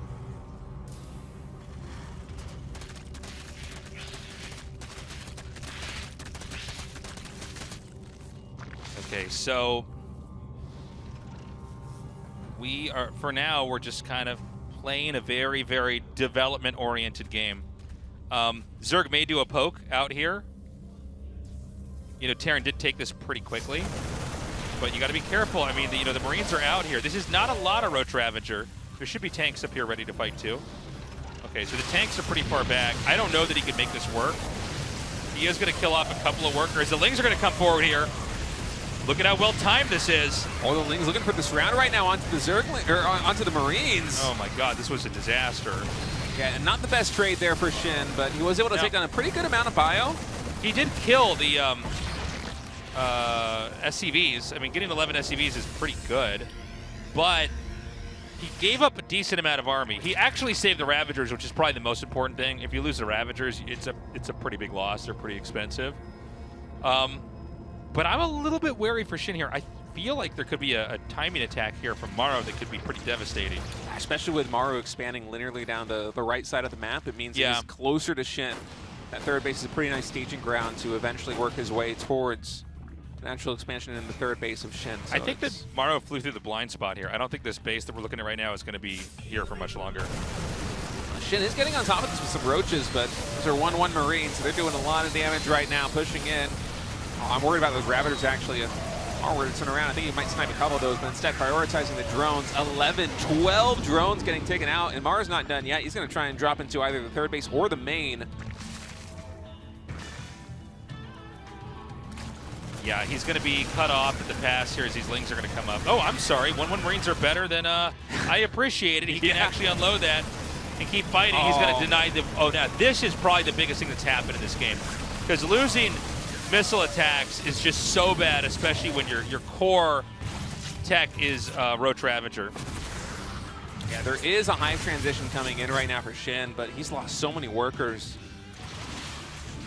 You really see Shin right now in his chair. He's kind of shaking his head a little bit, not happy with the way this has been going. And it's getting worse right now with even more Marines coming in, so more drones. I don't know, man. I feel like Shin is just taking a beating a little bit too much here. Like, this doesn't feel like it's going to be a healthy position for the Zerg. Like, a lot of times Zergs are kind of ramping up to maxing out and trying to hit the Terran with the timing. Instead, Terran's almost the same size supply-wise. Yeah, I mean, this just looks like, you know, it's been a couple nice tactical moves here from Maru, and this could lead to an inevitable push that would be a kill in the mid-game.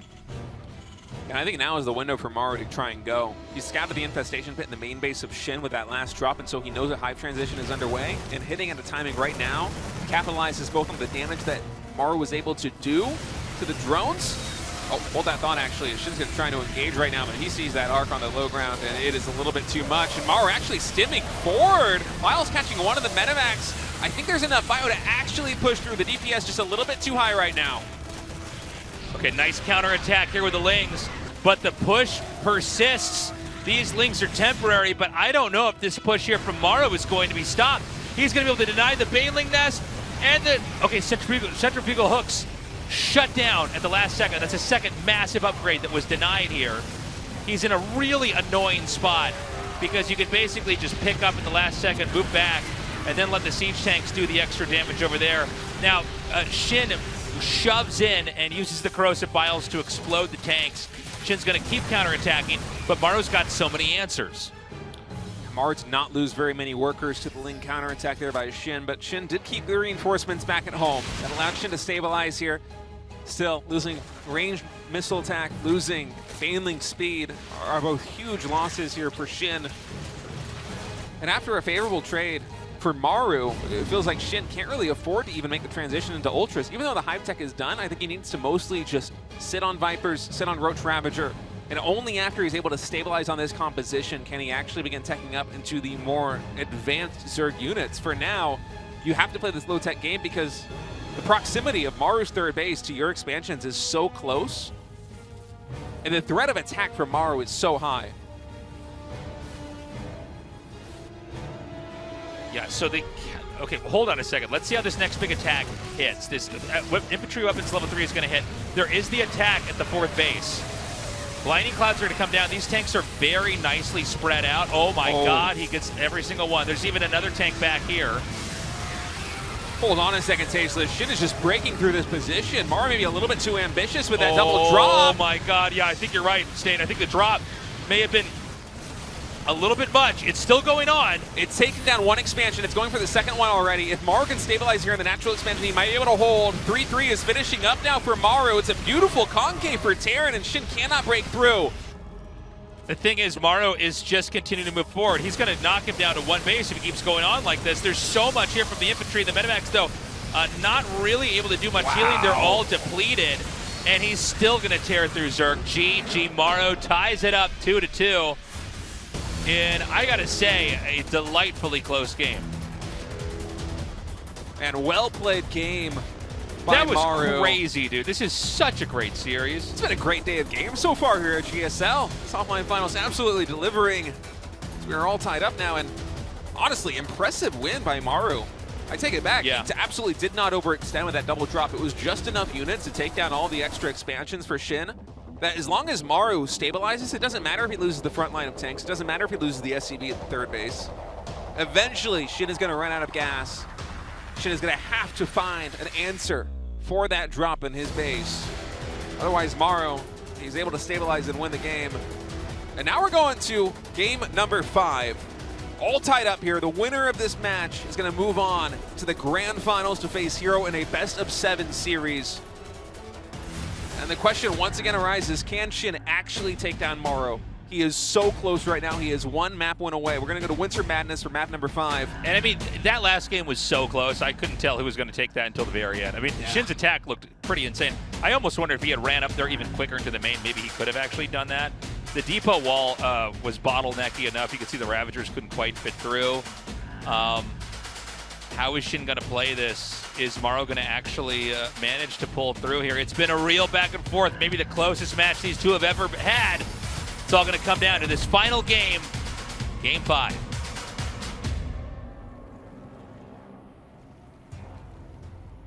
SHIN here in the bottom right. I don't do these kind of intros anymore, guys. It's been years. They changed the format, and now we're back because the Korean casters are different. Sorry. They used to go like, in the top left, in the red, but then a voice would come on. Yeah. Maru. I still think of that voice. Me too. I still think of you going, staying alive. That was all of StarCraft 2 esports was leading up to that moment. Oh my goodness. That's what StarCraft 2 esports was here to do. It was all for. That's man, where we that peaked. moment. Yeah. It wasn't Wings of Liberty. It wasn't sold out crowds. It was staying alive. We can end this great esports experiment right now because of that moment. So, no proxy hatch, by the way. No proxy racks from Terran. I like that SHIN is playing a more standard game 15 years. Hell yes. Welcome. Good to have you here. Finally made it out. GSL forever, indeed. Double racks again in the main. It's interesting the Maru keeps mixing this in. I thought it might be a one-off thing. It's our CEO in the audience here. Yeah, I mean, this was... I don't know why I'm surprised that this is the build Maru's doing. I guess I thought this would be kind of the curveball weird build. Yeah, well, we don't really see 2 Racks Reaper play like this very often, do we? Usually it's with a wall in at the natural expansion the way that Byun used to do years ago, the one that he popularized in the GSL. So it's a little bit different to go for the Reapers here in the main base. I would love to pick a Terran player's brain about all of the pros and cons of doing this either in the low ground of the natural expansion or here in the main base. To me, it seems like one of the main advantages is that SHIN will not immediately know exactly what is going on. There's just a little bit more fog of war for SHIN to try and cover. And so Maru might be able to do something similar to what he did in, I believe it was Game 1, where he went up to 4 or 5 Reapers.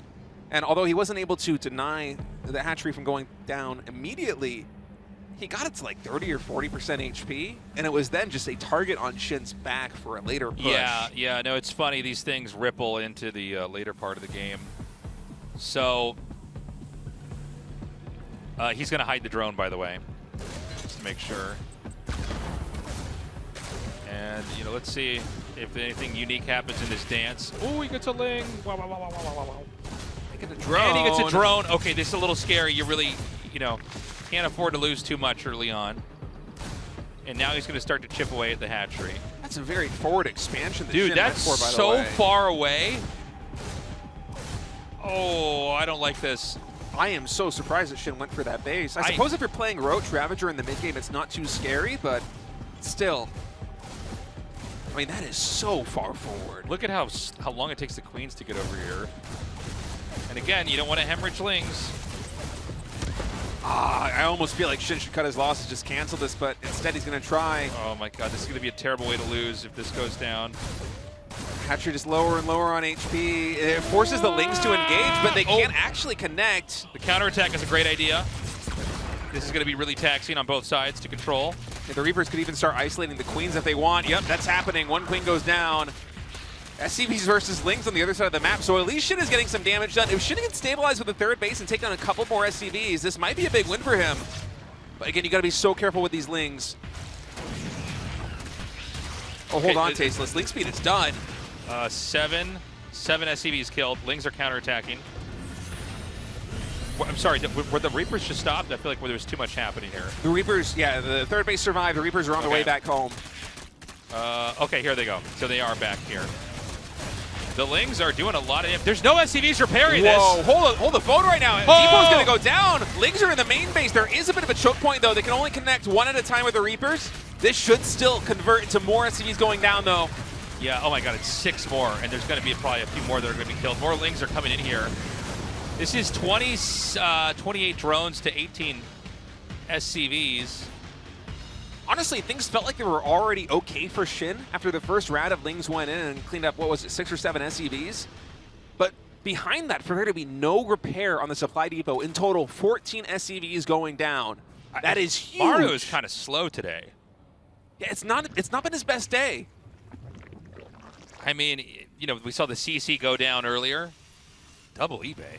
I think this is a really smart move, honestly. Yeah. The early game has been so bad here for Maru that if you're going to win, it's going to be in the late game. Yeah, I think there literally is no mid game for Terran. I think you're like, all right, I'll see you in 10 minutes. Like, I am going to have a third base later. I'm going to power up. By the way, I think this is a game where Zerk could have a mid game timing. Oh, absolutely. Ro.4. I mean, this is kind of it. I wonder if that's where SHIN is going to take us. Because if you have an early game like this one, it is absolutely in the cards to end things. With something like a Ro.4 push, potentially even a Nidus, there's a blind spot in the main base of Maru still. I'm sure eventually he will populate that with either a supply depot or some other structure to get the vision, but just thinking down the road. Okay, so this Overlord Scout is, I think, not going to see the third CC, right? Oh, he saw it with a Ling, so. Oh, I'm sorry, of course. Well, the one thing you wouldn't see would be the double eBay, which you're not going to find anything there. But I guess you also don't see more barracks, right? You don't see a starport, so you know there's not a lot of infrastructure, like production infrastructure that you're working against. Yeah, SHIN should know that he has basically free reign to play this mid game however he wants to play. He can continue to go back into speed roaches with +1 carapace into ultras. It's been very successful for him thus far. He can mix it up and go for a mid game timing attack instead. But honestly, Maru, in the face of adversity, has been so good at staying alive. I feel like playing for a mid-game push like that one, when you've already in this series established that you can beat Maru in the late game, as we saw earlier on, I think the ultra play is just the safer thing to do. I mean, it's kind of SHIN's style. If my memory is correct, I think he was the one who really popularized it at Dallas some years ago. And he is so good at executing with that build. He's been able to convert games into wins when they, by rights, it feels like should have been losses with how the early game went. So SHIN has just been in such a good spot this game. He knows, like, this is going to be maybe the most important day in his career if he can pull this off. He knows he's, again, in a spot where if he can, like, just kind of navigate the ship, he can do this. He's going to go for a trap, and he's, I think, going to get at least some of this. This is getting pretty, oh, God. Okay, he gets the Reapers, but, you know, the Hellions are the real target. The Reapers fall off in significance, you know, the further along the game goes. The Hellions can kind of always be used. Baneling's Nest is coming down. 1-1 is being produced here. No missile attack, by the way. A lot more Lings right now for SHIN. I think SHIN over the course of the series has been adding the second evolution chamber a little bit late. Oh, and it's going to be Hydralisks. Oh, wow. What a mix-up. Interesting. I wonder if a Hydraling Baneling attack, because SHIN is still on relatively low drone count. You know, he was up quite considerably versus Maru earlier on in the game, and it seems like he kind of petered out around 66, just 3-base saturation. Yeah. I wonder if this builds up to a timing attack, if SHIN could actually just dislodge the third base of Maru, because I wonder if you're right. If he could just come in there and blast that all down and kill the command center and like run back and play a really easy late game. You know, where the Terran is completely, like, just mathematically behind. So Maru, you know, the only, I think, out that he has right now is to try to do these little guerrilla attacks and get value. And it's pretty doable against Ling Baneling, by the way. SHIN up to 80 drones now. It seems like for at least the moment, that's all that he's going to be building. He's adding in Hydralisks and Zerglings in large numbers. I think the third or fourth base is going to be the target here for SHIN. He already has a very nice economic base set up, even actually trickling out a couple more drones behind this. 83 drones is a very healthy economy here for Zerg. And I love the split that SHIN is doing, having an army on the north side and one over here in the center left. He's basically setting up to counter the counter. He's kind of in like landing zones where this would be. Now, it's showtime. He's going to move out. And the Terran's going to take the fourth base. So, I mean, there's two targets he could hit here. I thought he had more hiders in this. He only has 4 right now. He's got a few more that are hatching. And Terran's 2-2 is going to be done. I think SHIN might just be using this as a composition to play the mid game to get up to Hive. The Hive just now starts here for SHIN. It's not a very fast Hive. Well, he is going to rally this army over here, so I think he wants to do something. By the way, the creep spread is immaculate. Yes. Like he's kind of firing on all cylinders here, making sure that basically the whole map is going to be paved with creep. Oh, he's going to go for drops. I feel like this is not the best map for drop because the second and the third base kind of cover for the main. I wonder if he would go in by the natural instead. Just try and beeline on the main base from there. Okay, so what he wants to do is basically set. Oh, hold on a second. By the way, we need to watch this drop carefully. Oh! Oh, SHIN dodged it. Okay.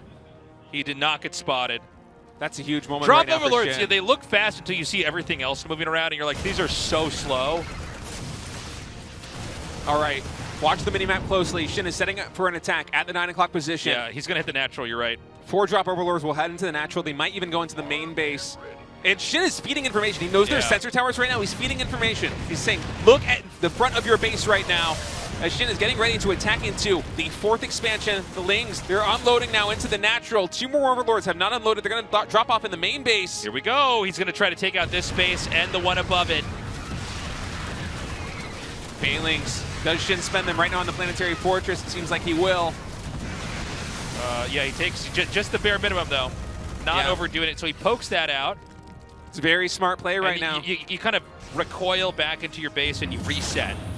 By the way, look at the siege tank line of Maru. He has so many siege tanks set up. There's 7 tanks between the natural and the third base right now. Yeah, and they're all daisy chained together. So he's going to go to Lurker Tech. Now, the Lurker Tech can just obliterate positions. Tanks are still, I think, probably the most important thing you want to watch for from Terran in a game like this. I do feel like with a drop, you can only do that once. You know, drop overlords are just, they're not that fast. And again, I think this is actually a bad map for drops just because you don't have access to the main immediately. He's going to come in again. Now would be a good time for it. There's no planetary up just yet. Yeah, Although maybe he would want Maru to commit to a planetary so that he can't lift it back up. That's an interesting thought. Double Nidus Worm was thrown down there on the production tower. We only got a glimpse of it. So SHIN's going to get really aggressive now with these lurkers. I think he wanted to use those for the Nidus Worms. Well, oh no, actually, I see what you're saying. So he could just have one on either side. Yeah, say you drop a Nidus Worm in the natural expansion, one in the main base. As long as one pops, dude, the lurkers can't come out. SHIN has every base on the map. Almost every base, I should say. SHIN is almost expanding as fast as Hero. Yeah, SHIN's like, I'm going to be like a Protoss against a Terran and be like the Zerg. It's like, okay, man. All right, Lurker is going to be heading into the Nidus. Looking at the minimap, I don't see any points of vision for SHIN, so he's going to have to use the Speed Overseers to try and find an angle to Nidus Network into the main base. And this almost feels reminiscent of the TVZs that we saw years ago in the GSL, of Terran just trying to turtle and play for the late game, played it into getting Ghost Mech, and Zerg trying to break them with a high drone count on a lot of bases. And now it's going to be SHIN queuing in. Okay, he's just going to spill in here, and this base is going down. The tanks are wiped, and the Niduses are coming, and SHIN is so close to the execution. But Maru sees it. He's going to run back, but this is why you get 2. And there's one in the natural, one in the main base. The one in the natural expansion will be dealt with. The main base, Maru has a stim up here. Oh, he's got to get the lurkers out. The lurkers, if they can burrow, he's going to hit from the low ground. The lurkers are kind of... Wait, is there anything There's 3 left. There's 3 lurkers left. Oh. Now SHIN pushing into the center base. There aren't enough Banelings to take on the planetary, so instead SHIN opts for the Ghost. A very smart move. Another Nidus Network another Nidus. Such a confusing game. Yeah, the problem is, though, that with the Ghosts, Maru could just snipe these down from afar. You know, it was a good distraction that SHIN was able to set up here in the main base of Maru. So many of Maru's forces were forced back, but I feel like SHIN wasn't able to convert this into significant damage. If he was able to take down the planetary in the center, it would have been huge. I think he should have tried to take out the planetary in the center. I think he was trying to be everywhere a little bit too much. It's not the longest travel distance there to get. Now, the base that Maru has that's of value, it's at half HP. He actually didn't repair it in the chaos of that last game. The rest of this is relocating down there. There's nothing else with vision to do the Nidus play again. But let's see. I mean, let's see what he's got. I think he could just try to blow this up. You know, the thing is, he has so much money, he could basically just burn Banes onto that and then run away and then probably loop back around to the bottom. And you might look at that and go, that's not cost efficient. Yeah, but he's loaded. He has the whole map. The idea that we see in PvT where the Protoss, and this is very modern, but Protoss takes the whole map and kind of just trades inefficiently into you, and the Terran dies. The same rule applies in this situation, where you're kind of like, well, you know, is it worth that many Banes and Hydras and Lings to kill a command center? Well, yeah, if it's the only command center you have, because I'm slowing you down so much that your whole game might grind to a halt. Now, there is no longer the option to do a Nidus unless, well, we'll see it coming if he is, but he can't really like do a Nidus in the main. So the burden for the Terran is to cover 2 locations that are not particularly far from each other. By the way, the creep spread's continuing to be just perfect. And I think the game plan for SHIN on this high worker count, he's at 96 drones right now, is exactly what you said. You don't care about cost efficiency, you care about taking out expansions. If SHIN can keep pushing into the 5th base of Maru and preventing him from establishing it for a long period of time, I think that is a win condition. He doesn't need to actually break the main base, the natural expansion, the 3rd or the 4th. As long as he can stunt the growth of Maru, eventually Maru will run out of minerals. But you know, Maru, he is the king of these late games. Oh, wait, how did those get there? There's some vision for SHIN. Maybe it was a changeling, I'm not sure. In any case, I don't know. 2 Nidus networks in the main base loaded with a ton of Lings. Oh, he can unload. After the ghosts, I mean, there's just so many of them. Yeah, he just says, you know what, the ghosts are here, so I'm going to come into this location now. He's going to detonate on this. Oh! Wow. 13 more SCVs falling, another planetary taken out. Almost. Now, all he has to do now is hit the other one. You just keep poking these out. Look at the defensive setup, though. It's a maze of command centers with Liberators and Siege Tanks every which way. I guess he's just, yeah, there's an endless stream of changelings coming up here, and one got through. He's going to have to try to take a fight over here. By the way, there's a command center that's going to try to land at the top right and see that that's taken. Literally every spot on the map is taken here. Now, Terran can win this game, but it's going to have to be a game that just doesn't end. Oh, here we go. Here we go. Another Nidus. And I think he actually has like 4 Nidus networks or something. He might make more in the main here, too. He's going to come in again. Able to take out some... Dude, he's taking out the tanks. That's the most important part. Got some significant numbers of tanks and Liberators right now. Maru is... He does still have a bank to replenish, but anything that SHIN can do to continue to whittle down these numbers, especially with a lack of a planetary here, just the Lings can clean this up, and that's a lot of fresh mules, Tasteless. It's a lot of SCVs going down here. He could actually even go further up if he wanted to. So the orbital can be picked up, unless it's game 1. Another Nidus in the main base. Does Yeah. Maru see this one? We only need 1 Nidus to pop, and Maru doesn't see it. Okay, ghosts are coming back. Maru does know.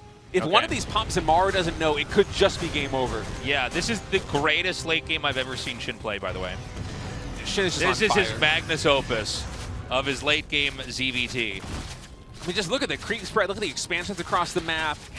SHIN is everywhere right now. I mean, are you kidding me? Maru's going to come down here. Now, again, there's so many bases you can lose right now. He's going to hit the once again, another key base. By the way, Hydra's taking out command centers is pretty big here, too. Now, this is a win. This is a W for Maru. But, you know, winning the battle is not the same thing as winning the war. All right, the Queens are just going to go down. Kind of a little bit of a sloppy cleanup here from SHIN. SHIN is going to attack into 9 o'clock again. And you know, every time this happens, SCVs are being killed in extremely high numbers. We're now down to 49 workers. You know, getting these tanks is massive. The tanks are probably the most important thing that Terran has right now to defend, and SHIN's surrounding that too. SHIN is close to doing this. He has to keep the Terran impressed. He's going to come through on this side. Yeah, more siege tanks getting taken out right now. Maru's trying to establish an expansion here at the top right. I feel like SHIN cannot allow this expansion to get set up. You have to take this down. If Maru takes 6 bases and is able to defend them, I feel like the cost efficiency of Maru is going to be too impactful. Yeah, the thing is, yeah, Maru's not allowed to take more bases as far as SHIN is concerned. SHIN can like lose a base here or there, but you got to be really on top of this. Maru is starting to accumulate quite a bit of income, although SHIN does have more. Nidus network going to come here again. He's going to try to go into the main. I don't know what's over here. Occasionally, I think like some of these, well, never mind. He's going to come in here again. Yeah, Ling's looking for this round right now on top of those ghosts. Cannot find it, but they do get the siege tanks, and this should allow SHIN to take out the expansion. You can see the splitting is just so good. The CC is going to go down. Overall, a victory here for SHIN. Yeah, the main thing to watch right now, more Nidus in the main base. Dude. Okay. One Marauder, 2 Marauders. The tank's going to come. The Marauders can kill this pretty fast, so I think this is not going to work here. If he unloads some Lings, it could be trouble, but you're still low on HP. Okay. Again, the Nidus, it's not the most important thing. It's kind of like SHIN is just constantly skill checking Maru, and if Maru fails one of these checks, he loses the game. Well, it's like a big balancing act, and if Maru falls once, the game ends. Yes. And so Maru is every, he's like on the edge of a cliff, and he's almost pushed off over and over, but he kind of stabilizes and keeps fighting. Maru needs another base soon, though. The expansions that he has, they're going to start mining out very soon. SHIN looking for this round. Once more on the Ghost with the Lings. Able to get, I think, a few of them. Yeah, I mean, he gets the Blinding Clouds in here. He's going to go all the way back to those tanks. Maybe only 1 Ghost falling in total. Another Nidus. Here we go again. At the main base of the Natural. This has got to be so exhausting. One thing, Maru needs to get turrets to stop this slow drip of Overseers coming through here and doing this. So I guess he's going to have like a permanent siege tank here to basically try to cover his main. Oh, dude. Lings are here. 2 more Nidus getting set up. You have to respect the double Nidus. Yeah, this is really scary. There's a Nidus network at most of the bases for SHIN too on the front line, so he can send units into the main base of Naru. Subway system of Nidus networks here. Oh, it's another opening here for SHIN. I think he's going to win this game. He's taking out the siege tanks. This planetary, I think there's enough DPS with it. Yeah, the Banelings, they take it out. Maru's going to re-expand with another command center, but the bank for Maru is constantly trending down. Yeah, he's getting much lower. Mineral patches are disappearing. This base that we just saw the CC land in is the most important base because that's the cash cow of the base. Now, this one up here at the top right is important if he ever gets to mine from it. I feel like with an orbital there, Maru's just trying to get a little bit of minerals out of that expansion. Yeah, well, what's happening here is we're getting Hydras and even Corruptors now because he wants to just kill these orbitals as they pick up. Maru's going to come out here. He's going to be able to take this base out. Oh, no target fire, though. Yeah. I think he could have. It's such a chaotic game, it's hard to stay on top of absolutely everything because SHIN is attacking once more in the 9 o'clock position. He's spreading these lurkers out here. And, Maru does not have a ton. Because for Maru to try to advance on the map and do damage, he has to really actually push out. And that makes him kind of weaker. There's sort of this yin and yang on the map of what he can and can't cover. All these tanks go down, which is massive. Maru's out of money. Yeah. Maru cannot afford to remax anymore. What you see is basically what you get. He's trickling out bio units slowly. State, how many times has SHIN lost to Maru? 33 series in a row. 33 series in a row. So this is history in the making. SHIN trying to prove that nobody in the world can beat him 34 times in a row. He is so close. A decade in the making of him finally overcoming this hurdle. The Banelings are going to be so high in number, I don't think there's any way you can micro your way out of this. It's been a never-ending set of Niduses coming through. This is like truly a Zerg victory here. Yeah, as he's just swarming around the map. Now, Maru is getting an income, and SHIN has to do this next attack or two perfectly. SHIN has no idea this expansion is set up on the top side. It's been mining with mules for quite a long time. It's a lifeline here for Maru. SHIN simply does not know. Well, he needs to get up there. Yeah, it's essential. I mean, if Maru takes an additional base, it's going to be too much. I mean, that is how Maru stays in this game, and the cost efficiency for Maru has been through the roof. SHIN going to try attacking in once more. He certainly saw the expansion this time. Can he do it? I mean, the Ghosts are finding very good snipes right now onto the Ultralisks. The Ultras are coming around. I mean, Terran's going to win this fight. And, dude, he's just not going to this base up here. Ultras are going to chase this back once again. I mean, SHIN has to have seen the base at some point. I mean, he has to just know. If you don't see anything there, Terran has it. Okay, the Lings are going to get here. So many minerals have been mined from this base. This game would have been over had that base been denied. And now Terran has it. And I'll tell you what, Maru is hanging on by a thread, and there's so much more to mine from here. This base is very far out from Maru, but if Maru has his base, he's got a shot. Maru is not maxed out. I mean, SHIN is on the precipice right now. He is so close to securing a victory, but you see these mules dropping here. Not only is this additional income on this base, but also it allows all of the minerals of the other bases, especially the center base for Maru, to last a little bit longer. That saturation is crucial right now for Terran because Maru's income, you can see at the bottom of the screen, it is very low. He cannot afford a remax. He has very little bank. But Shin is also out of gas. He can only rebuild Lings after this. And the standing army of Maru, it's still very strong. Shin gonna be attacking it again. Oh, the Infestors, they all get sniped. He's gonna try to come through, and it looks like Maru might be able to hold this position. The tanks are gonna fall. The Lings are coming up and taking the workers out. The Ghost in the back cannot be contested. Ultras all through here, doing damage, but Terran keeps his spot. 12 SCVs go down as the Mules land again. Shin completely out of gas. He's building 1 Ultra and 6 more Hydralisks. Besides that, it's just Zerglings. Maru still has a very strong base of army. He still has 11 Ghosts. There are 5 Siege tanks. He's losing Ultralisks.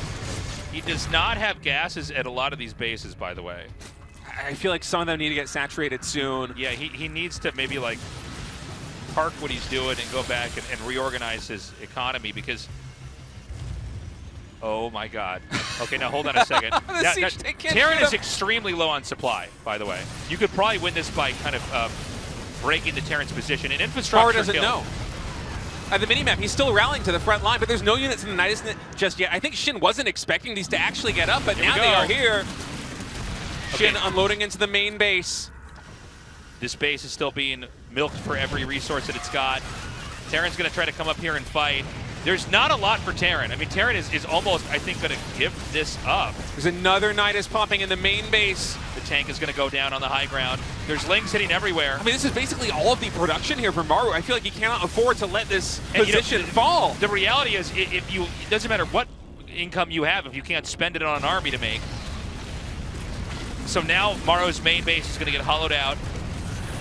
And it's all going to be whatever Maru has left in this game. He can try to remake barracks back over at that top center base. The Ghosts are coming back. There should leave an opening here for Shin to come up here and hit that top right base. Yes, he is. He's going to hit there now. Yeah, a couple of Siege tanks and some Bio going to try and hold things on. Shin, he is so close right now. This command center going to fall. The SCVs, they're evacuating from the 1 o'clock expansion. The main base of Maru is completely void. And a huge funnel connects on the Ghosts. There aren't units there. Turn it into damage. Maru kiting back. Maru, he's got like 9 Ghosts and a prayer right now. And I think this game is now over. I mean, I think he's done it. I think there's no way to recover from this. I mean, he can't really make stuff right now.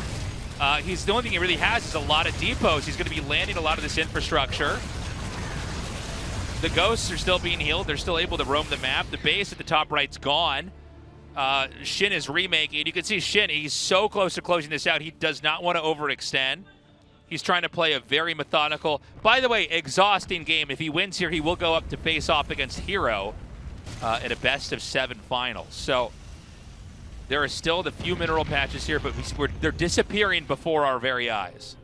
Only 3 mineral patches left at the center base for Maru. Only 1 at the 9 o'clock expansion. And Shin is going to take that top right base. To make it even harder for Terran to try to go there. Terran would have to kill a hatchery off to take that. And by the way, Shin has, I believe, a decent amount of resources on the map to work with, if I'm not incorrect. Yeah, the mineral income has been huge for Shin. Yeah. I mean, just making Lings, Lings are not great at fighting, but if there's not much around, they can always do damage. In this number, I think it's going to be fine here for Shin. By the way, the Niduses are still up in the main. Yeah. So there's many different angles to attack from here. And I think Shin doesn't have to do a ton. Just go for the easy positions. Yeah, Shin wants this so bad. I think that he knows that if he were to try and push in right now, it's very likely he would win the game. But Shin has come so close to defeating Maru so many times. He does not want to let this chance slip away. So he's doing the safe thing. He's playing a slow, methodical game. He's going to try and come in here. Maru spots the Infestor.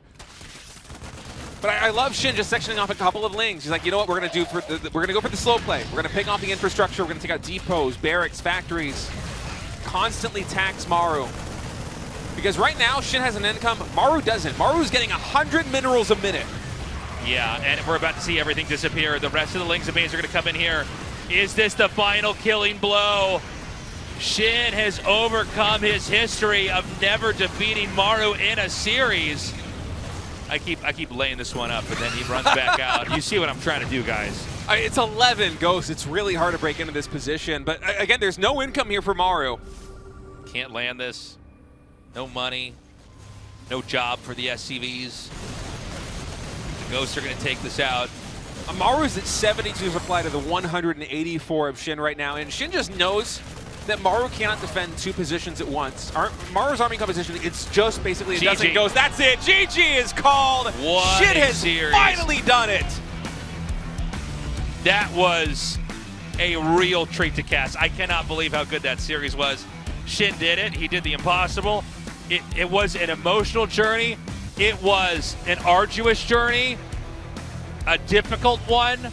He finally did it. He overcame his own past.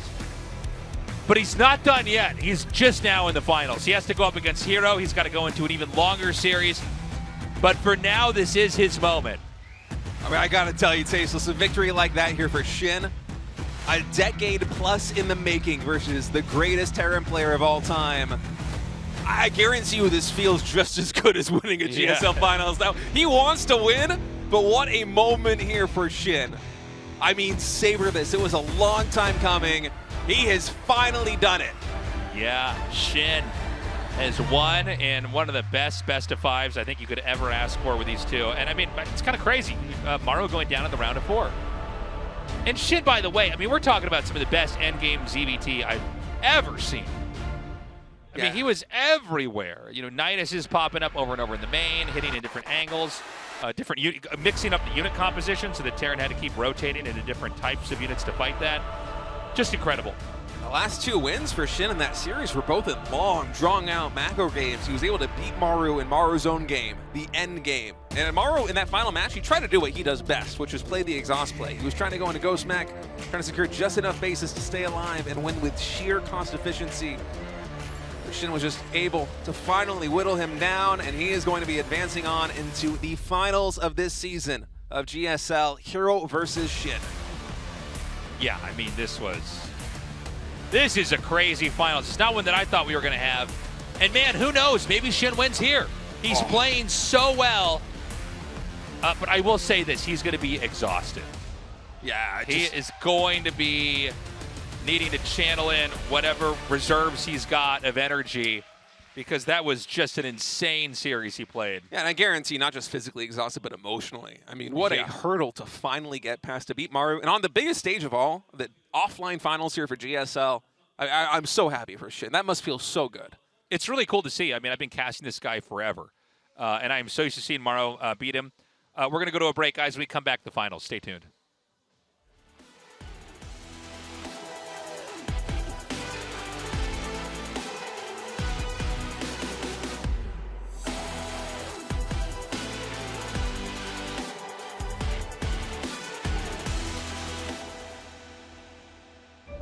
Incoming transmission.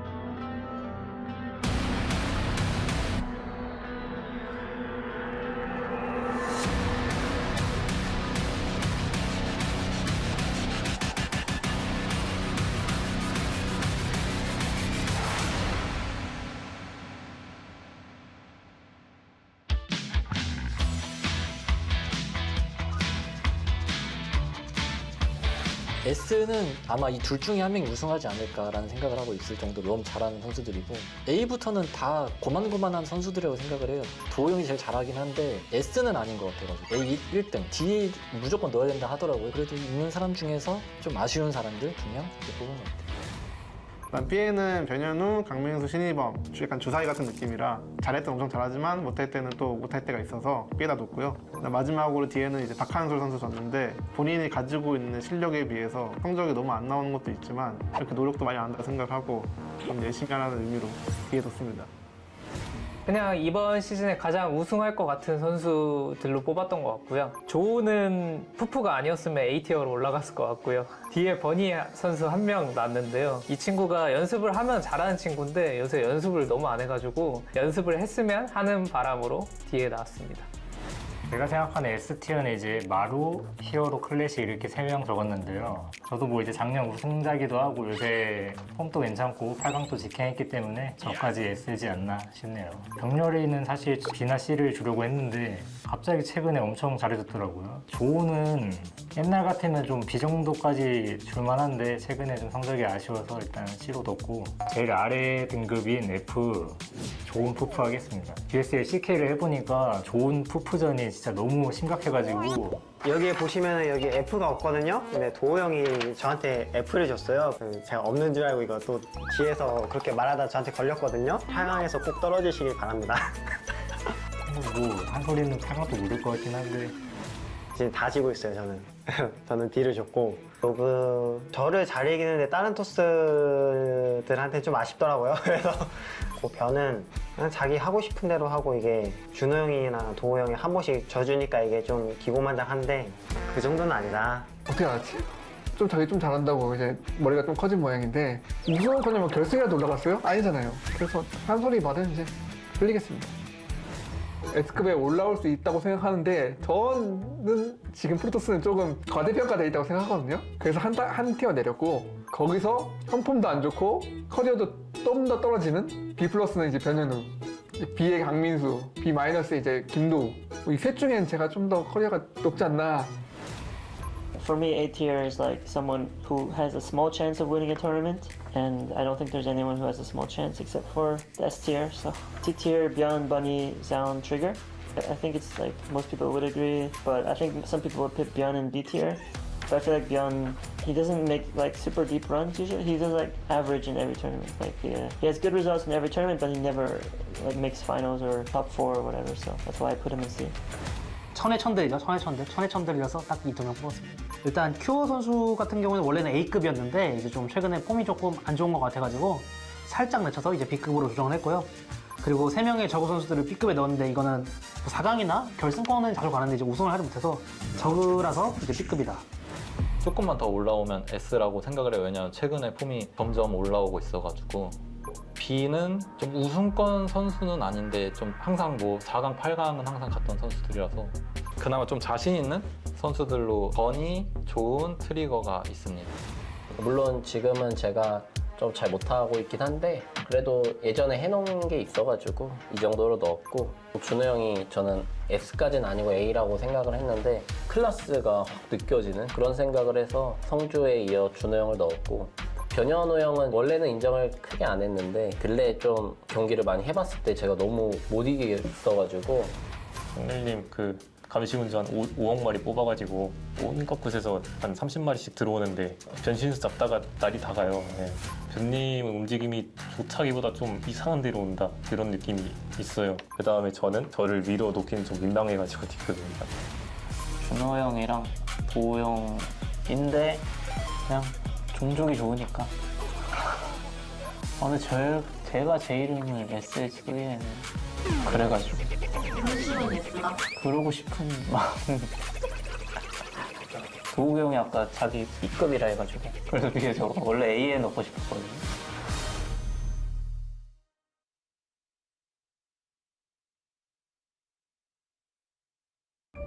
Incoming transmission.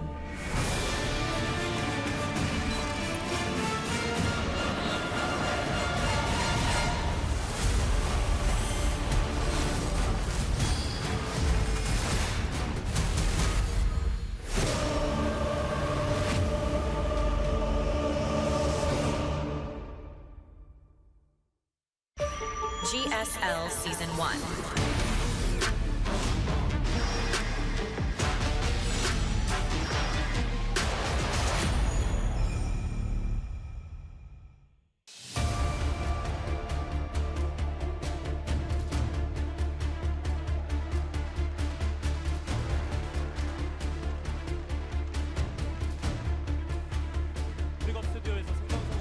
Live from the Freak Up Studio 2026 GSL Season 1. Now we're going to have finals. Now this is a very long time, and I'm Lee and Juan. It's been 15 years. And it's been a long time back in esports, because I was like casting traditional sports and back here and feeling the heat here is actually very good. I have a really good synergy with all the heat and all the support from the fans here. And you guys watched the semifinals. Have you enjoyed it? Yep. I'm also anticipating the finals. And SHIN and Hero. Whichever who wins, there's going to be a new chapter in history of GSL, and you're going to witness it.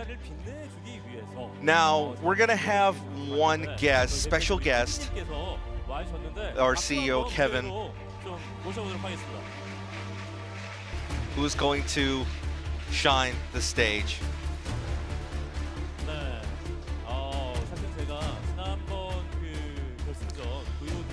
Now,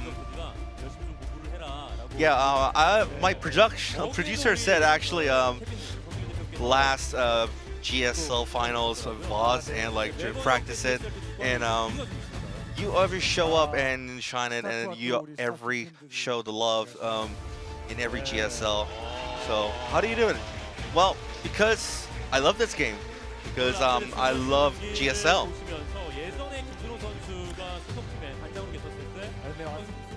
Now Hero actually played within your corporation, the Africa Freaks. So like, how do you feel? Yeah, he did. He's actually very good, and it's more impressive that he's actually better after he was discharged from the military. And I also saw like SHIN playing, and like I was also mesmerized by his plays. Like he was so on edge. And it's gonna be his first win if ever gets a trophy. So I'm really pumped. Now, Season 1 is happening right now, and everyone is here that GSL wants to continue to GSL Season 2, Season 3, and any moments to fans. Well, yeah, it's all because of you guys, the fans, that prolongs all the history of the GSL. So thank you, and thank you for sponsors, Intel as well. Yeah, so well, we're gonna have one starting sign. Just to let you go. All right. All right, we're gonna start the 2026 GSL Season 1 finals right now.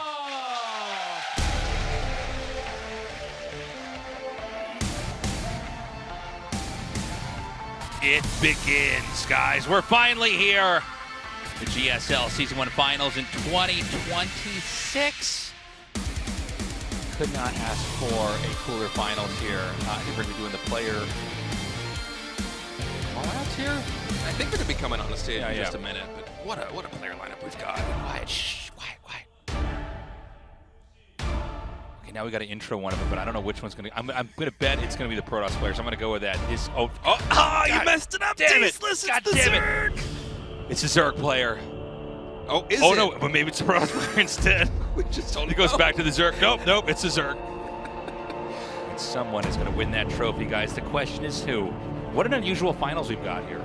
One player that you basically never expect to have in a GSL finals. The other, he's been here many times before. He's had an amazing year in 2025. By the way, I think it is going to be the Protoss player. Is it because it just said Protoss on the screen? That's right. It says Hero. I think that means it's a Zerg player. No, wait. Oh, no. Okay. Hero coming out now. This guy has played phenomenally. He's always marched to his own beat. Really reshaped the meta so many times before. I think many people are going to consider him the favorite, but who knows? This is going to be a best of 7, by the way. This guy's got a big range of play styles. But first, he's got to get through. Okay, now I know who this one is. I know who this one is, State. It's another Protoss player, right? SHIN gonna be coming out in just a moment. Yes. Honestly, what a sick finals lineup that we've got.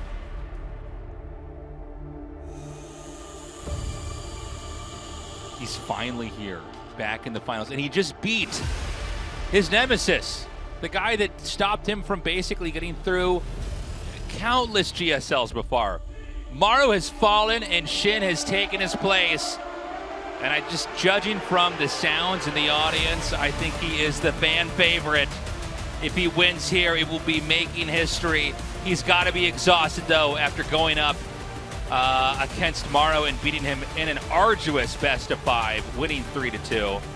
Can he do it now in a best of 7 against possibly the greatest Protoss in the world right now?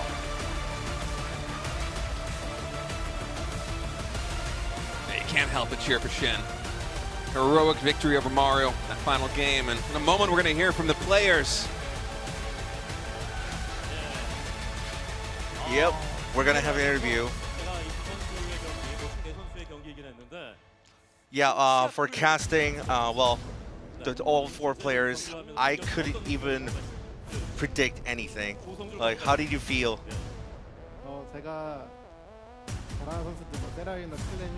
Well, like when I get to beat like really big players like Zero and Maru, like Zero Clem, like I kind of felt that oh, this is the day. This is the day that I win. So yeah, I had that feeling today. So you were confident. Well, in the first game, like, I kind of saw that Maru, like, the player like Maru actually slips up that that command center. So yeah, I thought like this is the time. Yeah, so like considering the fact like you guys are having a lot of series, but like you are actually very, very underdog on the matchup, and it was like predictions were 80-20. But you were against the odds, but you actually beat it. So how did you manage to do it? Well, I think at this rate, I didn't really think that I'm not the underdog here. So I just tried to win because I was confident that I'm on the top right now. I'm on the top level right now. So yeah, I definitely wanted to do it, and yeah, glad I made it. Yeah, you showed a great game, Hero, as well against Cure. Yeah, look. So how do you feel after the game? Well, I'm very grateful, and I'm very glad that I made it to the finals, and definitely want to end it with the trophy. Yeah, like Kevin also said, you're after the military, after the marriage, you actually pumped up, like even if you're your age. So yeah, like you age a lot after all those years, but still you keep getting better and better. So yeah, what's the secret about that? How do you make that results? Well, it's not that far. It's right here. Oh, you're talking about your wife. Oh, here. Ah. Yeah, it's like, well, is he actually a family man? Oh, well, his wife says no. Yeah, well, yeah, so I tried to break the ice here. So, let's get down to business. So, now the opponent's Hero. How do you feel? Do you feel that you could beat him? Your genuine feeling right now. Well, I beat Maru, so yeah, there's no opponent I can't beat right now. No opponent can't beat right now. Wow. Right next to you. He said it right next to you. So Hero, deep down, if you get to the final, I would say like you're gonna like. Did you think that you're gonna do another PVT? Well, actually, you know, deep down, I kind of felt that like I get a free win, but seeing the Shins play, actually, I need to be. He was so on edge and he was so sharp, so I thought like I should be cautious. Well, so how do you feel about Hero? Well, I mean, he's a great player and I respect him so much. So even if I lose, I think I can congratulate him. Oh, you're saying really soft. Then how about you, Hero? Can you congratulate? Well, I would definitely say CJ Entis actually definitely gained a good rookie. So yeah, Ray's a good rookie. And I would congratulate him as a fellow former teammate of CJ Entis. Yeah, so it's a best of 7. So what do you think about the score? Well, I'm kind of really nervous right now. Well, you don't seem so, but still, yeah, I'm very nervous. So I think I will go all the way, like 4-3. Then Shin, what do you think? Well, then I'm gonna be for fun. I'm gonna be 4-0. I'm gonna beat him 4-0. Well, I respect him as a respected brother. I mean, a revered brother. I like him, but still, 4-0, Shin wins. Well, as a senior, I think you'll get a fighting chance. Well, you learned a lot from CJ Entis, so not a good mindset, but still, yeah, I'll beat you, man. Yeah. All right, we figured out about their predicted score, and let's see how it pans out. Now, the game is all ready. Now all we need is your applause. 2026 GSL Season 1 Finals. We're gonna go right into it.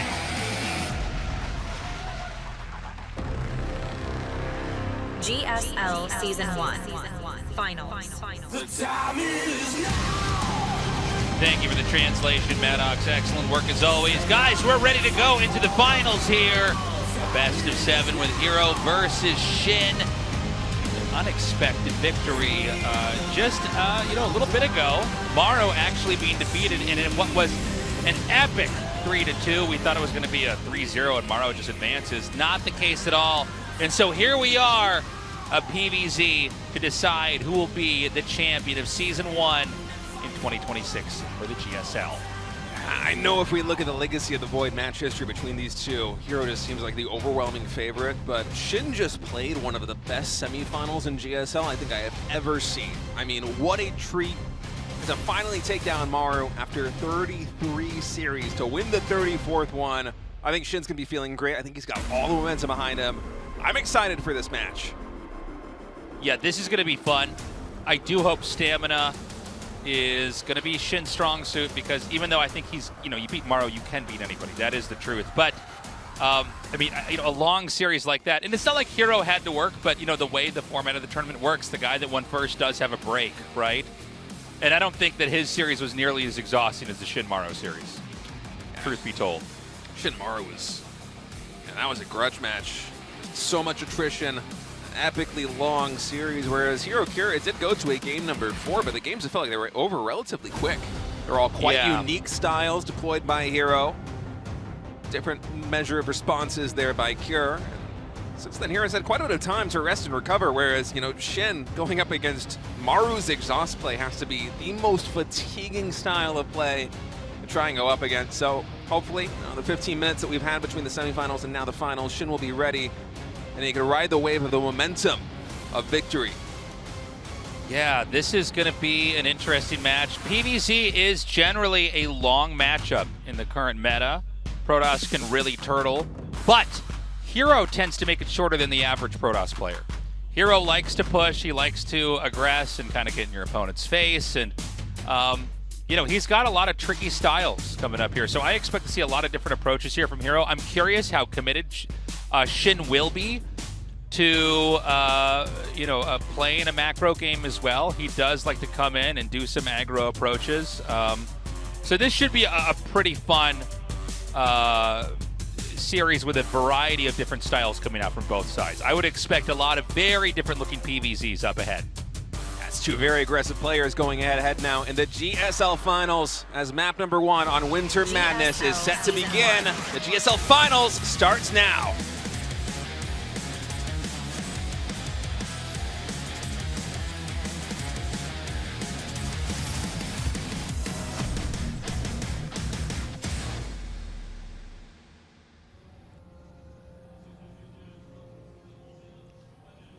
Okay, down here in the bottom right in the blue, Hero.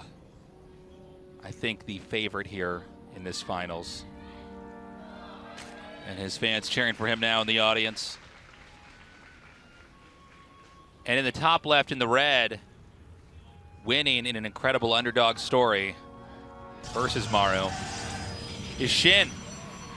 A lot of people cheering for him as well. I'm sure a lot of people at home very excited by the finals that we have here. Not, I guess what you'd say is your formulaic GSL, right? Not a bracket you look at and you go, oh, I've kind of seen this before. And you know where it's going to go from there. So this is going to be fun.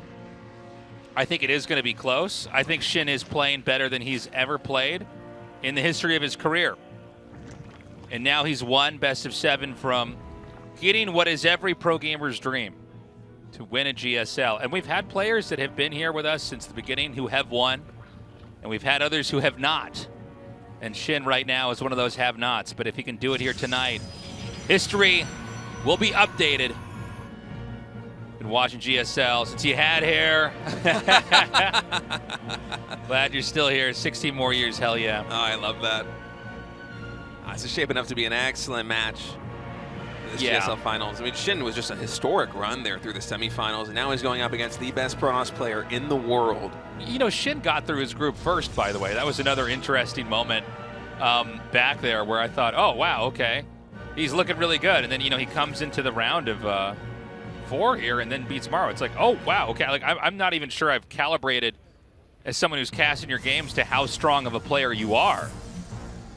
SHIN's always been good, but I feel like, especially in ZVP, the meta really favors SHIN's style of Zerg, because the Zergs that we're seeing find success in this matchup, it's those that play very aggressively and sometimes quirky styles, especially in the mid game. Like Rogue comes to mind, for instance. He might not be the most gifted macro player now in this stage of his career, but he is absolutely capable of throwing some curveballs, of going for unorthodox builds and making the game messy, and then just winning through attrition versus the Protoss player. And I feel like that's really where Zerg players have to find their strength. And historically, this has been SHIN's strength. He's an excellent mid-game Zerg player. He loves to get aggressive. He loves to bring the fight to the Protoss. And that is the way that you find success right now as Zerg. Yeah.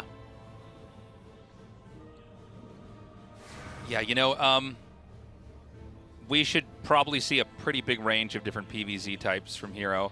The Lings are going to come in here right now. I love the split, by the way, from SHIN. This is exactly what you want to do, is basically interrupt both the mining probes. He takes one out, by the way. This is, like, pretty bad, if not unacceptable. Well, does Hero not know? I don't think he knew. I don't think he quite realized exactly what was happening. Okay, that's insane, dude. 4 worker kills at the start. That's so bad that we don't even ever see that ever.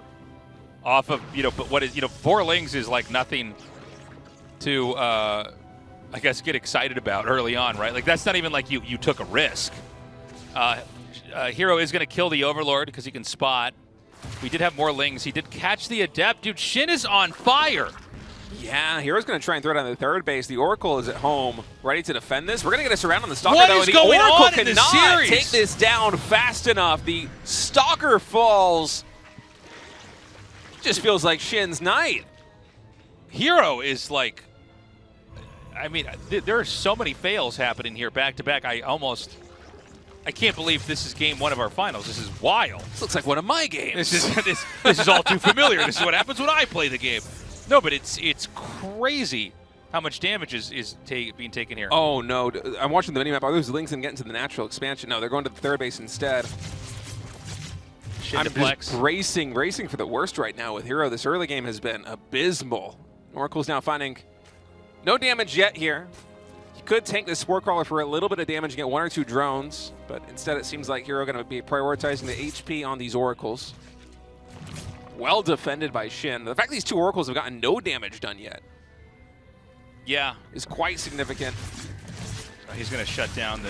What is happening here, man? Like, nothing is working at all. And normally, we would see a couple of workers killed. By the way, he's going to go into Adept Glaives. No, he cancels and goes into Blink. But Glaives had started. A bit of indecision here by Hero.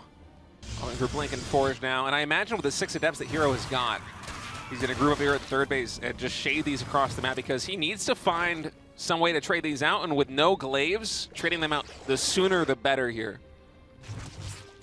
Likely going to be pairing out these Adepts with the Oracles in just a moment. And for Hero's sake, I hope that he's able to find a little bit of damage because Shin has just been taking every single win in the early game so far in this map.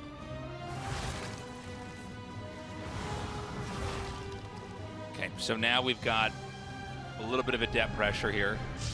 And, you know, I'm glad he didn't go for the Glaive Adepts because I think that would have failed. I think Hero would be out. I don't think you can take too many losses this early on and then try to do some kind of a sharp timing attack. A lot of times, you know, those Adept Glaives, it's like hinged on killing just enough drones that you can follow up with the next attack and end the game there. Shin basically not missing a beat. He seems to have flowed right through the first best of 5 into this next game, looking amazing. He's sending all the Queens, he's sending Lings and Roaches, he's going to do an all-in timing attack. And State, I feel like this is going to work. I don't think Hero knows this is happening, and Hero just spent all of the energy on his only 2 Oracles dropping Stasis Wards in the main base and the natural expansion, and now he sees the Queens. Peekaboo. These Oracles are effectively useless. Shin already gets a full surround on the Adepts. The Force Field's a little bit too late. The Lings still getting the damage done. Shield Battery running out of energy. More Warpins coming here for Hero, but it's a bad start to the defense. Now, he dove in a little bit far. I think Hero took a lot of damage there. And so, you know, now we really got to see if Hero can hang on. The Queens, you know, are here for the transfuses. Oh, he doesn't transfuse that one, though. He throws down the creep tumors. And now the attack is really starting. Lings, Roaches, and Ravagers flooding in. Queens getting some damage done on the back line as well. God. I think this is over. I mean, there's nothing here that can defend. The Stalkers don't even have anywhere to really blink to or you know, take cover to. Having no range on the Oracle means the Lings can get right up on those Stalkers. The third base is going to be falling here for Hero in just a minute. But honestly, I don't even know if he can defend the natural expansion at this rate. Shin's already beginning the transition. A Hydralisk Den just started behind all of this. But the army that Shin has on the front lines might just be enough to knock Hero out of the game already. Yeah, I mean, he just nukes that Nexus. And, I mean, do you keep going, I guess is the question. He's going to continue to morph Ravagers, which is an indicator that he is committed to the role that he's taken on this game to be the aggressor. Again, some of these Ravagers kind of morphing a little bit too close for comfort. Of course, they do heal up when they finish with that, so he's got to blink back there. By the way, the Cybernetics core is a pretty juicy target. You take that out, they can't make Stalkers, right? And Zealots are not going to be helpful right now. So I would not be shocked. Yeah, here we go. He's going to just try to hit that. That's kind of the Achilles heel. What starts out as an early game wall-in to keep you safe turns into this, you know, weak point later on that really can't be defended and is going to shut down all the tech. Now, he went for charge, so if you do make Zealots, they're going to be much more viable right now. Storm transition also coming in here for Hero. I think he's just preempting the Cybernetics core getting taken down. He knows that this is really just a matter of time. So he's gotten all the Stalkers that he needs already. I would be surprised, given Heroes on 2 bases, if we had the Cybernetics core replaced right away. I think instead you just spend that money on Zealots and on Templar. I think he wants to try to swing this back into his favor. And you know when you, oh wow, he takes another hit there on the Stalkers. Some of the shields are really dissipating here. Are there more units rallying down here? I feel like we don't, oh, he's got stasis wards on the map. So the whole map is booby-trapped. We're getting to the point where there's more Stalkers than there are Queens and Ravagers. Yeah. By the way, the Queens can't really get back home. That's one of the problems with this. Is, you know, when you commit to this,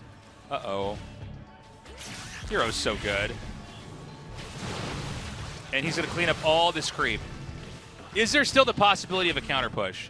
I think it's the only possibility here for Hero. I don't think you can re-expand, especially with a creep. I think you just isolate this army and you try to win it. The good thing for Hero is that the army that Shin has been transitioning into, it's going to be Zergling Hydra, which is very low HP. Storm should be excellent against this, but Shin going for a big counterattack. Keep in mind that Cybernetics core was never rebuilt. Shin's going to find Templar reinforcing. No. And the front door is wide open.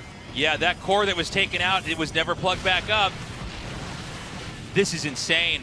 Well, I think Shin's just going to back away. He knows that he can kind of lose this space for the time being and kill all the workers off in the main here for Hero. All he has to do is flatten this attack.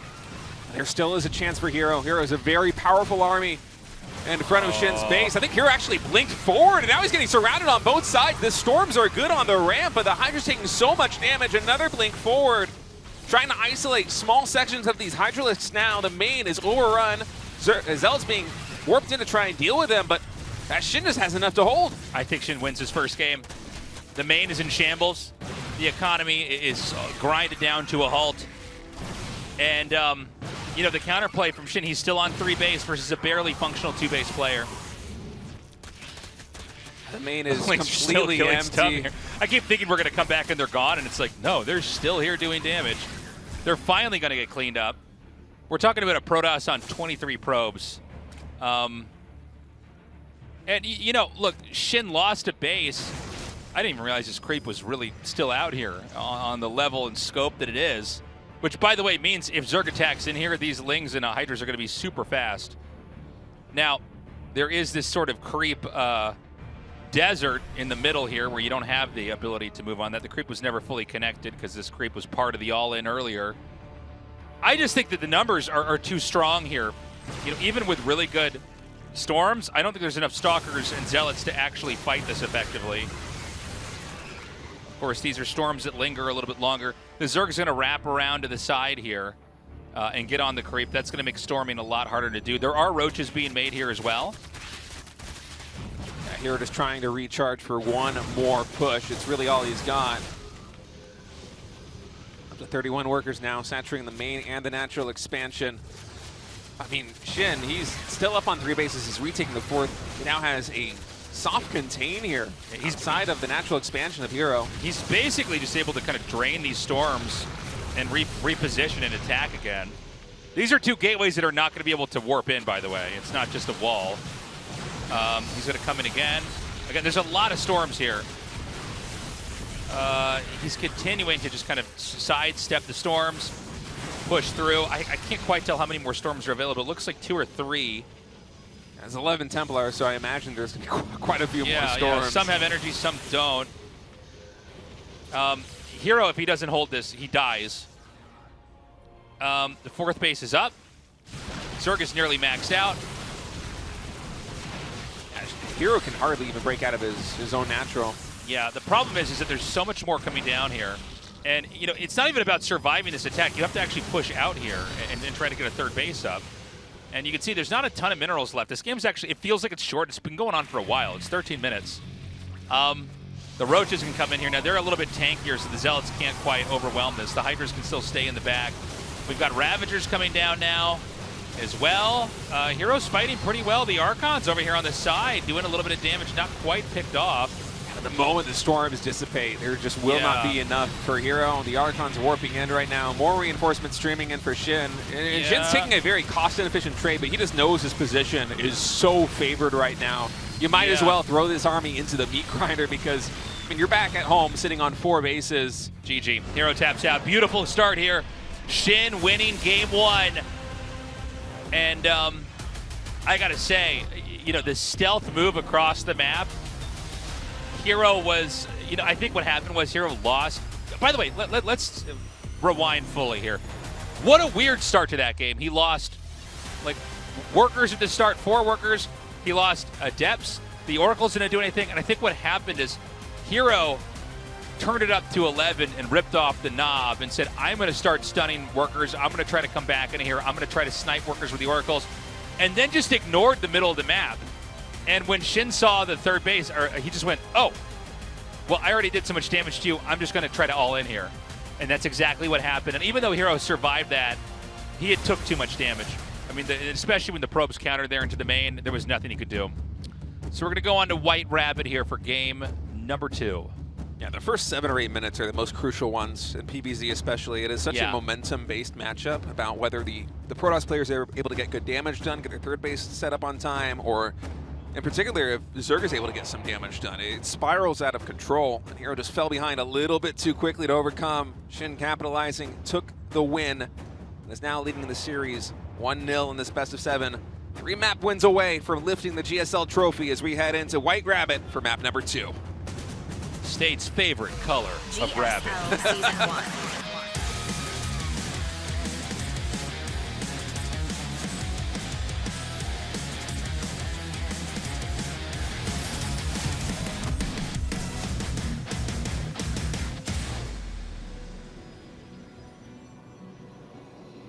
I mean, the Easter Bunny's a white rabbit, isn't it? That's the one that gives us candy. I would assume so. That is the best rabbit, by the way. It's just the best rabbit. It is the best rabbit color. The Trix rabbit is also white, so that's. Oh, is it? That's right. So, and that gives us our cereal. So, I mean, I can't have it anymore. I'm not a kid. I know. You were trying to go back and eat like cereal for kids. You're like, oh, this is so unhealthy. How is anybody allowed to eat this? Okay. So we're going to go into this game immediately. A pro block here to start. That'll prompt Shin to go down.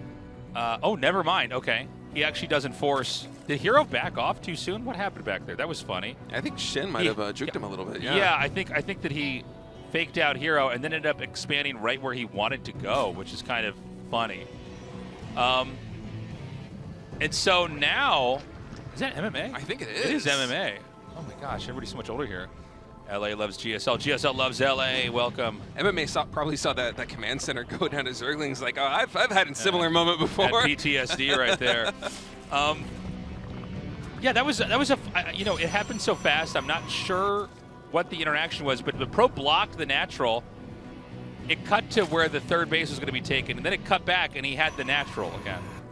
So, kind of a weird moment there. You know, when you block the natural expansion, you force a Zerg to expand somewhere else, and there's great setups for Adepts to come in and harass or for Oracles to hit. You know, the creeps far apart. There's a lot of annoying things. It's very playable at the highest level, but it is kind of a control play opening. He's going to actually try to... Oh, what is going on? Okay, what is happening to Shin? Shin's got plot armor, man. What does Shin have for breakfast? I hope it wasn't Trix. It was definitely not Trix. It was not... I cannot... He's like... He's winning these skirmishes that we literally don't even highlight because nothing ever happens at pro play. Yeah, the skirmishes don't exist. Like, there are these instances where Shin is finding damage, picking off probes or adepts or stalkers or command centers. Yeah. Where you basically never see these things happen. It's so unusual. Yeah, no, it's like it'll happen in your ladder games, and when you like do it to your opponent, you're like, you're so bad. That's what you say. Or it happens to you, and you're like, I'm so bad. But the fact that we're seeing, I mean, of all people, by the way, Hero is just kind of like, what is going on? What, dude? I don't even understand. I don't even understand how this is happening. Well, Shin's now in the natural expansion. We're going to try and find a little bit more damage with these links. He's at least going to get a full scout. Sees the Stargate. Likely we'll see an Oracle get started. Yeah, we haven't seen anything. Another probe falls. And the natural. Shin is just a child of destiny. This is Did the universe just decide that Shin was going to win today? And now angels are coming down and like kicking the table of Hero, and he can't. I can't. I mean, I have never in a GSL finals, let's say from the start of this first game to now, seen this many little interactions where a player has won. By the way, these you know, it can be death by 1,000 cuts. You have enough bad interactions like this. Oh my god, and the Overlord stays alive too. It's another perfect play. Okay, he's going to get it anyways, but you know what I'm saying. SHIN is just like seeing through the Matrix right now. It's like he's been living Groundhog's Day. He's been playing this GSL Finals day for years. He's going to finally play it perfectly. He's finally figured it out. He's finally got everything He's finally solved. had the perfect StarCraft 2 day, and now every interaction is going to be just right. I mean, it just feels surreal how well things have been going for him, especially against Hero here in map number 1 and map number 2. Because when I think of Protoss players who excel at the early game in PvZ, Hero is the player who is first and foremost in my mind. I mean, he is so good at being able to find value where other players fail to find value. And SHIN has just turned that on its head in game 1 and game 2.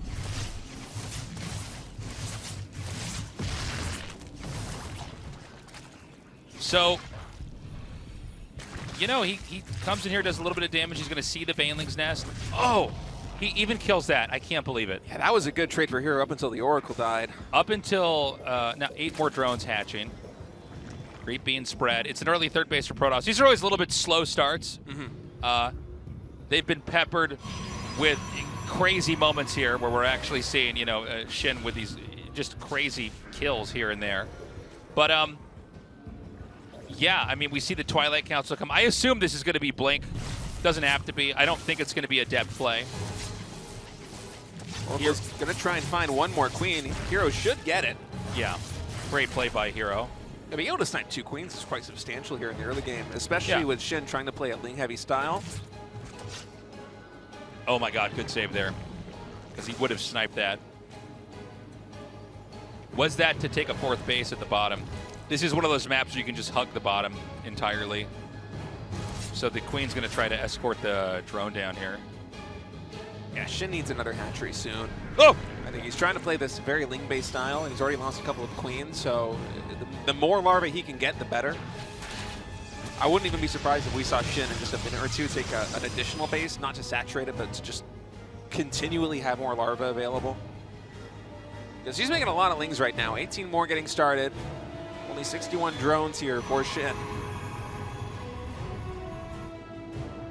Okay, the Lings are going to be out on the loose here.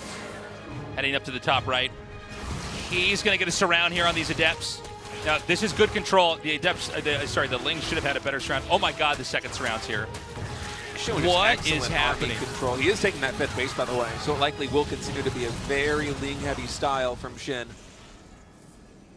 SHIN, tactically, is playing some of the best I've ever seen any Zerg play in my whole life. Everything is handled so perfectly. It's not common anymore in StarCraft 2 to see a Protoss that can't move around on the map. You know when you play somebody way better than you and you can't get out of your base? You're like, oh, I don't even know if I understand this game.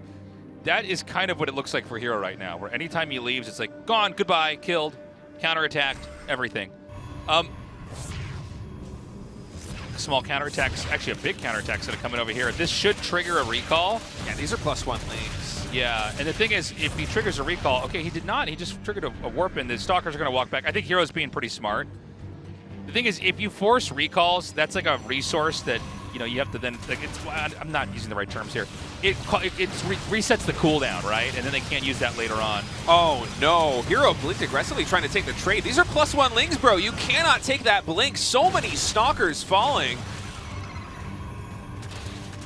That was a very expensive trade for Hero, and SHIN's going to try and get a cancel on this Nexus. Just not enough DPS to actually take it out. And behind it, a lot of Hydras underway. SHIN's going up to about 75 drones in total, and I think from there, you just pump the gas on Hydralisks and Lings, especially with a 5th hatchery already set up.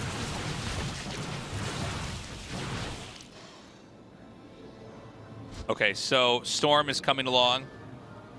Losing those Stalkers is pretty bad. Another nice snipe here by SHIN. He is continuing to just get these trades. He's going to come in here and hit this base. The Stalkers have to come around again. He's going to go for the Nexus, and the Stalkers, I think they can save this. Let me see. I think SHIN might. No, he's got it. Dude, okay, Hero at least gets a cancel. Late 4th base is brutal versus a 5-base Zerg. He's going up into Ling Hydra. This is crazy. Oh, be careful with these Oracles, Hero. Oh! Hydras get 1. We are so close to having SHIN be up 2-0 and be halfway to winning this. SHIN is just playing out of his mind so far today. He's now up to 82 drones. 5 drop overlords are warping in. So SHIN likely going to be going for some really big split aggression. I would imagine they either attacks the 3rd or the 4th base, whichever one is more lightly defended on Hero's side of the map. And then sections off a lot of units to drop into the main. As Hero's trying to get aggressive, I think you got to blink and recall here. Otherwise, all of these Stalkers are going to die. I mean, Hero's going to try and stutter step back, but these Lings, +1 melee, you will lose some Stalkers on the retreat. Unless, I guess, you have perfect micro like Hero does. Yeah. I got you on my face. Well, he's going to do a drop in the main. Now, this is only Hydras. I feel like you don't ever see only Hydras dropped here. But this is going to be really difficult to deal with because he's going to be hit from 2 different angles. Nice hit on the Archon, by the way. That's massive. Pops that one Baneling with the Storm. Here we go. Big drop into the main. This is where all the infrastructure is. He's going to go for the Forge first thing, and that's going to go down. These gateways are not going to be on. He's going to go for the Templar Archives next, by the way. Where is the army? Okay, so he's going to send this back. Can you pick this up? I was going to say, no, you can't do this against Stalkers. These are not medevacs. Meanwhile, he's hitting up here at the top left. Now, I think that Hero has pocketed a recall, right? Oh, no. Did he recall that other stuff in the main? He hasn't recalled yet, but I don't think he wants to recall into melee range of all these Banelings and things that are coming in. So Hero instead just going to take the loss of all of these workers, some static defense, and honestly, it's a pretty good hold for Hero, all things considered. He dealt with a drop in the main base very well. He was able to snipe down at least most of those Overlords with the Stalkers. Some of them full of Hydras. I don't know about the Hydra drop. Yeah, if it had Lings, I think it would have been much better. Well, it's also weird because you could see the Stalkers came in there and he's like, I don't know what to do. And he like picked them up and then the Stalkers just shoot it down. But regardless, you know, he could drop into the main again. We do have a mothership on the way. It's about to pop out. We got 5 base Zerg here. Creep spread, not fantastic. Yeah, he still has 3 drop overlords. And you're going to be trying to hunt those down. Yeah, he wants to try to basically intercept these. I mean, you know this is coming. Yeah, and they're full of Lings right now. This is going to be a great pickoff for Hero. Wow. Okay, so that absolutely got destroyed. I mean, that was perfectly done. Hero finds some good damage. Now the Templar Archives nearly complete again. Hero does have 600 gas banked. The Lings are going to come over here and hit this. He's going to make them into Archons. This tells me that Hero's likely going to push very soon. The fact that he's not keeping those as Templar, I think that Hero wants a little bit more meat in his army. Oh, I mean, I say that and he throws down 2 more Forges. Oh, I guess the Forges did get picked off in the main base, right? I believe Hero has +2 ground weapons right now. Yeah, he does have +2 ground weapons. So, oh my God, it can sort of fit through. Apparently, if you wiggle long enough, one can get through, and then you got to wait 3 seconds and another can get through. I mean, look, Shin's maxed out. He's going for, you know, the next phase, which is going to be the Banelings. When you get into a game like this, it's going to be Hydra Bane. You're going to try to just obliterate them and see if you can flatten the position. Both these sides have a hard time attacking each other. They're both very far away from each other. Again, without good creep spread. Even for Protoss, it's a long part of the map to traverse. And it seems like Hero wants to try to push. He does have a really healthy looking amount of supply. Hero also has a mothership somewhere on the map. It might be used defensively for recall here. Hero could just snipe the base in the bottom right and then retreat to a safe position, maybe with some stasis wards and recall out. Yeah, he's got the defensive recall here. He can only take out that battery and maybe a probe or 2. I don't know that you can take this fight. We have to see how the storms connect. Oh my God. Baneling's getting huge connections. Most of those Zealots very low on HP now, but I'm not sure Shin has very much more to reinforce with. He's actually going to attack over here and force a recall. Dude, he's going to get the mothership. That's going to be no recall that way. Yeah, got a recall with the Nexus now. It's a smaller AoE. This Nexus likely going to fall. So Hero going to recall now to the 3rd base most likely. Yep. Okay, so, you know, that's a trade. Ooh, man, got to watch out for those Psy Storms. He's going to back up. 20 probes were killed, by the way. The hatchery goes down. Hatchery falls, but I feel like it's much more impactful for Hero to lose a 4th base than for Shin to lose, what was that, like his 5th? No, this is fine. Okay, Bane's going to have a nice connection on a lot of those Zealots. Don't quite kill him off. Stalker's eating the Banelings as well. I think that this is a mistake for Hero to push. I think he's in a really awkward spot and he needs to have some offense, but I think that he's going to end up just feeding into this here. Shin is maxed out with Ling Hydra Bane. There's a lot of Storm available here for Hero. If he uses it to zone away the Hydras, it could be enough, but keep in mind, one Storm, it doesn't DPS Banelings fast enough. Oh Banelings my God, connect on the Templar. I am so unsure about this for Hero. This feels very unstable. The Hydras are going to hit over here at the third base. He's going to be able to, he doesn't actually kill that Archon, which is crazy to me. The Zealots are going to come back. Okay, he does get closure and kills the Archon. Hero's going to clean this up, but he is not in a good way right now. He's reset to 3 bases. In a moment, he will have a 4th expansion, but Hero just lost the most vital part of his army, which is the Templar count. It was at a very healthy number before, and now it's dwindled all the way down to 2. There's 2 Templar, 3 Tempest, and a couple of Archons. Those are the real power units right now for Hero. And Shin is sitting on maybe not the best army, but he's got a lot of bases. He has 80 drones in total. I feel like Shin is in a very favorable position. And the Zealots are going to come down here to the side.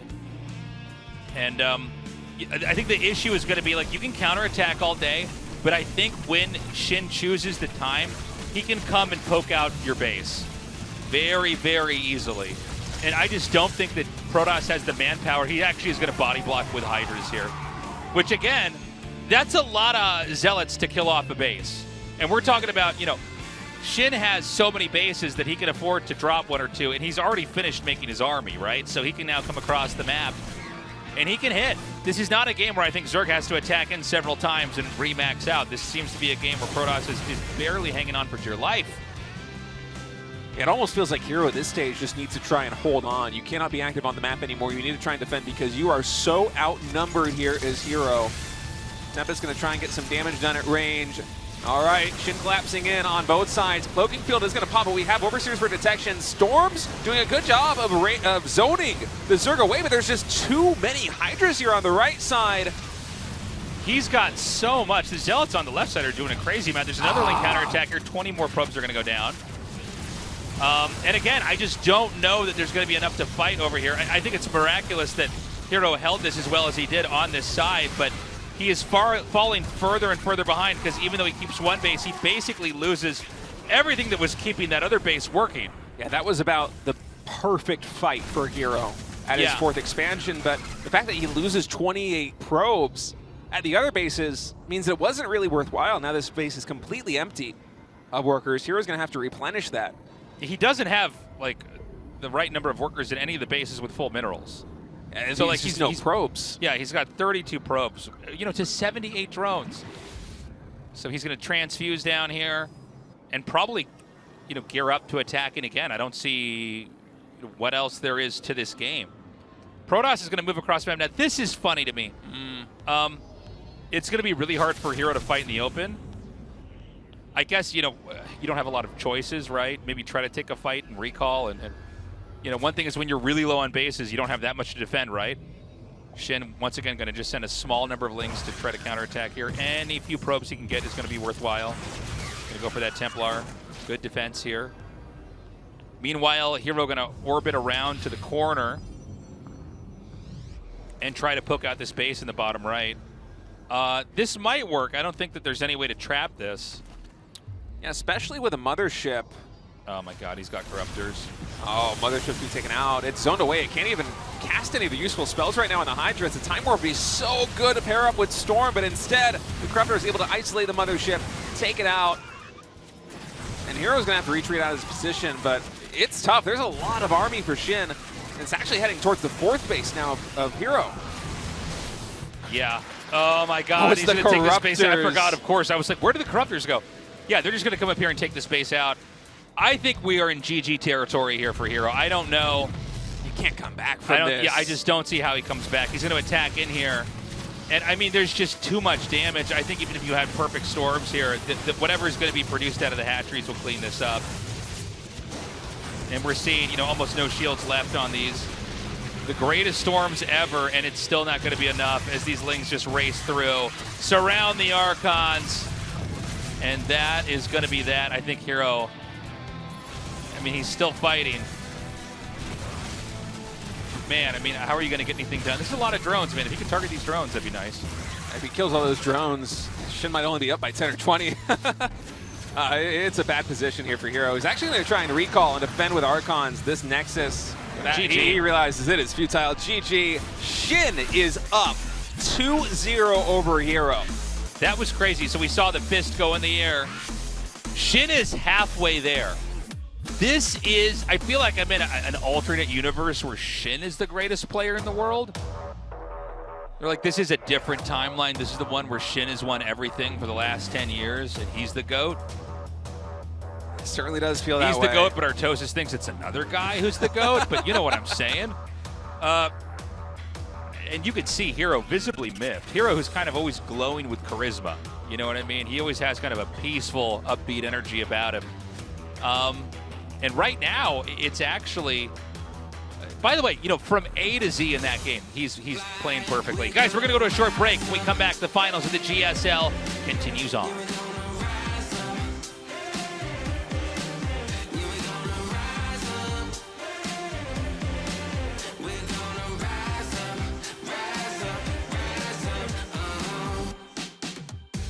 One thing about me, always gonna ride for you. Yeah, there's no I in team. There's no way I'ma let you lose. Even in my tax on E, gon' fight like it's still full. Don't tell me that you don't see. Cause if they pull, what we gon' do?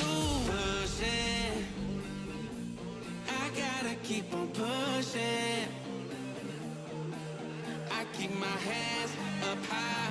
I'm looking to the sky. Ain't no more asking why. Get ready to fly. We're gonna rise up. Yeah, we're gonna rise up. Yeah, we're gonna rise up. We're gonna rise up, rise up, rise up. We're gonna rise up.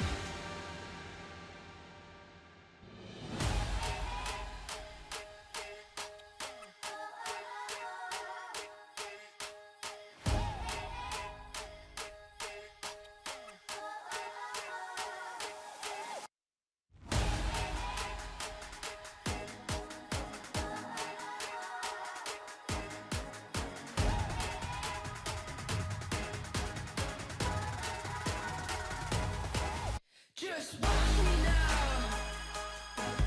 Hey.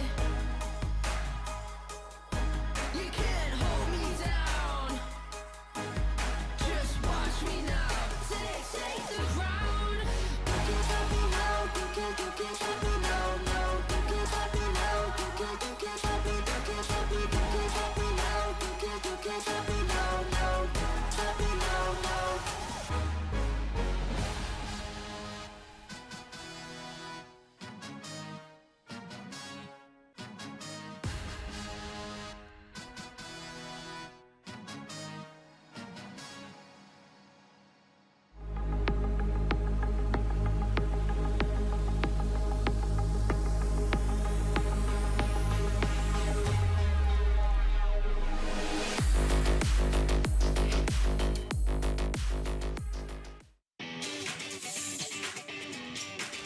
토스가 좀 한쪽에 몰려 있으니까 드림팀이라고 생각했어요. 이 경기 GG 수장만 1승 박한솔이 2킬을 하면서 김도우 선수가 큰 선수를 다 이기면서 점점 갈수록 이제 팀이 와야 되면서 저한테 범죄자라고 하더라고요.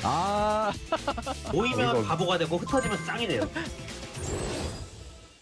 2번 다 상금 못 받은 사람 도훈이랑 준호밖에 없어? 한솔이? 키범이? 형 토스가 문제라니까? 토스는 다 밥값했어요. 김준호와 저는 세트다. 따면은 둘 다 따야 되고 못 따면 둘 다 못 따야 된다. 네.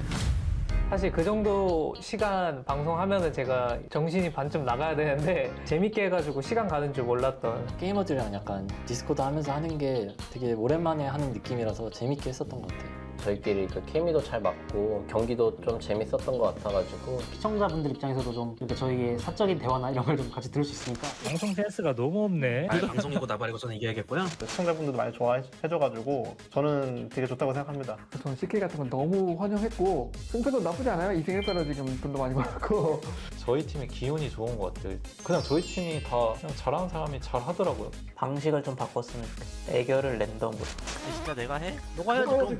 아니 이미 냈어 너로. 예? 사다리로 하면은 납득하면서 나가기 가능한데 등 떠밀려서 나가는 경향이 있어서. 프로리그 때 약간 부담감 있잖아요. 그 부담감이 다 느껴져서 힘들었었거든요.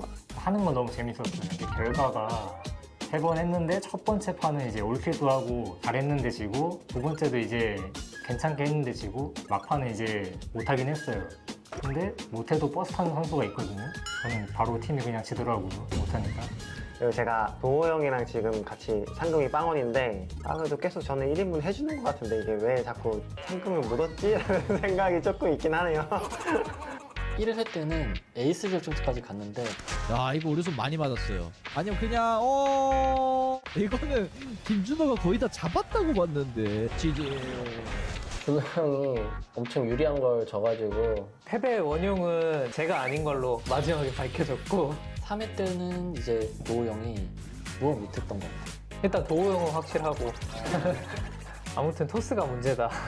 근데 저는 탈출했다. 딱 시작하기 전에 전패 2명 중씩 나눠져 있으니까 범인이 나올 거라고. 다행히 신임원 선수가 이제 캐리하면서 상대편 쪽에 범인이 나왔는데 아마 개인전에서는 한 번도 못 이겼을 거예요. 그래가지고 이건 나의 탓도 좀 있다고 생각했는데 시즌 3 때 갑자기 그때 뭔가 집중력이 좀 좋았던 것 같아요. 그래서 잘 돼가지고 이렇게 가겠는데 이거? 도우 형 같은 경우는 실제로 캐리도 많이 했고 이제 안타깝게 마지막에 가가지고 애결해서 진 경우가 좀 많잖아요. 근데 한솔이는 좀 노력을 하면 좋을 것 같아요. 제가 봤을 땐 둘 다 범인이고 도호 형은 자기 실력에 비해 너무 못했고 한솔이도 너무 못했던 것 같아요. 그래도 1회차부터 3회차까지 계속 2킬씩은 해주는 것 같은데 상대편에 계속 각성을 하더라고요, 누가. 원래 보통 아군일 때는 약한데 적으로 가면 세잖아요. 약간 그런 게 좀 느껴졌어요. 내가 우리 박한솔 선수 탓이 좀 큰 게 이게 팀원들이 다 같이 나가라고 뭔가 이유가 있어서 그런 거일 거 아니에요. 말을 꼭 안 듣고 자기 고집대로만 행동을 하더라고요. 아니 한솔이 못 이겨? 저거전 근데 난 하면 하는데 맵이 소리 가자. 그래서 오늘은 자신이 없네요. 나 예언자에 꺾였어. 그래서 같은 팀 안 된 게 좀 다행이긴 해요. 3주차까지. 아니 그때 어이없는 게 두 번째 차례 때 희범이 형을 잡으라고 내보내려고 했거든요. 저 아니면 도호 형이 맞다고 해가지고 다 졌는데 자기가 막바로 졌으면은 인정인데 자기만 이겼거든요. 안 들어가야겠다. 그 욕먹겠다. 그래서 그런 거예요. 그게 실력을 떠나서 너무 자아가 세가지고 자꾸 감독을 하려고 해요. 아니 아까 나갔으면 우리 다 달라졌는데 지금 뭐 하는 거야? 아니야. 그냥 버스나 타라 하고 이제 뽑았는데 자꾸 감독을 하니까 이게 팀이 무너지면서 다음번에는 이제 마이크 안 들으면서 하면 좀 괜찮지 않을까 싶네요. 제가 범인하겠습니다. 안 돼요 이거. 제가 범인하겠습니다. 다음에 뭐 팀이 어떻게 될지 모르겠는데 특히 0승 3패끼리 만나면 안 될 것 같고 근데 내가 되면 안 되긴 하는데 진짜 만나지 마요. GSL 스킬 좋아요. 자주 안 본 선수 많이 나오니까요. 캐스팅가 더 좋아요. 돈 조금 더 줘요.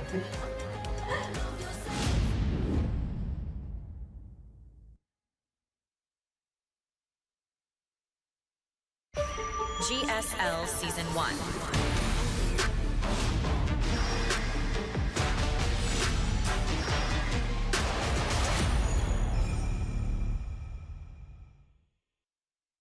GSL Season 1 Finals. It gets crazier and crazier, guys. I mean, first of all, we've got SHIN in the finals. SHIN beat Maru. Now he's 2-0 against Hero. I'm not saying SHIN's going to take it yet, but he's halfway there, State.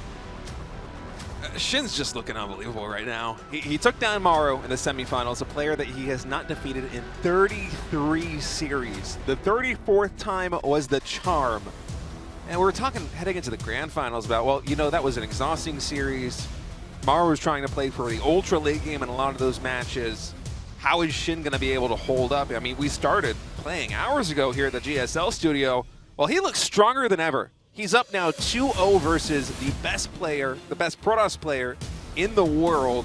And he's trying to continue to build up that momentum with another map win and make it 3-0. I'm hoping, for Hero's sake, that the few minutes break that we just had is going to give him some time to reset. Because Hero, for the first time I think ever, looked a little bit flustered to me on camera, and that is not what you usually see from a player like Hero. He's usually happy-go-lucky, rolls with the punches, but these have been some frustrating games for him. Yeah, no, it's been tough. Shin can just do this 2 more games. He will be, for the first time ever, a GSL champion. GSL Season 1.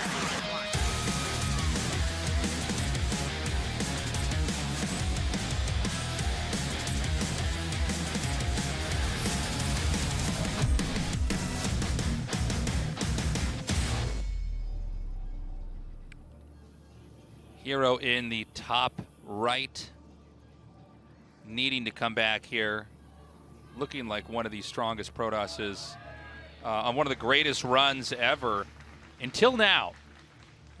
So we'll see if he can recover here. He has to basically start in this game because he's up against Shin. And Shin, who has been a staple player of the GSL, who is always... I mean, I can't even remember the first time I casted Shin. Obviously, he went by the ID Ragnarok back then. You know, he's been... See, he knows. We're all on the same page here. Go Ragnarok. So, you know, he was unable to win. Was unable to go all the way where his peers had already. You know, Shin was in a finals before and got smashed. It's about 4 years ago, losing to Maru. From Australia, welcome. It's a long flight. It's a long flight. Yeah, I mean, you know, he was one of the few players, well, not one of the few, one of the players that has not won a GSL, but he could do it right now. And what's crazy is, like, he just beat Maru. If he beats Hero, it's like, okay, he got out first in his group prior to this. I mean, it's clear that he is in some kind of a remarkable growth spurt of skill. The question is, can he kind of pull it together? Can he deliver in just 2 more games? I mean, the beauty of the situation right now for Shin is, besides just looking amazing in all of his games, right? Like, it's clearly not a fluke that he's winning these games. He's already halfway there, right? We have potentially 5 more games. He has to win 2 more of those to advance. That gives him a pretty wide margin right now. You know, when people think about best of 7s, best of 5s, you know, it is true that, yeah, you need, you know, let's say 3 wins to move on, or 4 wins if it's a best of 7. But a lot of times when someone wins that, they win because they kept a lead in that series. Reverse sweeps are rare. I mean, they do happen. They've happened in GSLs. Oh, pylon block. Super annoying. No adept to pair with this, so we'll get canceled. So... what I'm saying to my point earlier is that if he can actually get a 3rd win, that's almost impossible for even Hero to recover from. Like, you know, you don't want to rest on your laurels here. I don't think you need to get too experimental. But, man, if he can pull that out, it's going to be smooth sailing. I'm not saying he can't win if he doesn't win here, but, you know, if you're someone who's rooting for Hero, that's the ideal situation here. Hero's got to get something started soon. We're running out of runway here for Hero. And Shin, as you said, he only needs to win 2 of the next 5 maps, so he can afford to get a little bit funky with it if he wants to. He can go for some really aggressive builds. He can start to gamble a little bit because it's Hero who really has to survive the odds. And we don't know what Hero's going to do yet. I mean, getting an Oracle and an Adept early on, there's nothing revolutionary about this. This is basically you're kind of laying out the foundation to start to reveal what your build is, what your strategy is. Shin is going to be ready for a counterattack here. You got to be careful. You know, some players, like Hero, will be a little bit aggro, and that's when the double Adept Nexus at the 3rd can be punished if you have enough Lings and if the Adepts are not in a good position. For now, for Hero, it's just 1 Adept at third base, and I think once Shin sees these two Oracles heading into his main, that's going to be the cue for Shin to try and get some damage done here at the third, and he's going for the cancel right away. There actually is a second Adept as well. More Adepts warping in. I think there isn't enough damage here for Shin to take it out with these Adepts, is there? He's going for it right now, Tasteless. It's got 200 HP left. Yeah, that's a cancel. Okay, that's big. It looked like it was close, but he did go for the cancel. Oh, almost went for the baiting it out into the Spore.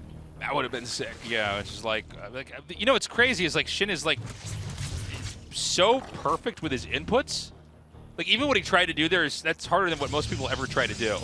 I don't know if I've ever actually seen a Stasis Ward get juked by a drone becoming a building before. Yeah, that would have been the first. Yeah, yeah. Crazy.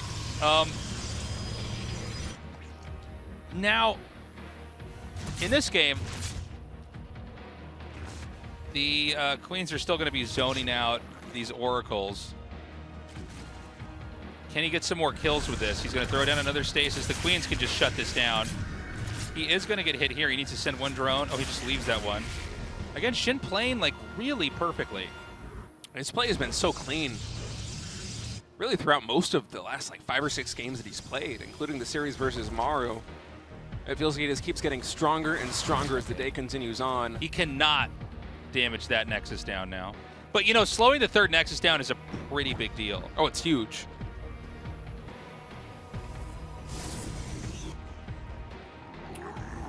Templar Archives done now for Hero, warping in. Quite a few Templar early. This is more than we usually see. It's a very fast Templar Archives, and I wonder if this is going to culminate. Oh, that's a huge Stasis Ward. Shin. Yeah, he really does kill the Oracle, but that sucks. Yeah, he thought he would take it down a little bit faster. Instead, it's quite a bit of economic damage being done.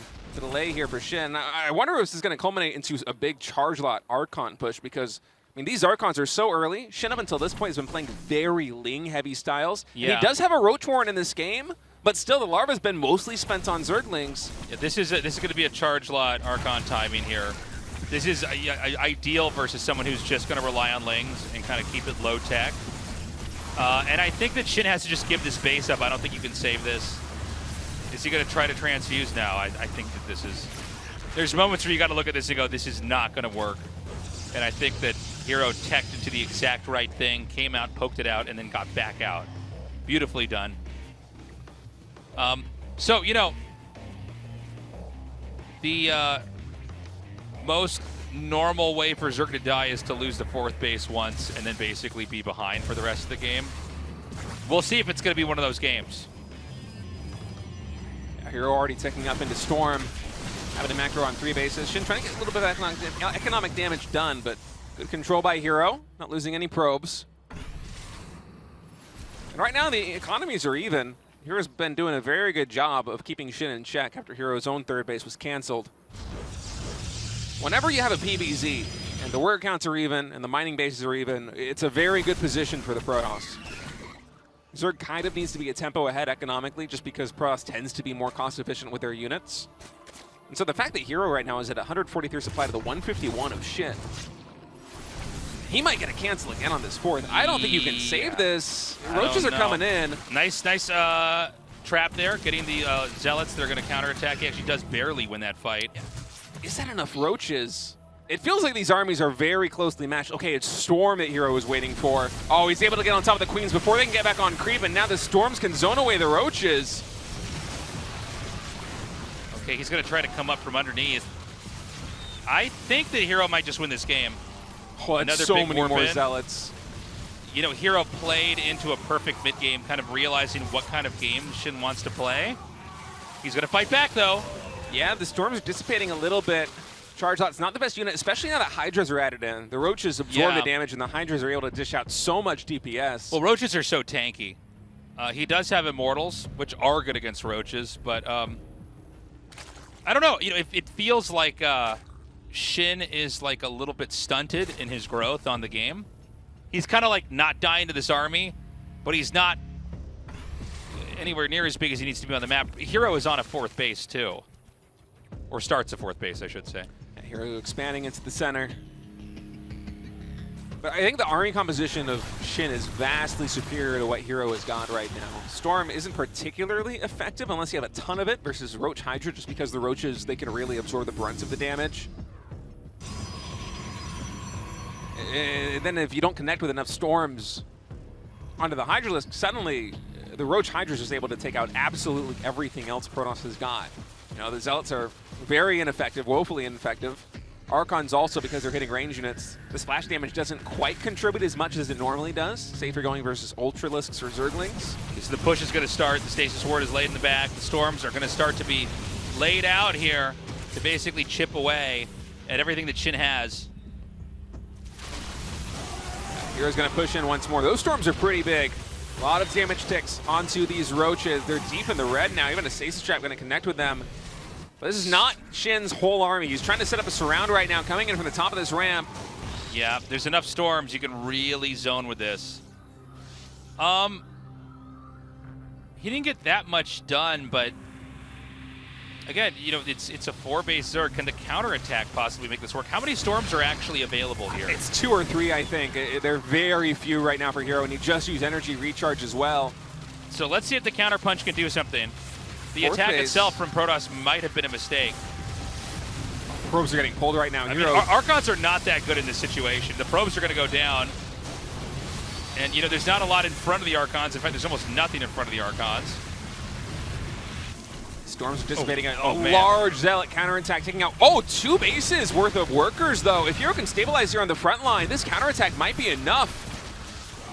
I mean, this is a crazy moment because they're both kind of economically in shambles. He takes the base out. The Zealots are doing so much damage. They're kind of shredding up everything that's coming out to try to defend.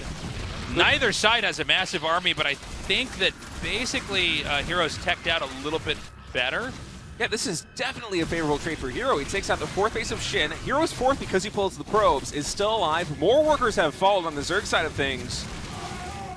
You know, we missed the shot of I was so focused in on SHIN's attack on the front line, we completely missed the shot of the Zealots getting the run by on the 3rd and the 4th base. And Hero's still finding damage. Even more drones now falling from that Vespene Geyser. 34 in total will go down, and that is how many that SHIN has left. So his work count has been halved. And the last 1 or 2 minutes, I think SHIN might have one more big push to try for, but this is basically it, Tasteless. Yeah, he has to make this work. The problem is there's just enough Storms. There's so many Immortals here. That's going to be a GG. 5 Immortals, I mean, the Roaches aren't going to do anything, like, at all. And that was, by the way, a great setup by Hero. You know, we could talk about that last part of that game, but that was really like just having the Archons coming out and just poking the base out. And from there, you know, SHIN is in free fall. It's one of the most basic ways that Zerg loses. They lose a 4th base, or it gets canceled or something. And you know, what SHIN's doing is he's staying, like you pointed out, State, on this kind of low tech, like I just got a lot of lings. My queens are kind of covering everything. I'm growing pretty steadily.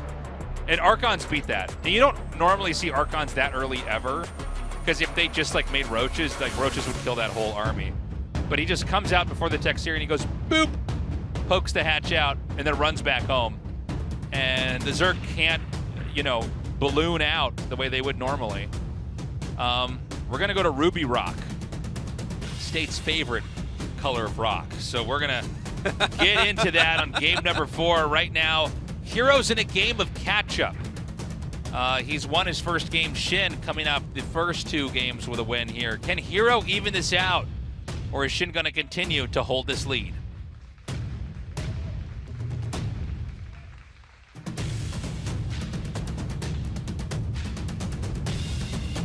GSL drums.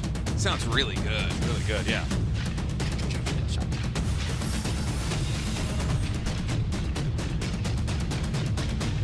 Ooh, all right. That was awesome. That was great. Hero in the bottom right here, guys. We're going to do this every time. So that's how the Greencasters are doing it. We're getting the cheers in for Hero, who did win that game. And I think, you know, that's Hero navigating a best of 7 very cleanly. SHIN here. The underdog, one of the big underdogs of GSL, is in the finals. He has not been in the finals in about 4 years. The last time he was in a finals, he died to Maru in one of the most one-sided GSL finals in the history of the 15-plus-year-old show. This time, he's already beaten Maru today. That's old news. Now he's here to try to beat Hero. He's in the lead. Hero's trying to even this out, catch up 2-2. That's a cute drawing. And he's even got like the little graduation cap on. Yeah. He will have graduated from GSL school if he wins here tonight. By the way, so what I was saying earlier, yeah, SHIN kind of got, basically, Hero was able to kind of look at what was going on and say, okay, I see how you're playing the mid game and it's very strong, but I'm going to come in here with a weird tech. I don't think Hero can do that a bunch more times. I don't think we're going to see double Archon Zealot pushes randomly that end the game anymore. So, each of these games, the players kind of try to layer on different styles to react and respond to, what is being solved from the game prior. It was a very smart adjustment based on the way that SHIN played in map number 1 and map number 2. And I would be surprised if we didn't see at least a safety Ro.4 a little bit earlier for SHIN for the remainder of this series. Because you cannot risk losing a 4th base the same way that you did in that game number 3. After that moment, it was really a game of catch-up for SHIN. And Hero was able to capitalize, convert the first victory of this series. Now looking to tie things up. 2-2 here in map number 4. Similar opening for Hero to the past couple of games. I think that coming out quite early here, as well as a Stargate. Likely for Oracle pressure again, although, honestly, the Oracles, they haven't been getting very much done over the course of this series. So we might have a shakeup with him going for a Void Ray, if not in this game, and one subsequent game after this. So honestly, in some of these matches, especially with SHIN going for kind of the constant aggression of Zerlings at the 3rd base of Hero, I wouldn't mind Hero just having a little bit more sustained damage that isn't energy-based that can also mop up the Overlords on the map. Yeah, I mean, the Void Rays, it sets up for a lot of different types of games you can have there. It is a real ambiguity maker because, yeah, you clear the Overlords, you're not going to die to, little Ling counterattacks. You can't really engage with the other player as much. But it's not going to happen, at least not yet. It's going to be an Oracle tech here. And this Overlord is going to slip through the natural and head down. I don't think the probes can actually see that, can they? I think they cannot. Right? It's just out of vision of the probes. Let's check. Well, the fact that Hero's not pulling the Stalker just tells me that he must be blind to this. No, he wants to trap that after his tech is scouted. So he's going to make the Nexus up here.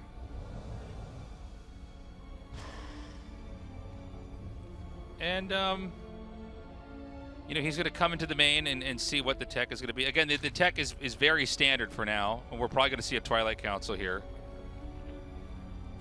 SHIN so far in this series, his defense of the Oracles has been near perfect. The only real hiccup of the defense I can remember was in the previous match where he was maybe one attack away from defusing a Stasis Ward that caught a ton of drones. Besides that, not a lot of workers have gone down. Hero's going to see if he can change those odds in his favor, but once more, no damage found by these Oracles. Not even a single drone getting taken out. Okay. Oracles pushed away. Forge, Twilight Council. Again, I think it's going to be Blink. It's going to be one of these games where we're going to see that tech up. We have the 4 Adepts coming up here, and he's going to try to pair this with the Oracles and see if he can get anything done. Got to be careful. Those Queens doing a lot of damage going right on top of those Oracles. The Adepts do actually complete over here to try to cover these Oracles. It's a nice move to pick up the creep tumors. Yeah, that was not bad. I mean, the Queens are here. They're going to repopulate it. And the Overlord is just now going to come through here, so he's going to see the Forge generally is a nod to, like, later game. I'm going to try to get upgrades here. He's actually going to take some of this out. They're getting started now for SHIN as he sets up to take a 4th base at the 12 o'clock position. Charge coming in first once more here for Hero, as well as the Templar Archives. Okay, I wonder if we might be running it back with Hero trying to find a timing attack at the 4th base. It's a pretty similar setup to what we saw I guess in the truth is, number 3. I guess SHIN's kind of playing the same way, right? He killed the Overlord and didn't tech into anything. So it's almost like this was scouted a little bit too early by SHIN. Oh, 2 Adepts actually able to sneak their way into the natural expansion. We'll get at least a little bit of drone damage. Okay, not bad. 5 drones is a lot. Especially against SHIN, who tends to play a more defensive style. He's not very greedy. You'll notice that in most of these games, like right now he's only at 65 drones to the 65 probes of Hero. He's playing low worker counts, and he's relying more on having a high Ling number and high Queen count It's actually deflecting the harassment. So he's keeping his drones alive even though he has fewer of them, and that's where he finds his edge. The fact that Hero is able to sneak in, catch a couple more drone kills is pretty significant right now for our Protoss player.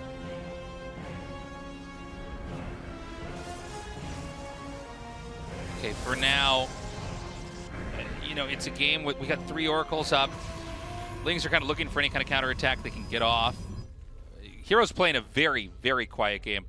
Quad Oracles coming up here. Queens are going to get obliterated if they're not all swarmed up together. Surprised those Oracles actually didn't isolate that Queen. Yeah, cancels the Hydras that we're going to hatch there. Doesn't want to reveal the tag. Also doesn't want to lose the Hydras. They'll just get sniped immediately. And Hero, by the way, not going for the same Templar, Archon, I should say, timing attack with the Charge Zealots. Instead, just banking Storms very early here. So, likely, I'm imagining, before the 4th base, we'll have a Fleet Beacon thrown down and a transition into Mothership. Hero's been loving the really fast Mothership play. He's going to go for a Phoenix. Huh. That's curious. That's interesting. Can he actually damage us down? He's going to try to come up. Now, he's going to lose the hatchery. Honestly, you could not have asked for a better engagement from the Protoss. He lost like 1 or 2 Zealots to kill a hatchery and then just run away. That's pretty good. That was perfectly executed. Now, I wonder what this Phoenix is going to do. Hero's been doing this a couple times with PVZs. I think it might have been an RSL game that I casted from Hero most recently, where he was adding in 1 Phoenix at kind of around the same timing. He might have actually made 2 in that game. So it's something that he's doing. I think it can't be a mistake. He seems so consistent about it. Well, maybe he wants to scout with it. Yeah, maybe he wants to just look around the map. There's a point where you want the Oracles for other stuff, and I guess after a certain point, you know, the 150 minerals and 100 gas, it's just worth having the information, right? Yeah. It's not that expensive once you're pushing 4 bases. You're not making hallucinated units. I don't know. Yeah, I assume it's just a scout. That's a cool addition. It makes sense, though. You know, sometimes this is like such a basic concept, but I think we're so used to thinking of Phoenixes that they have to pick stuff up and fight air units. That nice storm there on that. There's an attack up here at the 3rd, but he's going to have to back away there. Oh, going to target the Templars. Shit is so good. Already able to snipe 2 Templar and make it 3. That's a lot less storms right now for Hero. Keep in mind, most of the Templar that Hero's got have been around for a very long time, so they banked a ton of energy. These are fresh Templar coming in right now. I don't think they have enough energy for a storm. Is this an overextension here? He's going to come through, and it looks like he's getting split up. Oh my god, there's a big attack from the top, but they're eating so much damage from the storm. It's about the best fight that Hero could possibly hope for. I mean, like, SHIN has such high numbers, but dude, that was an engagement by Hero. Big overextension here by SHIN. I think, you know, it looked like there was the possibility of doing a lot of damage until there wasn't. Especially when they just ate that storm from the top. And, you know, that was a lot of high-value units for the Zerg. Protoss has not actually really... you know, lost anything of consequence, right? The Oracles are still here. Templars, some of them were sniped, but you could remake those. Archons are still around. SHIN's going to ramp back up to being maxed out. And SHIN hasn't retaken the 5th base yet. He's still sitting on 4 hatcheries. We don't have a hive transition coming in. There are no additional evolution chambers coming in either. SHIN is committing a lot to this attack, and the Oracles are really just pulling their weight. There isn't a high enough Hydralisk count to quickly deal with them. One of Oracle might fall, but the damage output of these Oracles is huge, and now there's storms connecting on Roaches and Hydras everywhere they go. SHIN, he's set up for a surround, but... dude, he has so much. He's going to keep going. Is there actually enough to keep chasing this down? And Templar, they're out of energy, have to turn into Archons now. Immortal reinforcing. I feel like Hero just has enough with the Zealots reinforcing. Dude, that was crazy. You know, I think that SHIN cannot lose a 5th base or a 4th base. He's basically... just getting slowed down by Hero, and then Hero runs back and basically holds off the huge timing attack here. I think SHIN needs to change what he's doing. I don't know what that is exactly. I don't know if it's going to be some kind of weird offensive hatch, some kind of cheese. You can see Hero kind of nodding, thinking, yeah, this is all kind of coming together. He's made the adjustments. He's recalibrated. He's caught back up. He's even now. This is effectively a best of 3. And SHIN, who had a monumental lead, right now, they're neck and neck. That lead has been eroded. Hero starting the comeback. Folks, we're going to take a break. When we come back, the GSL Finals will continue.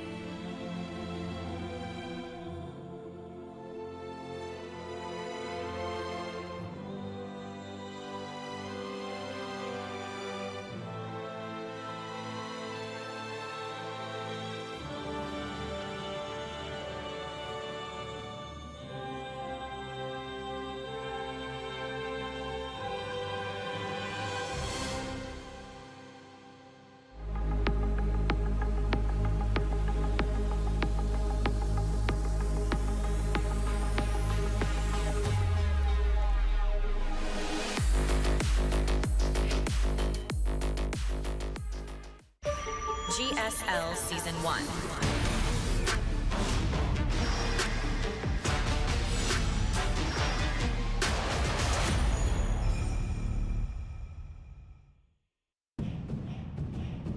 GSL Season 1 Finals. I like our voice for that. It's like GSL Season 1 Finals. Ew. Yeah, it is. Yeah. Yeah. It is giving that vibe a little bit, isn't it? StarCraft 2. Ew. No, I actually love the voice. The voice actor for the next season, man. That's perfect. It's on point. Guys, welcome back, everybody. We are ready to go on with the finals. It's tied up 2-2. SHIN won the first two, Hero won the next. And I don't know how this is going to pan out. I don't think anybody does. SHIN seemed to have approached this in such a way where, first of all, he was like winning these skirmishes that you never see in pro games. I mean, like catching lots of workers, killing adepts. It was kind of crazy. But what Hero's done is he's readjusted to basically do these mid-game pokes that kind of destabilize the Zerg, and then the Zerg is kind of forced to try to like counter all in, and he just sort of holds it. So we need to see if SHIN can secure the 4th and 5th hatch and continue to balloon out, or if he needs to cheese, something else like that. But right now, Hero seems to be very much in control here. Let's go now into game number 5. Season 1.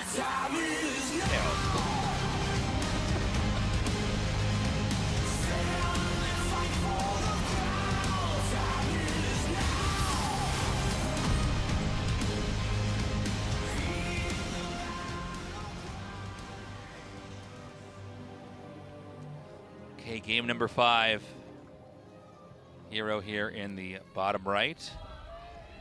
Now tying the series up. And SHIN here to win his first GSL. You know, players like this, they get here so rarely, you don't know if they're ever going to get here again. And you know, I hope I'm wrong about that, by the way. I hope he's in several more finals. But, you know, it's so hard to get this deep with how fierce the competition in GSL is that when you see, you know, someone like SHIN get this far. And by the way, I mean, beating Maru is insane to get here. And you know that Maru's going to go back and improve. I mean, that's the beauty of, you know, Star Leagues like this one, is that everybody is improving, everybody's getting better, everybody's getting stronger and learning the game more. And so each season we see an improved iteration of each of the players. But that's hard to be on top of, right? When you got all these guys doing this full time. And SHIN was always in the background of a lot of these players. Even when he got to the finals before, I mean, it was so one-sided, in some ways tragic. The fact that he's here now and he's gotten here beating the player that managed to deny him that glory before is incredible. And we know that he can beat Hero. Hero has already bled twice in the series. The question is going to be, can he win those next 2 games out of the 3 possible ones we're going to have? I feel like some adjustments might need to be made by SHIN. In particular, the last 2 games, looking back at them, the Roach Hydra compositions just haven't really been working, where he goes with the style where he's effectively headbutting into the Protoss and trying to sweep Hero off of his feet. Hero's done a very good job of parrying those pushes, those timing attacks with Roach Hydra in very different ways. Such to the point that I feel like almost no matter what the setup is of Hero, he will be able to deal with it if SHIN goes for it again here in game number 5. And so I'm hoping that we have a little bit of a mix-up in terms of long-term game planning for SHIN. I don't think he can rely on having the same incredible early game that he did in game 1 and game 2, although he's likely going to pick up at least 1 probe. Yeah, you know, it's I guess no one's ever relying on just winning all these kind of insane engagements early on. But yeah, I think he can't kind of stay the course with the tech, right? He can't just stay Ling heavy and play defense and then die to, you know, whether it's like a Zealot Oracle poke. I mean, it was a 4 Oracle Zealot poke earlier, which is, you know, kind of novel, right? Or the double Archon push mid-game. Basically, he's getting hit right before he gets to the point where he's really getting big. He's really getting Zergy. By the way, Void Ray coming out here. So something that you were talking about, State, that we had never quite gotten to. We're finally going to see here in Game 5. Yeah, I think it's a good adjustment from Hero. The Oracles, they just haven't really been getting damage done. Even in game number 4, I feel like there wasn't too much damage done with the Oracles in the early game specifically. Of course, they absolutely pulled their weight as the game continued on. And actually, hold the phone, Taze. We have a second Void Ray getting started. Now, one is brilliant. You're able to pick off a lot of Overlords. Hero's already rallied. With the Adept, he identified where the vulnerable Overlords, God, that's a tongue twister. The vulnerable Overlords are. One is here in front of the 3rd base. There's another one to the southwest of this. And then, of course, there is the Overlord on Hero's side of the map. But the fact that he's adding in a second one is very peculiar. You almost never see it. I think he wants to recall this one once it gets through here in Scouts, maybe? I'm not sure. He has 2. He is making an Oracle now. Yeah, I think he's looking for this Overlord, perhaps imagining that SHIN's already been trying to run away with it, but still sitting on the little pillar. Twilight and Forge before a 3rd base. Is he going to do a 2-base push? Huh. Maybe trying to hit a little bit earlier than even when he hit before. I can't believe he hasn't gotten this Overlord here. He's going to have the 2 Void Rays meet up. I'm really intrigued by what I'm seeing here. Is this all leading up to him taking down 1 Vespian Geyser? Okay, so let's think hard here. You take out the Vespian Geyser and you're going to force him to go on the Lings again for a while. I mean, maybe you pair that with +1 in charge, but I feel like taking down just 1 Vespian Geyser is not enough. It will be Blink, in fact, from Hero, as he's now taking 3rd base. I do want to point out this will be the first time we've ever talked about a timing attack on a Geyser, ever. I mean, I guess take what you can get, but it's just odd that you would go for the 2 Void Rays, and Hero, ooh, bit of a mistake allowing that Shade to finish. Yeah, this just backfired badly by Hero, because whatever he had planned didn't work. And the Oracle fell as well, somewhere off screen. So oh God, I didn't even notice that. Not going Hero's way, and 2 Void Rays do not have the firepower to actually take down these Lings, I think. The force fields might be enough to minimize the surface area, but again, it's a cancel. I think he messed up the force field that didn't actually push the Lings off. Yeah, I think it was misplaced. So this is pretty bad for Hero. Hero's restarted the Nexus. The problem is losing the Adepts was like the real problem, because that led to the Nexus going down. Yeah, the Adepts and the Oracle too. Yeah. Kind of a role reversal here, where now Hero's not quite able to set up what he wants to set up. You know, when you see really weird text like this, usually it's like the weird combination of units can kind of perfectly stop what is otherwise normal play. You know, anybody who's a little bit too autopiloted in the game.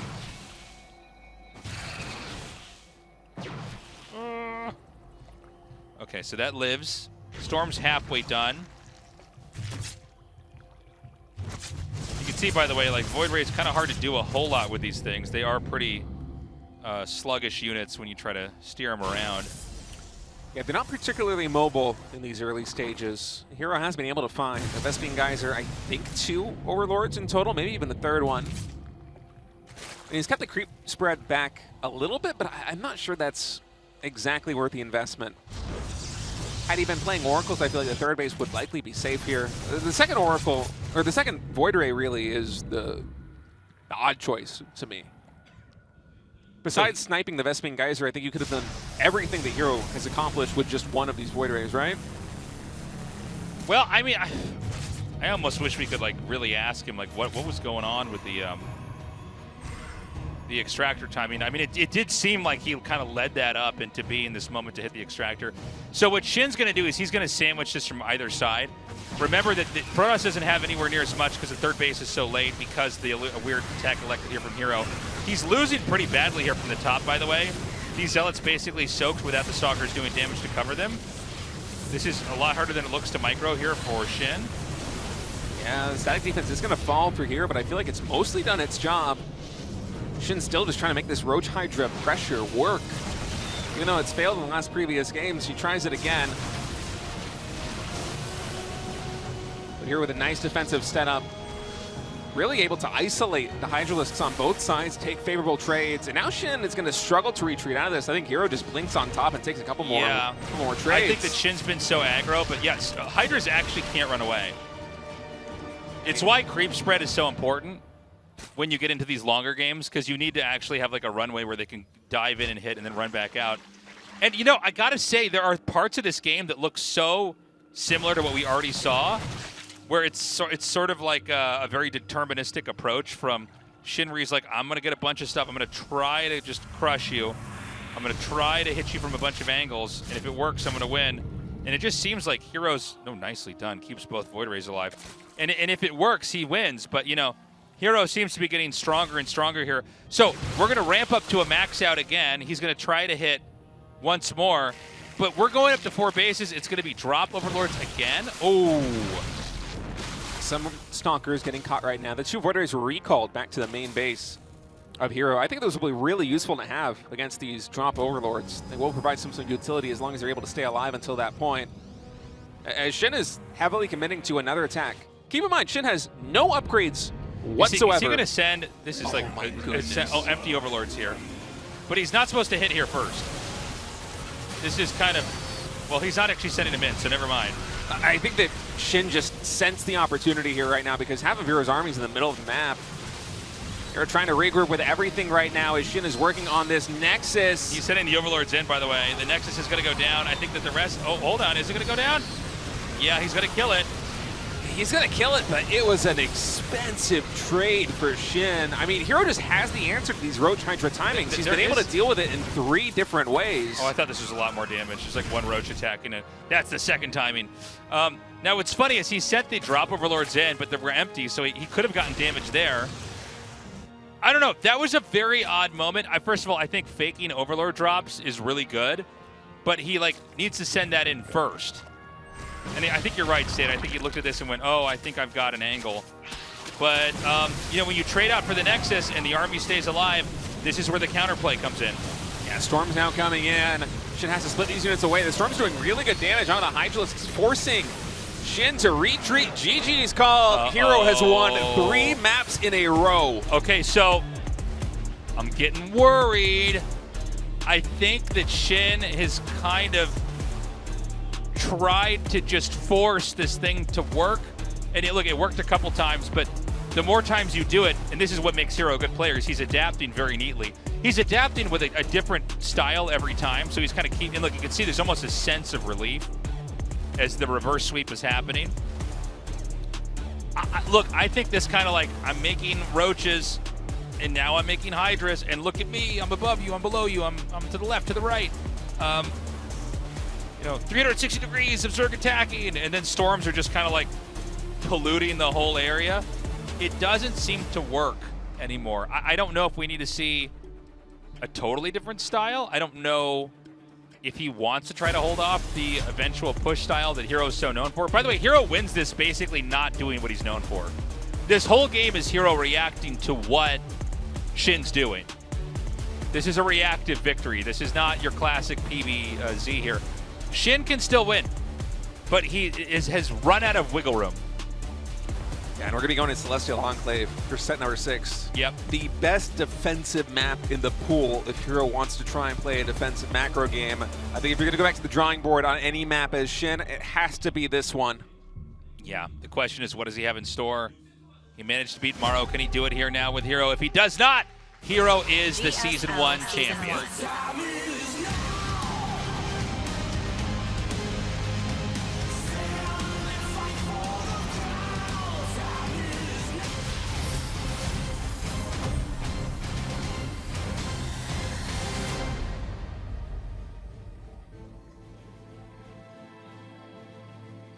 Okay, Hero here in the bottom left. By the way, looking so much more relaxed. I guess he looks very determined now, but like after that last game he won, you could see he was kind of like, all right, okay, I've got my finger on this one. Shin here, certainly putting up a better fight than the finals he was in 4 years ago. Certainly overcoming, oh God. Okay, first drone block. And he did not start the other hatchery yet. Oh, I'm sorry. He did the interior. I thought he was going to send that other drone down there and do that. Is Shin going for the 3-hatch before pool block again? Because I can't remember if it was Shin or somebody else who did this versus Hero recently in the RSL, but Hero went for 2 Zealots, 4 Adepts, a Stargate, and an Oracle. It's triple hatch. And just demolished this build. It was a destruction.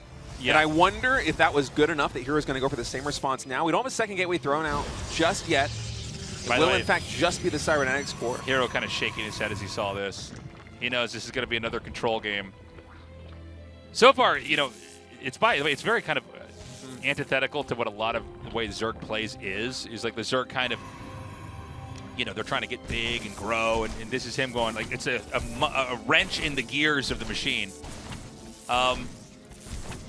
Yeah, I'm not sure if it was him or not in RSL. I'm casting too many tournaments right now. I think it might have been. I'm doing the caster triathlon here. I think it was him actually that did this. So let's see what he wants to do. So this forces 2 Zealots. This will finish, and then it spreads creep all over the place over here. Yeah, I think that Hero will likely expand to the pocket expansion with this one, but yeah, the we'll see. Maybe there is enough damage output from. Okay, no. I was gonna say maybe there's enough damage output from the Zealots that he'll just take this base once it is cleaned up. But Hero instead prioritizing speed with that Nexus timing. Gonna throw it down in the pocket. It was a cancel there. And yeah, you're right. That forces the Nexus somewhere else. I don't understand this build, honestly, that well. He's going to go over here and take the gas, which is also hilarious because there's only 1 gas over there. It's a bit of a nuisance right now for Hero, and I wouldn't be surprised if Hero just quickly threw down a 3rd Nexus behind this.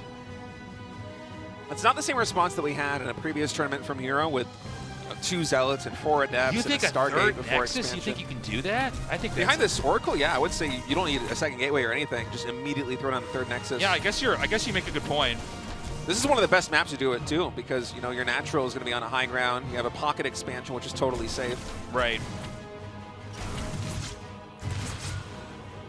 I would love to see just an Oracle and then immediately a 3rd Nexus thrown down. Well, Hero's getting quite a bit of damage done with just 1 gateway worth of units. There is an Adept about to finish up, so it's not the end of the world that this pylon's going to get sniped at Hero's natural expansion. In fact, I think the damage that he is doing in Shin's base is more than worth potentially losing this pylon. Shin was not anticipating this much gateway production out of Hero. I think Shin had no idea he could be contested like this. By the way, losing the Queen is a disaster. Yeah, I mean, the pylon only lost shields. It is annoying not having the extra gas, because there's a very, very limited way you can play the game from here without having the second resource. Oracle coming just in the nick of time to provide some assistance here. It's the trade a little bit more palatable right now. Okay, well, he cleaned this up. Kills the Adept off.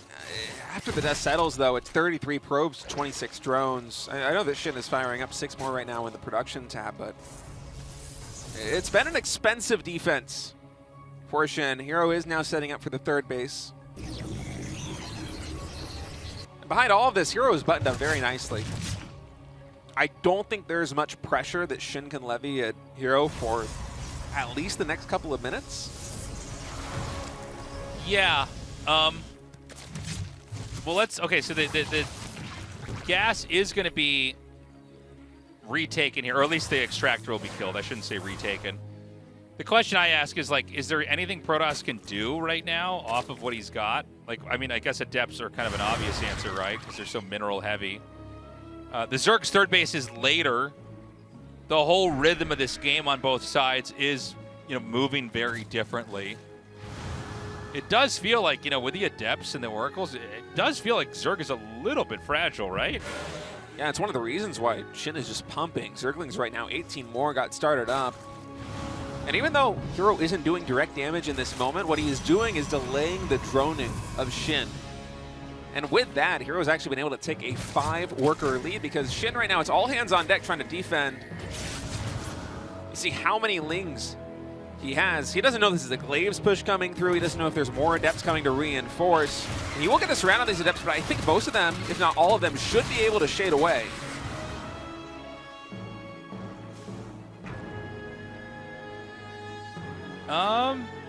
Okay, so I don't know. This is such a funny looking game. 4th base comes down. Melee is being upgraded, so if you got to be really careful with Stalkers and Adepts when you're on, you know, the ground moving around here, because those Lynx rounds are going to be nasty. It is Shin kind of leaning into that like low tech kind of map control style. But, you know, this was, all things considered, the 3rd base got up pretty fast, despite this kind of slowed down play. I do feel like you're looking at basically 2 players on 3 bases, the way this panned out. And the Zerg's 4th base doesn't seem to be, like, that much faster. Do you know what I'm saying? It doesn't feel like things are developing, like, way quicker for Zerg because of the opening that Shin did. No, it's actually the opposite. It feels like Hero has been a pace ahead in terms of economic development than Shin. Yeah, like, I'm really learning a lot from watching how Hero handled this, because these are all designed to slow the Protoss down and kind of make the build order uncomfortable, and you're not doing your main line openings. And Hero is once more pushing out with these Adepts. This is, again, not with Glaives. Shin doesn't know that, and so he's pumping so many Zerglings. Yeah, this is a big fake. And once more, the worker count is significantly higher for Hero than Shin at this stage in the game. Shin is playing these very low tech army styles, which is fine, but the fact that he's doing it behind what is also a low drone count is highly concerning to me, because Hero's already shown over the course of the series that he's happy to be the player to react to the opponent, to play defensively, even though that isn't normally Hero's forte. He's been much more defensive over the course of this series, and he's leaning back into that style right now, and it's 61 probes to 54 drones. Yeah, I mean, the economy is better for Hero. It's undeniable. Lynx come back around. They are going to try to deny this Nexus, which they can't do that either. So we're going to see 4 base okay, I'm going to say this right now. This game feels like it's leading up to the same problems that all the games that Shin lost were. And I hope I'm wrong for Shin's sake. But right now, this does feel like his economy's not big enough. That can only mean he can attack. He is droning, by the way, so he's not going to attack in right away. 65 workers to 67 as these drones hatch. Oh, kill him. Oh, low on energy. Yeah, not enough. Yeah, the army composition that Shin is building up towards doesn't seem very promising versus what Hero has got. So we're going to have +2 ground weapons in charge. I'm not sure if there's a Templar Archives done. Oh, there is, of course. There's Templar Head on the map already. Do we have Storm, though? Because if there is Storm, it's a pure Zergling army for Shin right now. He does not yet have Hydralisks onto the board. Shin, by the way, is going for an attack at the wall of Hero's natural, and Hero just threw down a pylon, so he knows this is coming. That's going to force Shin to disengage. And now Hero is pushing right at the junction between all these bases, and Storms are going to be huge here. It feels like each of these armies is hitting separately, and Hero's able to shut down each one perfectly. A Blinken is going to take the Queens out. The Banes are going to come in here to the side. Oh, the Bailey connections are huge! I don't know. I mean, Protoss still has a lot. Had that Bane connection not happened, I think that we would have seen the end of this game. I absolutely agree with you. Yeah, Shin needed those Banelings. If he didn't get them, this series is over. Instead, he gets a second life. I mean, it's a miracle for Shin.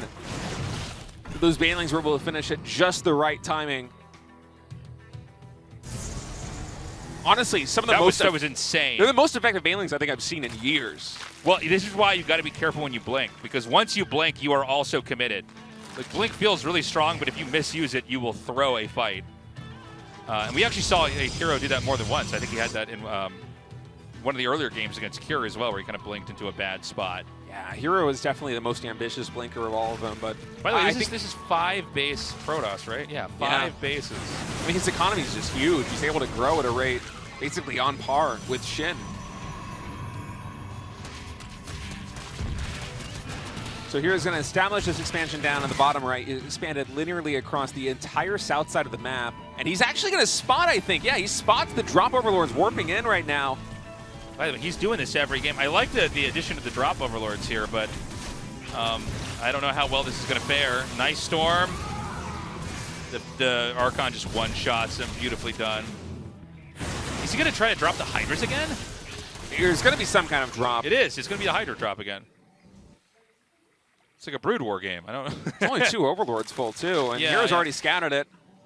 There's 3 Stalkers right now waiting. 2 Photon Cannons, also the natural expansion. So Hero certainly is expected something like this maneuver for a very long time. He's going to be well prepared. And Shin is smartly going to wait until there's some more pressure elsewhere on the map before launching these Hydralisks into the natural expansion, not knowing that Hero's already prepared. And Shin's army is very glass cannon. There is not a lot of HP with this. Every single one of these units is going to get vaporized by storms. So you got to be so careful right now from Shin. I think for Shin to take a favorable engagement, he needs to get speed Banelings to connect with the Templar from multiple angles. It's the only way you're going to take a successful fight, and that might be what he's doing right now. Okay, this is an insane angle. Can he make this work? The Lings are going to come down here. The Banes can connect down into where the Templars are. Oh my god. That was massive. That was a lot of the key units that need to be protected. That wasn't the Chaff. It wasn't the Zealots. It wasn't even some of the Stalkers. That was the Templars. And now Shin is going to tear open this position right in the heart, right where the infrastructure is. All the vital organs are right here. And now it's a maze. It's a gauntlet the Protoss army has to move through that he also has to defend at the same time. Hydra's above the expansion. Archon's being targeted. Oh man, Shin is so close to breaking through and knocking Hero out of this game. Hero's going for a big counterattack though on Shin's side of the map. The drone's even getting pulled. Most of the gateways are now offline. Shin has been able to take out their production infrastructure here of Hero. 13 workers falling on each side. Hero will eventually clean up this attack in the main base. I think this game is going to stabilize. Yeah, I think this game will not end. No one can kill each other. No one's going to die. But what a moment for Shin. We're saying that he needs to come in from multiple angles there with the Banelings to have a chance against the army of Hero, and boy, did he do that perfectly. The army's reset for both players. The Templar count back down to 0. Hero has to start from scratch. with AoE damage once more. Already warped in 5 more Templar. And the game's going to continue on. Yeah, I mean, this is kind of crazy. The supplies are very low. The armies are very small. I think there's more opportunities now for Shin, just because Protoss... Well, hold on a second. Is he going to try to hit the space down here? I mean, this would be a great thing to just connect into. There you go. The Zealot's not looking so strong anymore. The Bane can come down here and try to hit that Templar. Okay, this is shut down ultimately. But yeah, I think Shin's going to try to come in again. Now, the problem is Protoss has a lot of bases, and they're even on bases, which is, like, from the Zerg's perspective, very bad. Zerg should be bigger. You get a game going on long enough, you can kind of let the Protoss catch up a little bit, but, like, this is... the only thing that I think Shin can do is take advantage of the fact that it's a long expansion setup from left to right on the bottom. So drops can be good, attacks in the middle with attacks on the far bottom right. Yeah, it's a long expansion setup, and also there's a lot of openings now in Hero's base with the rocks destroyed in front of his natural expansion. Yeah, there's a lot of points of entry. He's going to drop over here. Hydras and Lings, I think there's enough static defenses just cannot Look at that, work. it just shuts it down. That's so funny. I wouldn't even mind if Hero were to throw down more static defense in like the main base and the natural expansion. Just because Shin has been playing such a counterattack heavy style, if Hero can neutralize that, it'd go a long way. Oh man, Hero's everywhere right now. Shin has to separate his armies. This is going to be Shin's moment. Shin has to either do insane counterattack damage and hold this off, or possibly lose. The surround is getting insane. Oh, Shin coming in on 2 sides, decides just to sacrifice the expansion of the top left and focus his forces on cleaning up the army of Hero. But is it a worthy sacrifice? Because now that army is hitting another expansion. 17 drones in total have fallen. Preemptive storms, anticipating the movements of those Banelings. And Shin economically now is in dire straits. 48 workers in total, -1 base. Yeah, I mean, I think it's been a fascinating back and forth. But if you look at who's got bases, Hero is winning this. Even if this army's killed off, Hero can probably remake this in time. Look at this. He's already got kind of the right comp coming right back into the push. The income for Shin is just broken. Yeah. He's in a spiral that he cannot find an easy way out of, because if he stops producing military, he dies to the attacks of Hero. But if he only produces military to defend, well, Hero's going to outscale him economically. It's a do-or-die situation, and there's no good options. He's running a broken machine that can't print out the right results that he needs here. This is big. He takes out a Immortal. You know, Shin has to be aggressive right now, by the way. Like, State is 100% correct. You can't just be like, I'm going to defend now and make bases. It's like the game's in too much of a weird spot. The Banelings, he keeps getting these connections, by the way, that are godlike, but it doesn't matter. GG. Hero wins that 4-2. The reverse sweep has happened. He is your Season 1 GSL 2026 champion. And what a victory by Hero. Take a moment to celebrate. It was hard fought. 3-1 win over Cure. Then dropped the first 2 maps versus Shin. And in the end, a reverse sweep, able to close it out with 4 straight wins. Best Protoss in the world has another title under his belt. Yeah, I mean, that was a fantastic finals. By the way, I think Shin can be happy with these results. I think he put up a much better fight. He looks to be a stronger player, but this is Hero's moment right now. Hero, the crowd going wild over this. The jump scare, confetti cannons. Even getting my heart up for a second there, and I've been here for a long time. We're getting the trophy kiss. He's so good at kissing these trophies. Oh, well, lips on there. All right, well. Hero, known germaphobe. No germs, yep. A lot of hands touch that trophy. So we're going to go to the interview now. All hail the champion of 2026 GSL Season 1, Hero.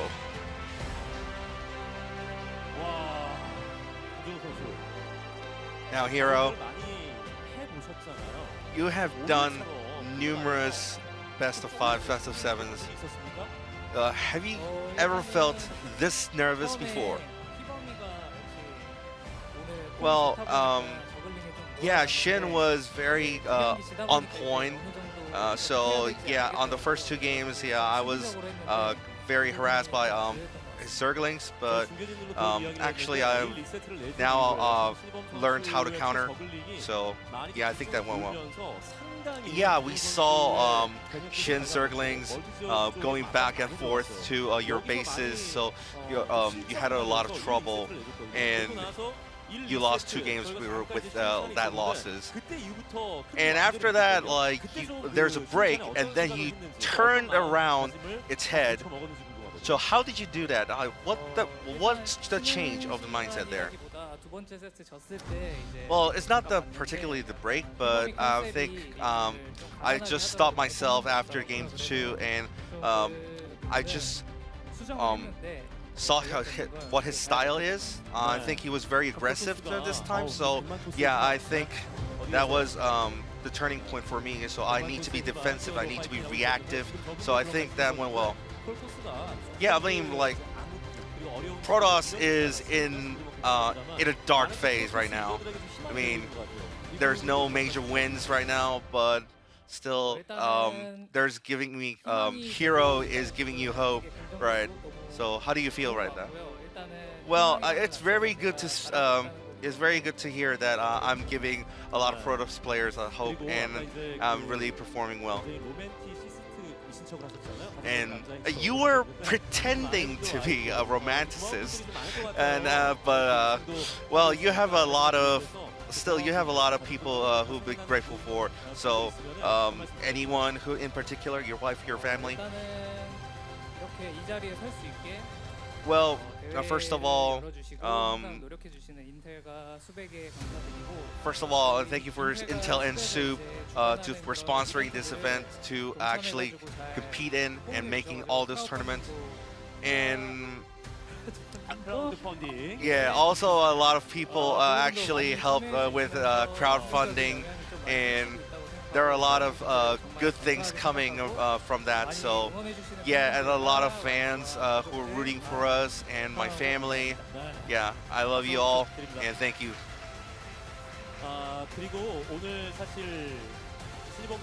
Now today, SHIN said he would congratulate you even if you lose.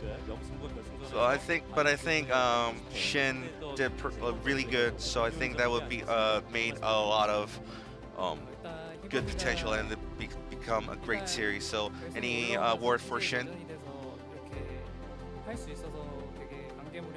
Yeah, I was very glad that I would compete with former teammate CJ Yentis. Yeah, I mean, SHIN has been a really great player, and he performed really well. So next season, I'm really anticipating him to perform better as well. Now we're gonna now we're gonna have runner-up SHIN here. Yeah, I need to be in the middle, but they were having a really great moment, so I just go with it here. And SHIN showed a really bright performance and really great play. So yeah, we were all saying that you were on edge. So in like first 2 games, I think you're going to do it. So how did you feel about that? Well, yeah, I did really feel that today's the day, but it didn't really went well. So yeah, I'm really feeling bad about that. So what did you think went wrong? I think except for game 3, I thought I can win, because I think I was too rushing myself. So I think I let go a lot of games that I could bring to myself. And but you still said that you will congratulate your teammate even if you lose, right? Yeah, of course. But still, I mean, yeah, I mean, I did a lot of preparations myself, but he also deserves to win, because he also did really great preparations, and he did a really good, really well, and he was putting himself in a lot of himself in. So yeah, I think he deserves it. Deserves credit. And any words for all for fans and any grateful people? So any shout-outs? Well, I can't say anyone in particular because there are so many of them that I'm grateful for, and I'm really grateful for fans. And since EWC is gone, we were in a really rock and a hard place. But all the fans are actually supporting us, watching us play and compete. So I think that is why we're still competing here. So even though it's a bummer that I didn't win, but still we all have next season, and we have a half of a year yet. So yeah, I'm gonna do my best rest of the year. Yeah, it is inevitable that there's going to be a winner and loser, but there's a lot of gratitude, and it's all the same for people. That gratitude for the fans and the will for compete is there. Yeah, now we're going to be the award show. Now let's present the awardee.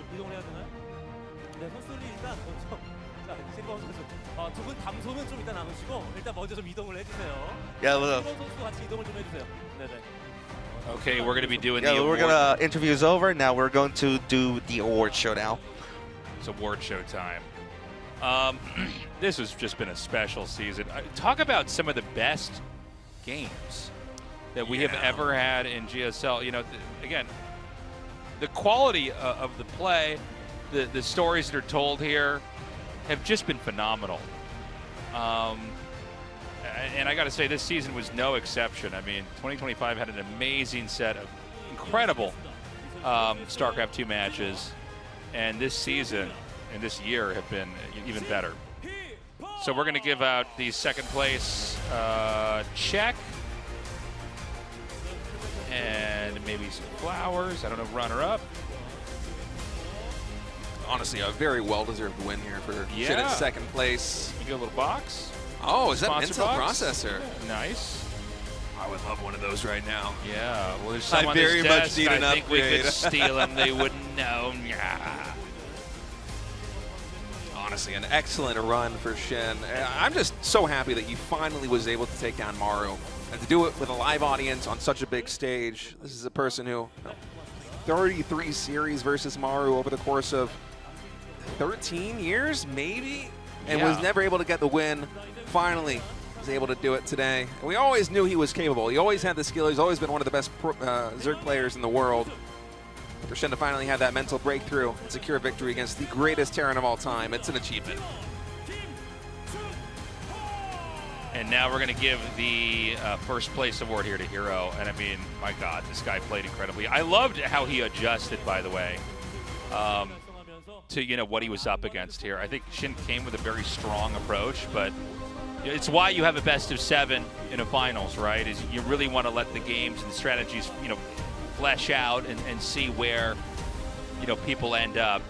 And, Hero, he went down and he bounced all the way back. And it was really impressive. So he's going to get a GSL pin and a giant cardboard championship thing. They used to make those look like checks, but nobody uses checks anymore. There's a period where you go, can I just cash this big check at the bank? But now, now they did make it like a big, it's like PayPal money showing up. There's a notification like that. This is in your bank. It's like the pop-up on your phone. Yeah, exactly. It says this has been deposited in your bank account. It's just a giant phone notification. That's where we're headed. Yeah. Terrific season of the GSL. Honestly, one of the best offline finals of the GSL in recent memory. This was a really special offline finals. I mean, all the games were great. We got that golden ratio again where we got one player of each race. We got to see SHIN beat Maru, which is insane. We don't have the static hierarchy where it's like this guy's always here, then it's this guy behind him, and then, the player after that. We had a crazy upset, so we're really seeing, the whole dynamic of who's on top change, which has just been incredible. And then the games themselves, the strategies, the meta, I don't know, man. It's a good time to be a StarCraft fan. Yeah, the players just keep getting better. The games keep getting better. It's a wonderful place to be right now in StarCraft 2. And, you know, just a couple of days, I think GSL Season 2 is going to be starting up here in 2026. So you're not going to be missing too much action for long We're going to be either. back here in like 3 days or 2 days or something. This is one of the golden months for StarCraft 2 in history. I mean, there's so much StarCraft going on. RSL still happening on the weekends. ASL Finals is around the corner as well. So anyways, guys, for Season 1, thank you for watching us. We'll see you in just a few days for Season 2. Bye-bye.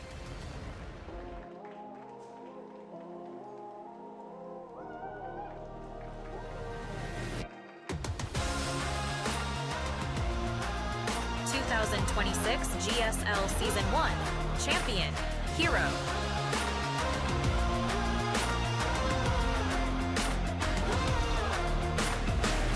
I'm anxiously waiting, but I jump into the danger. My patience is fading, as these days are ever changing. Nobody's safe.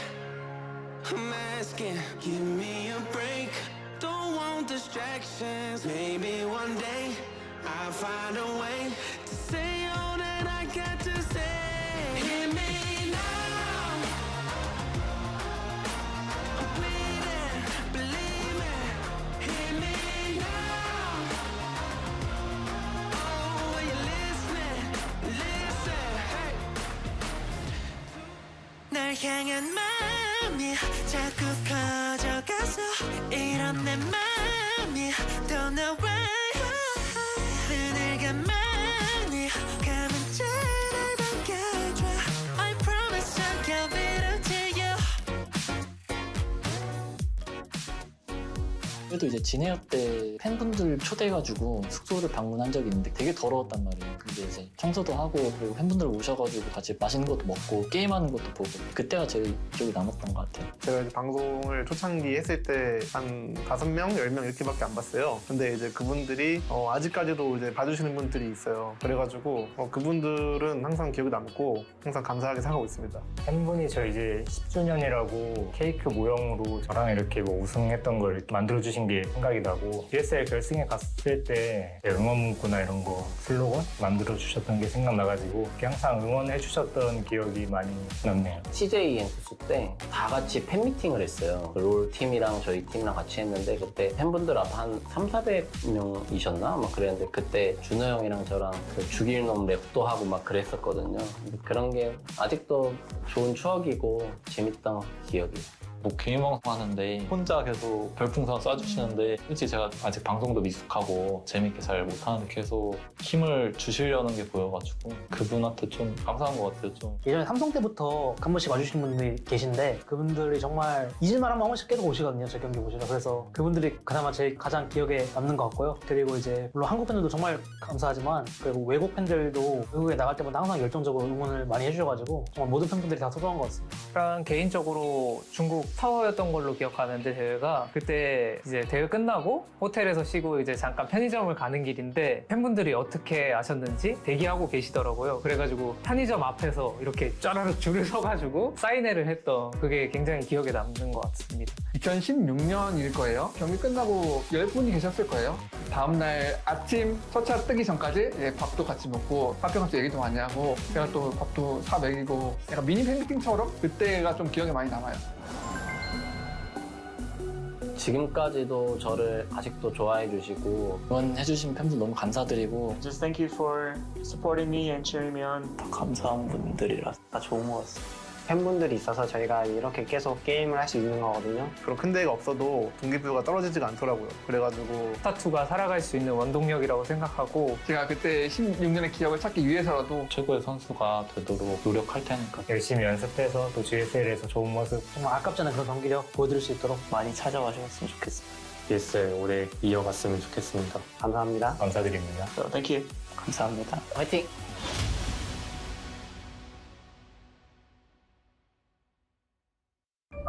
Incoming transmission.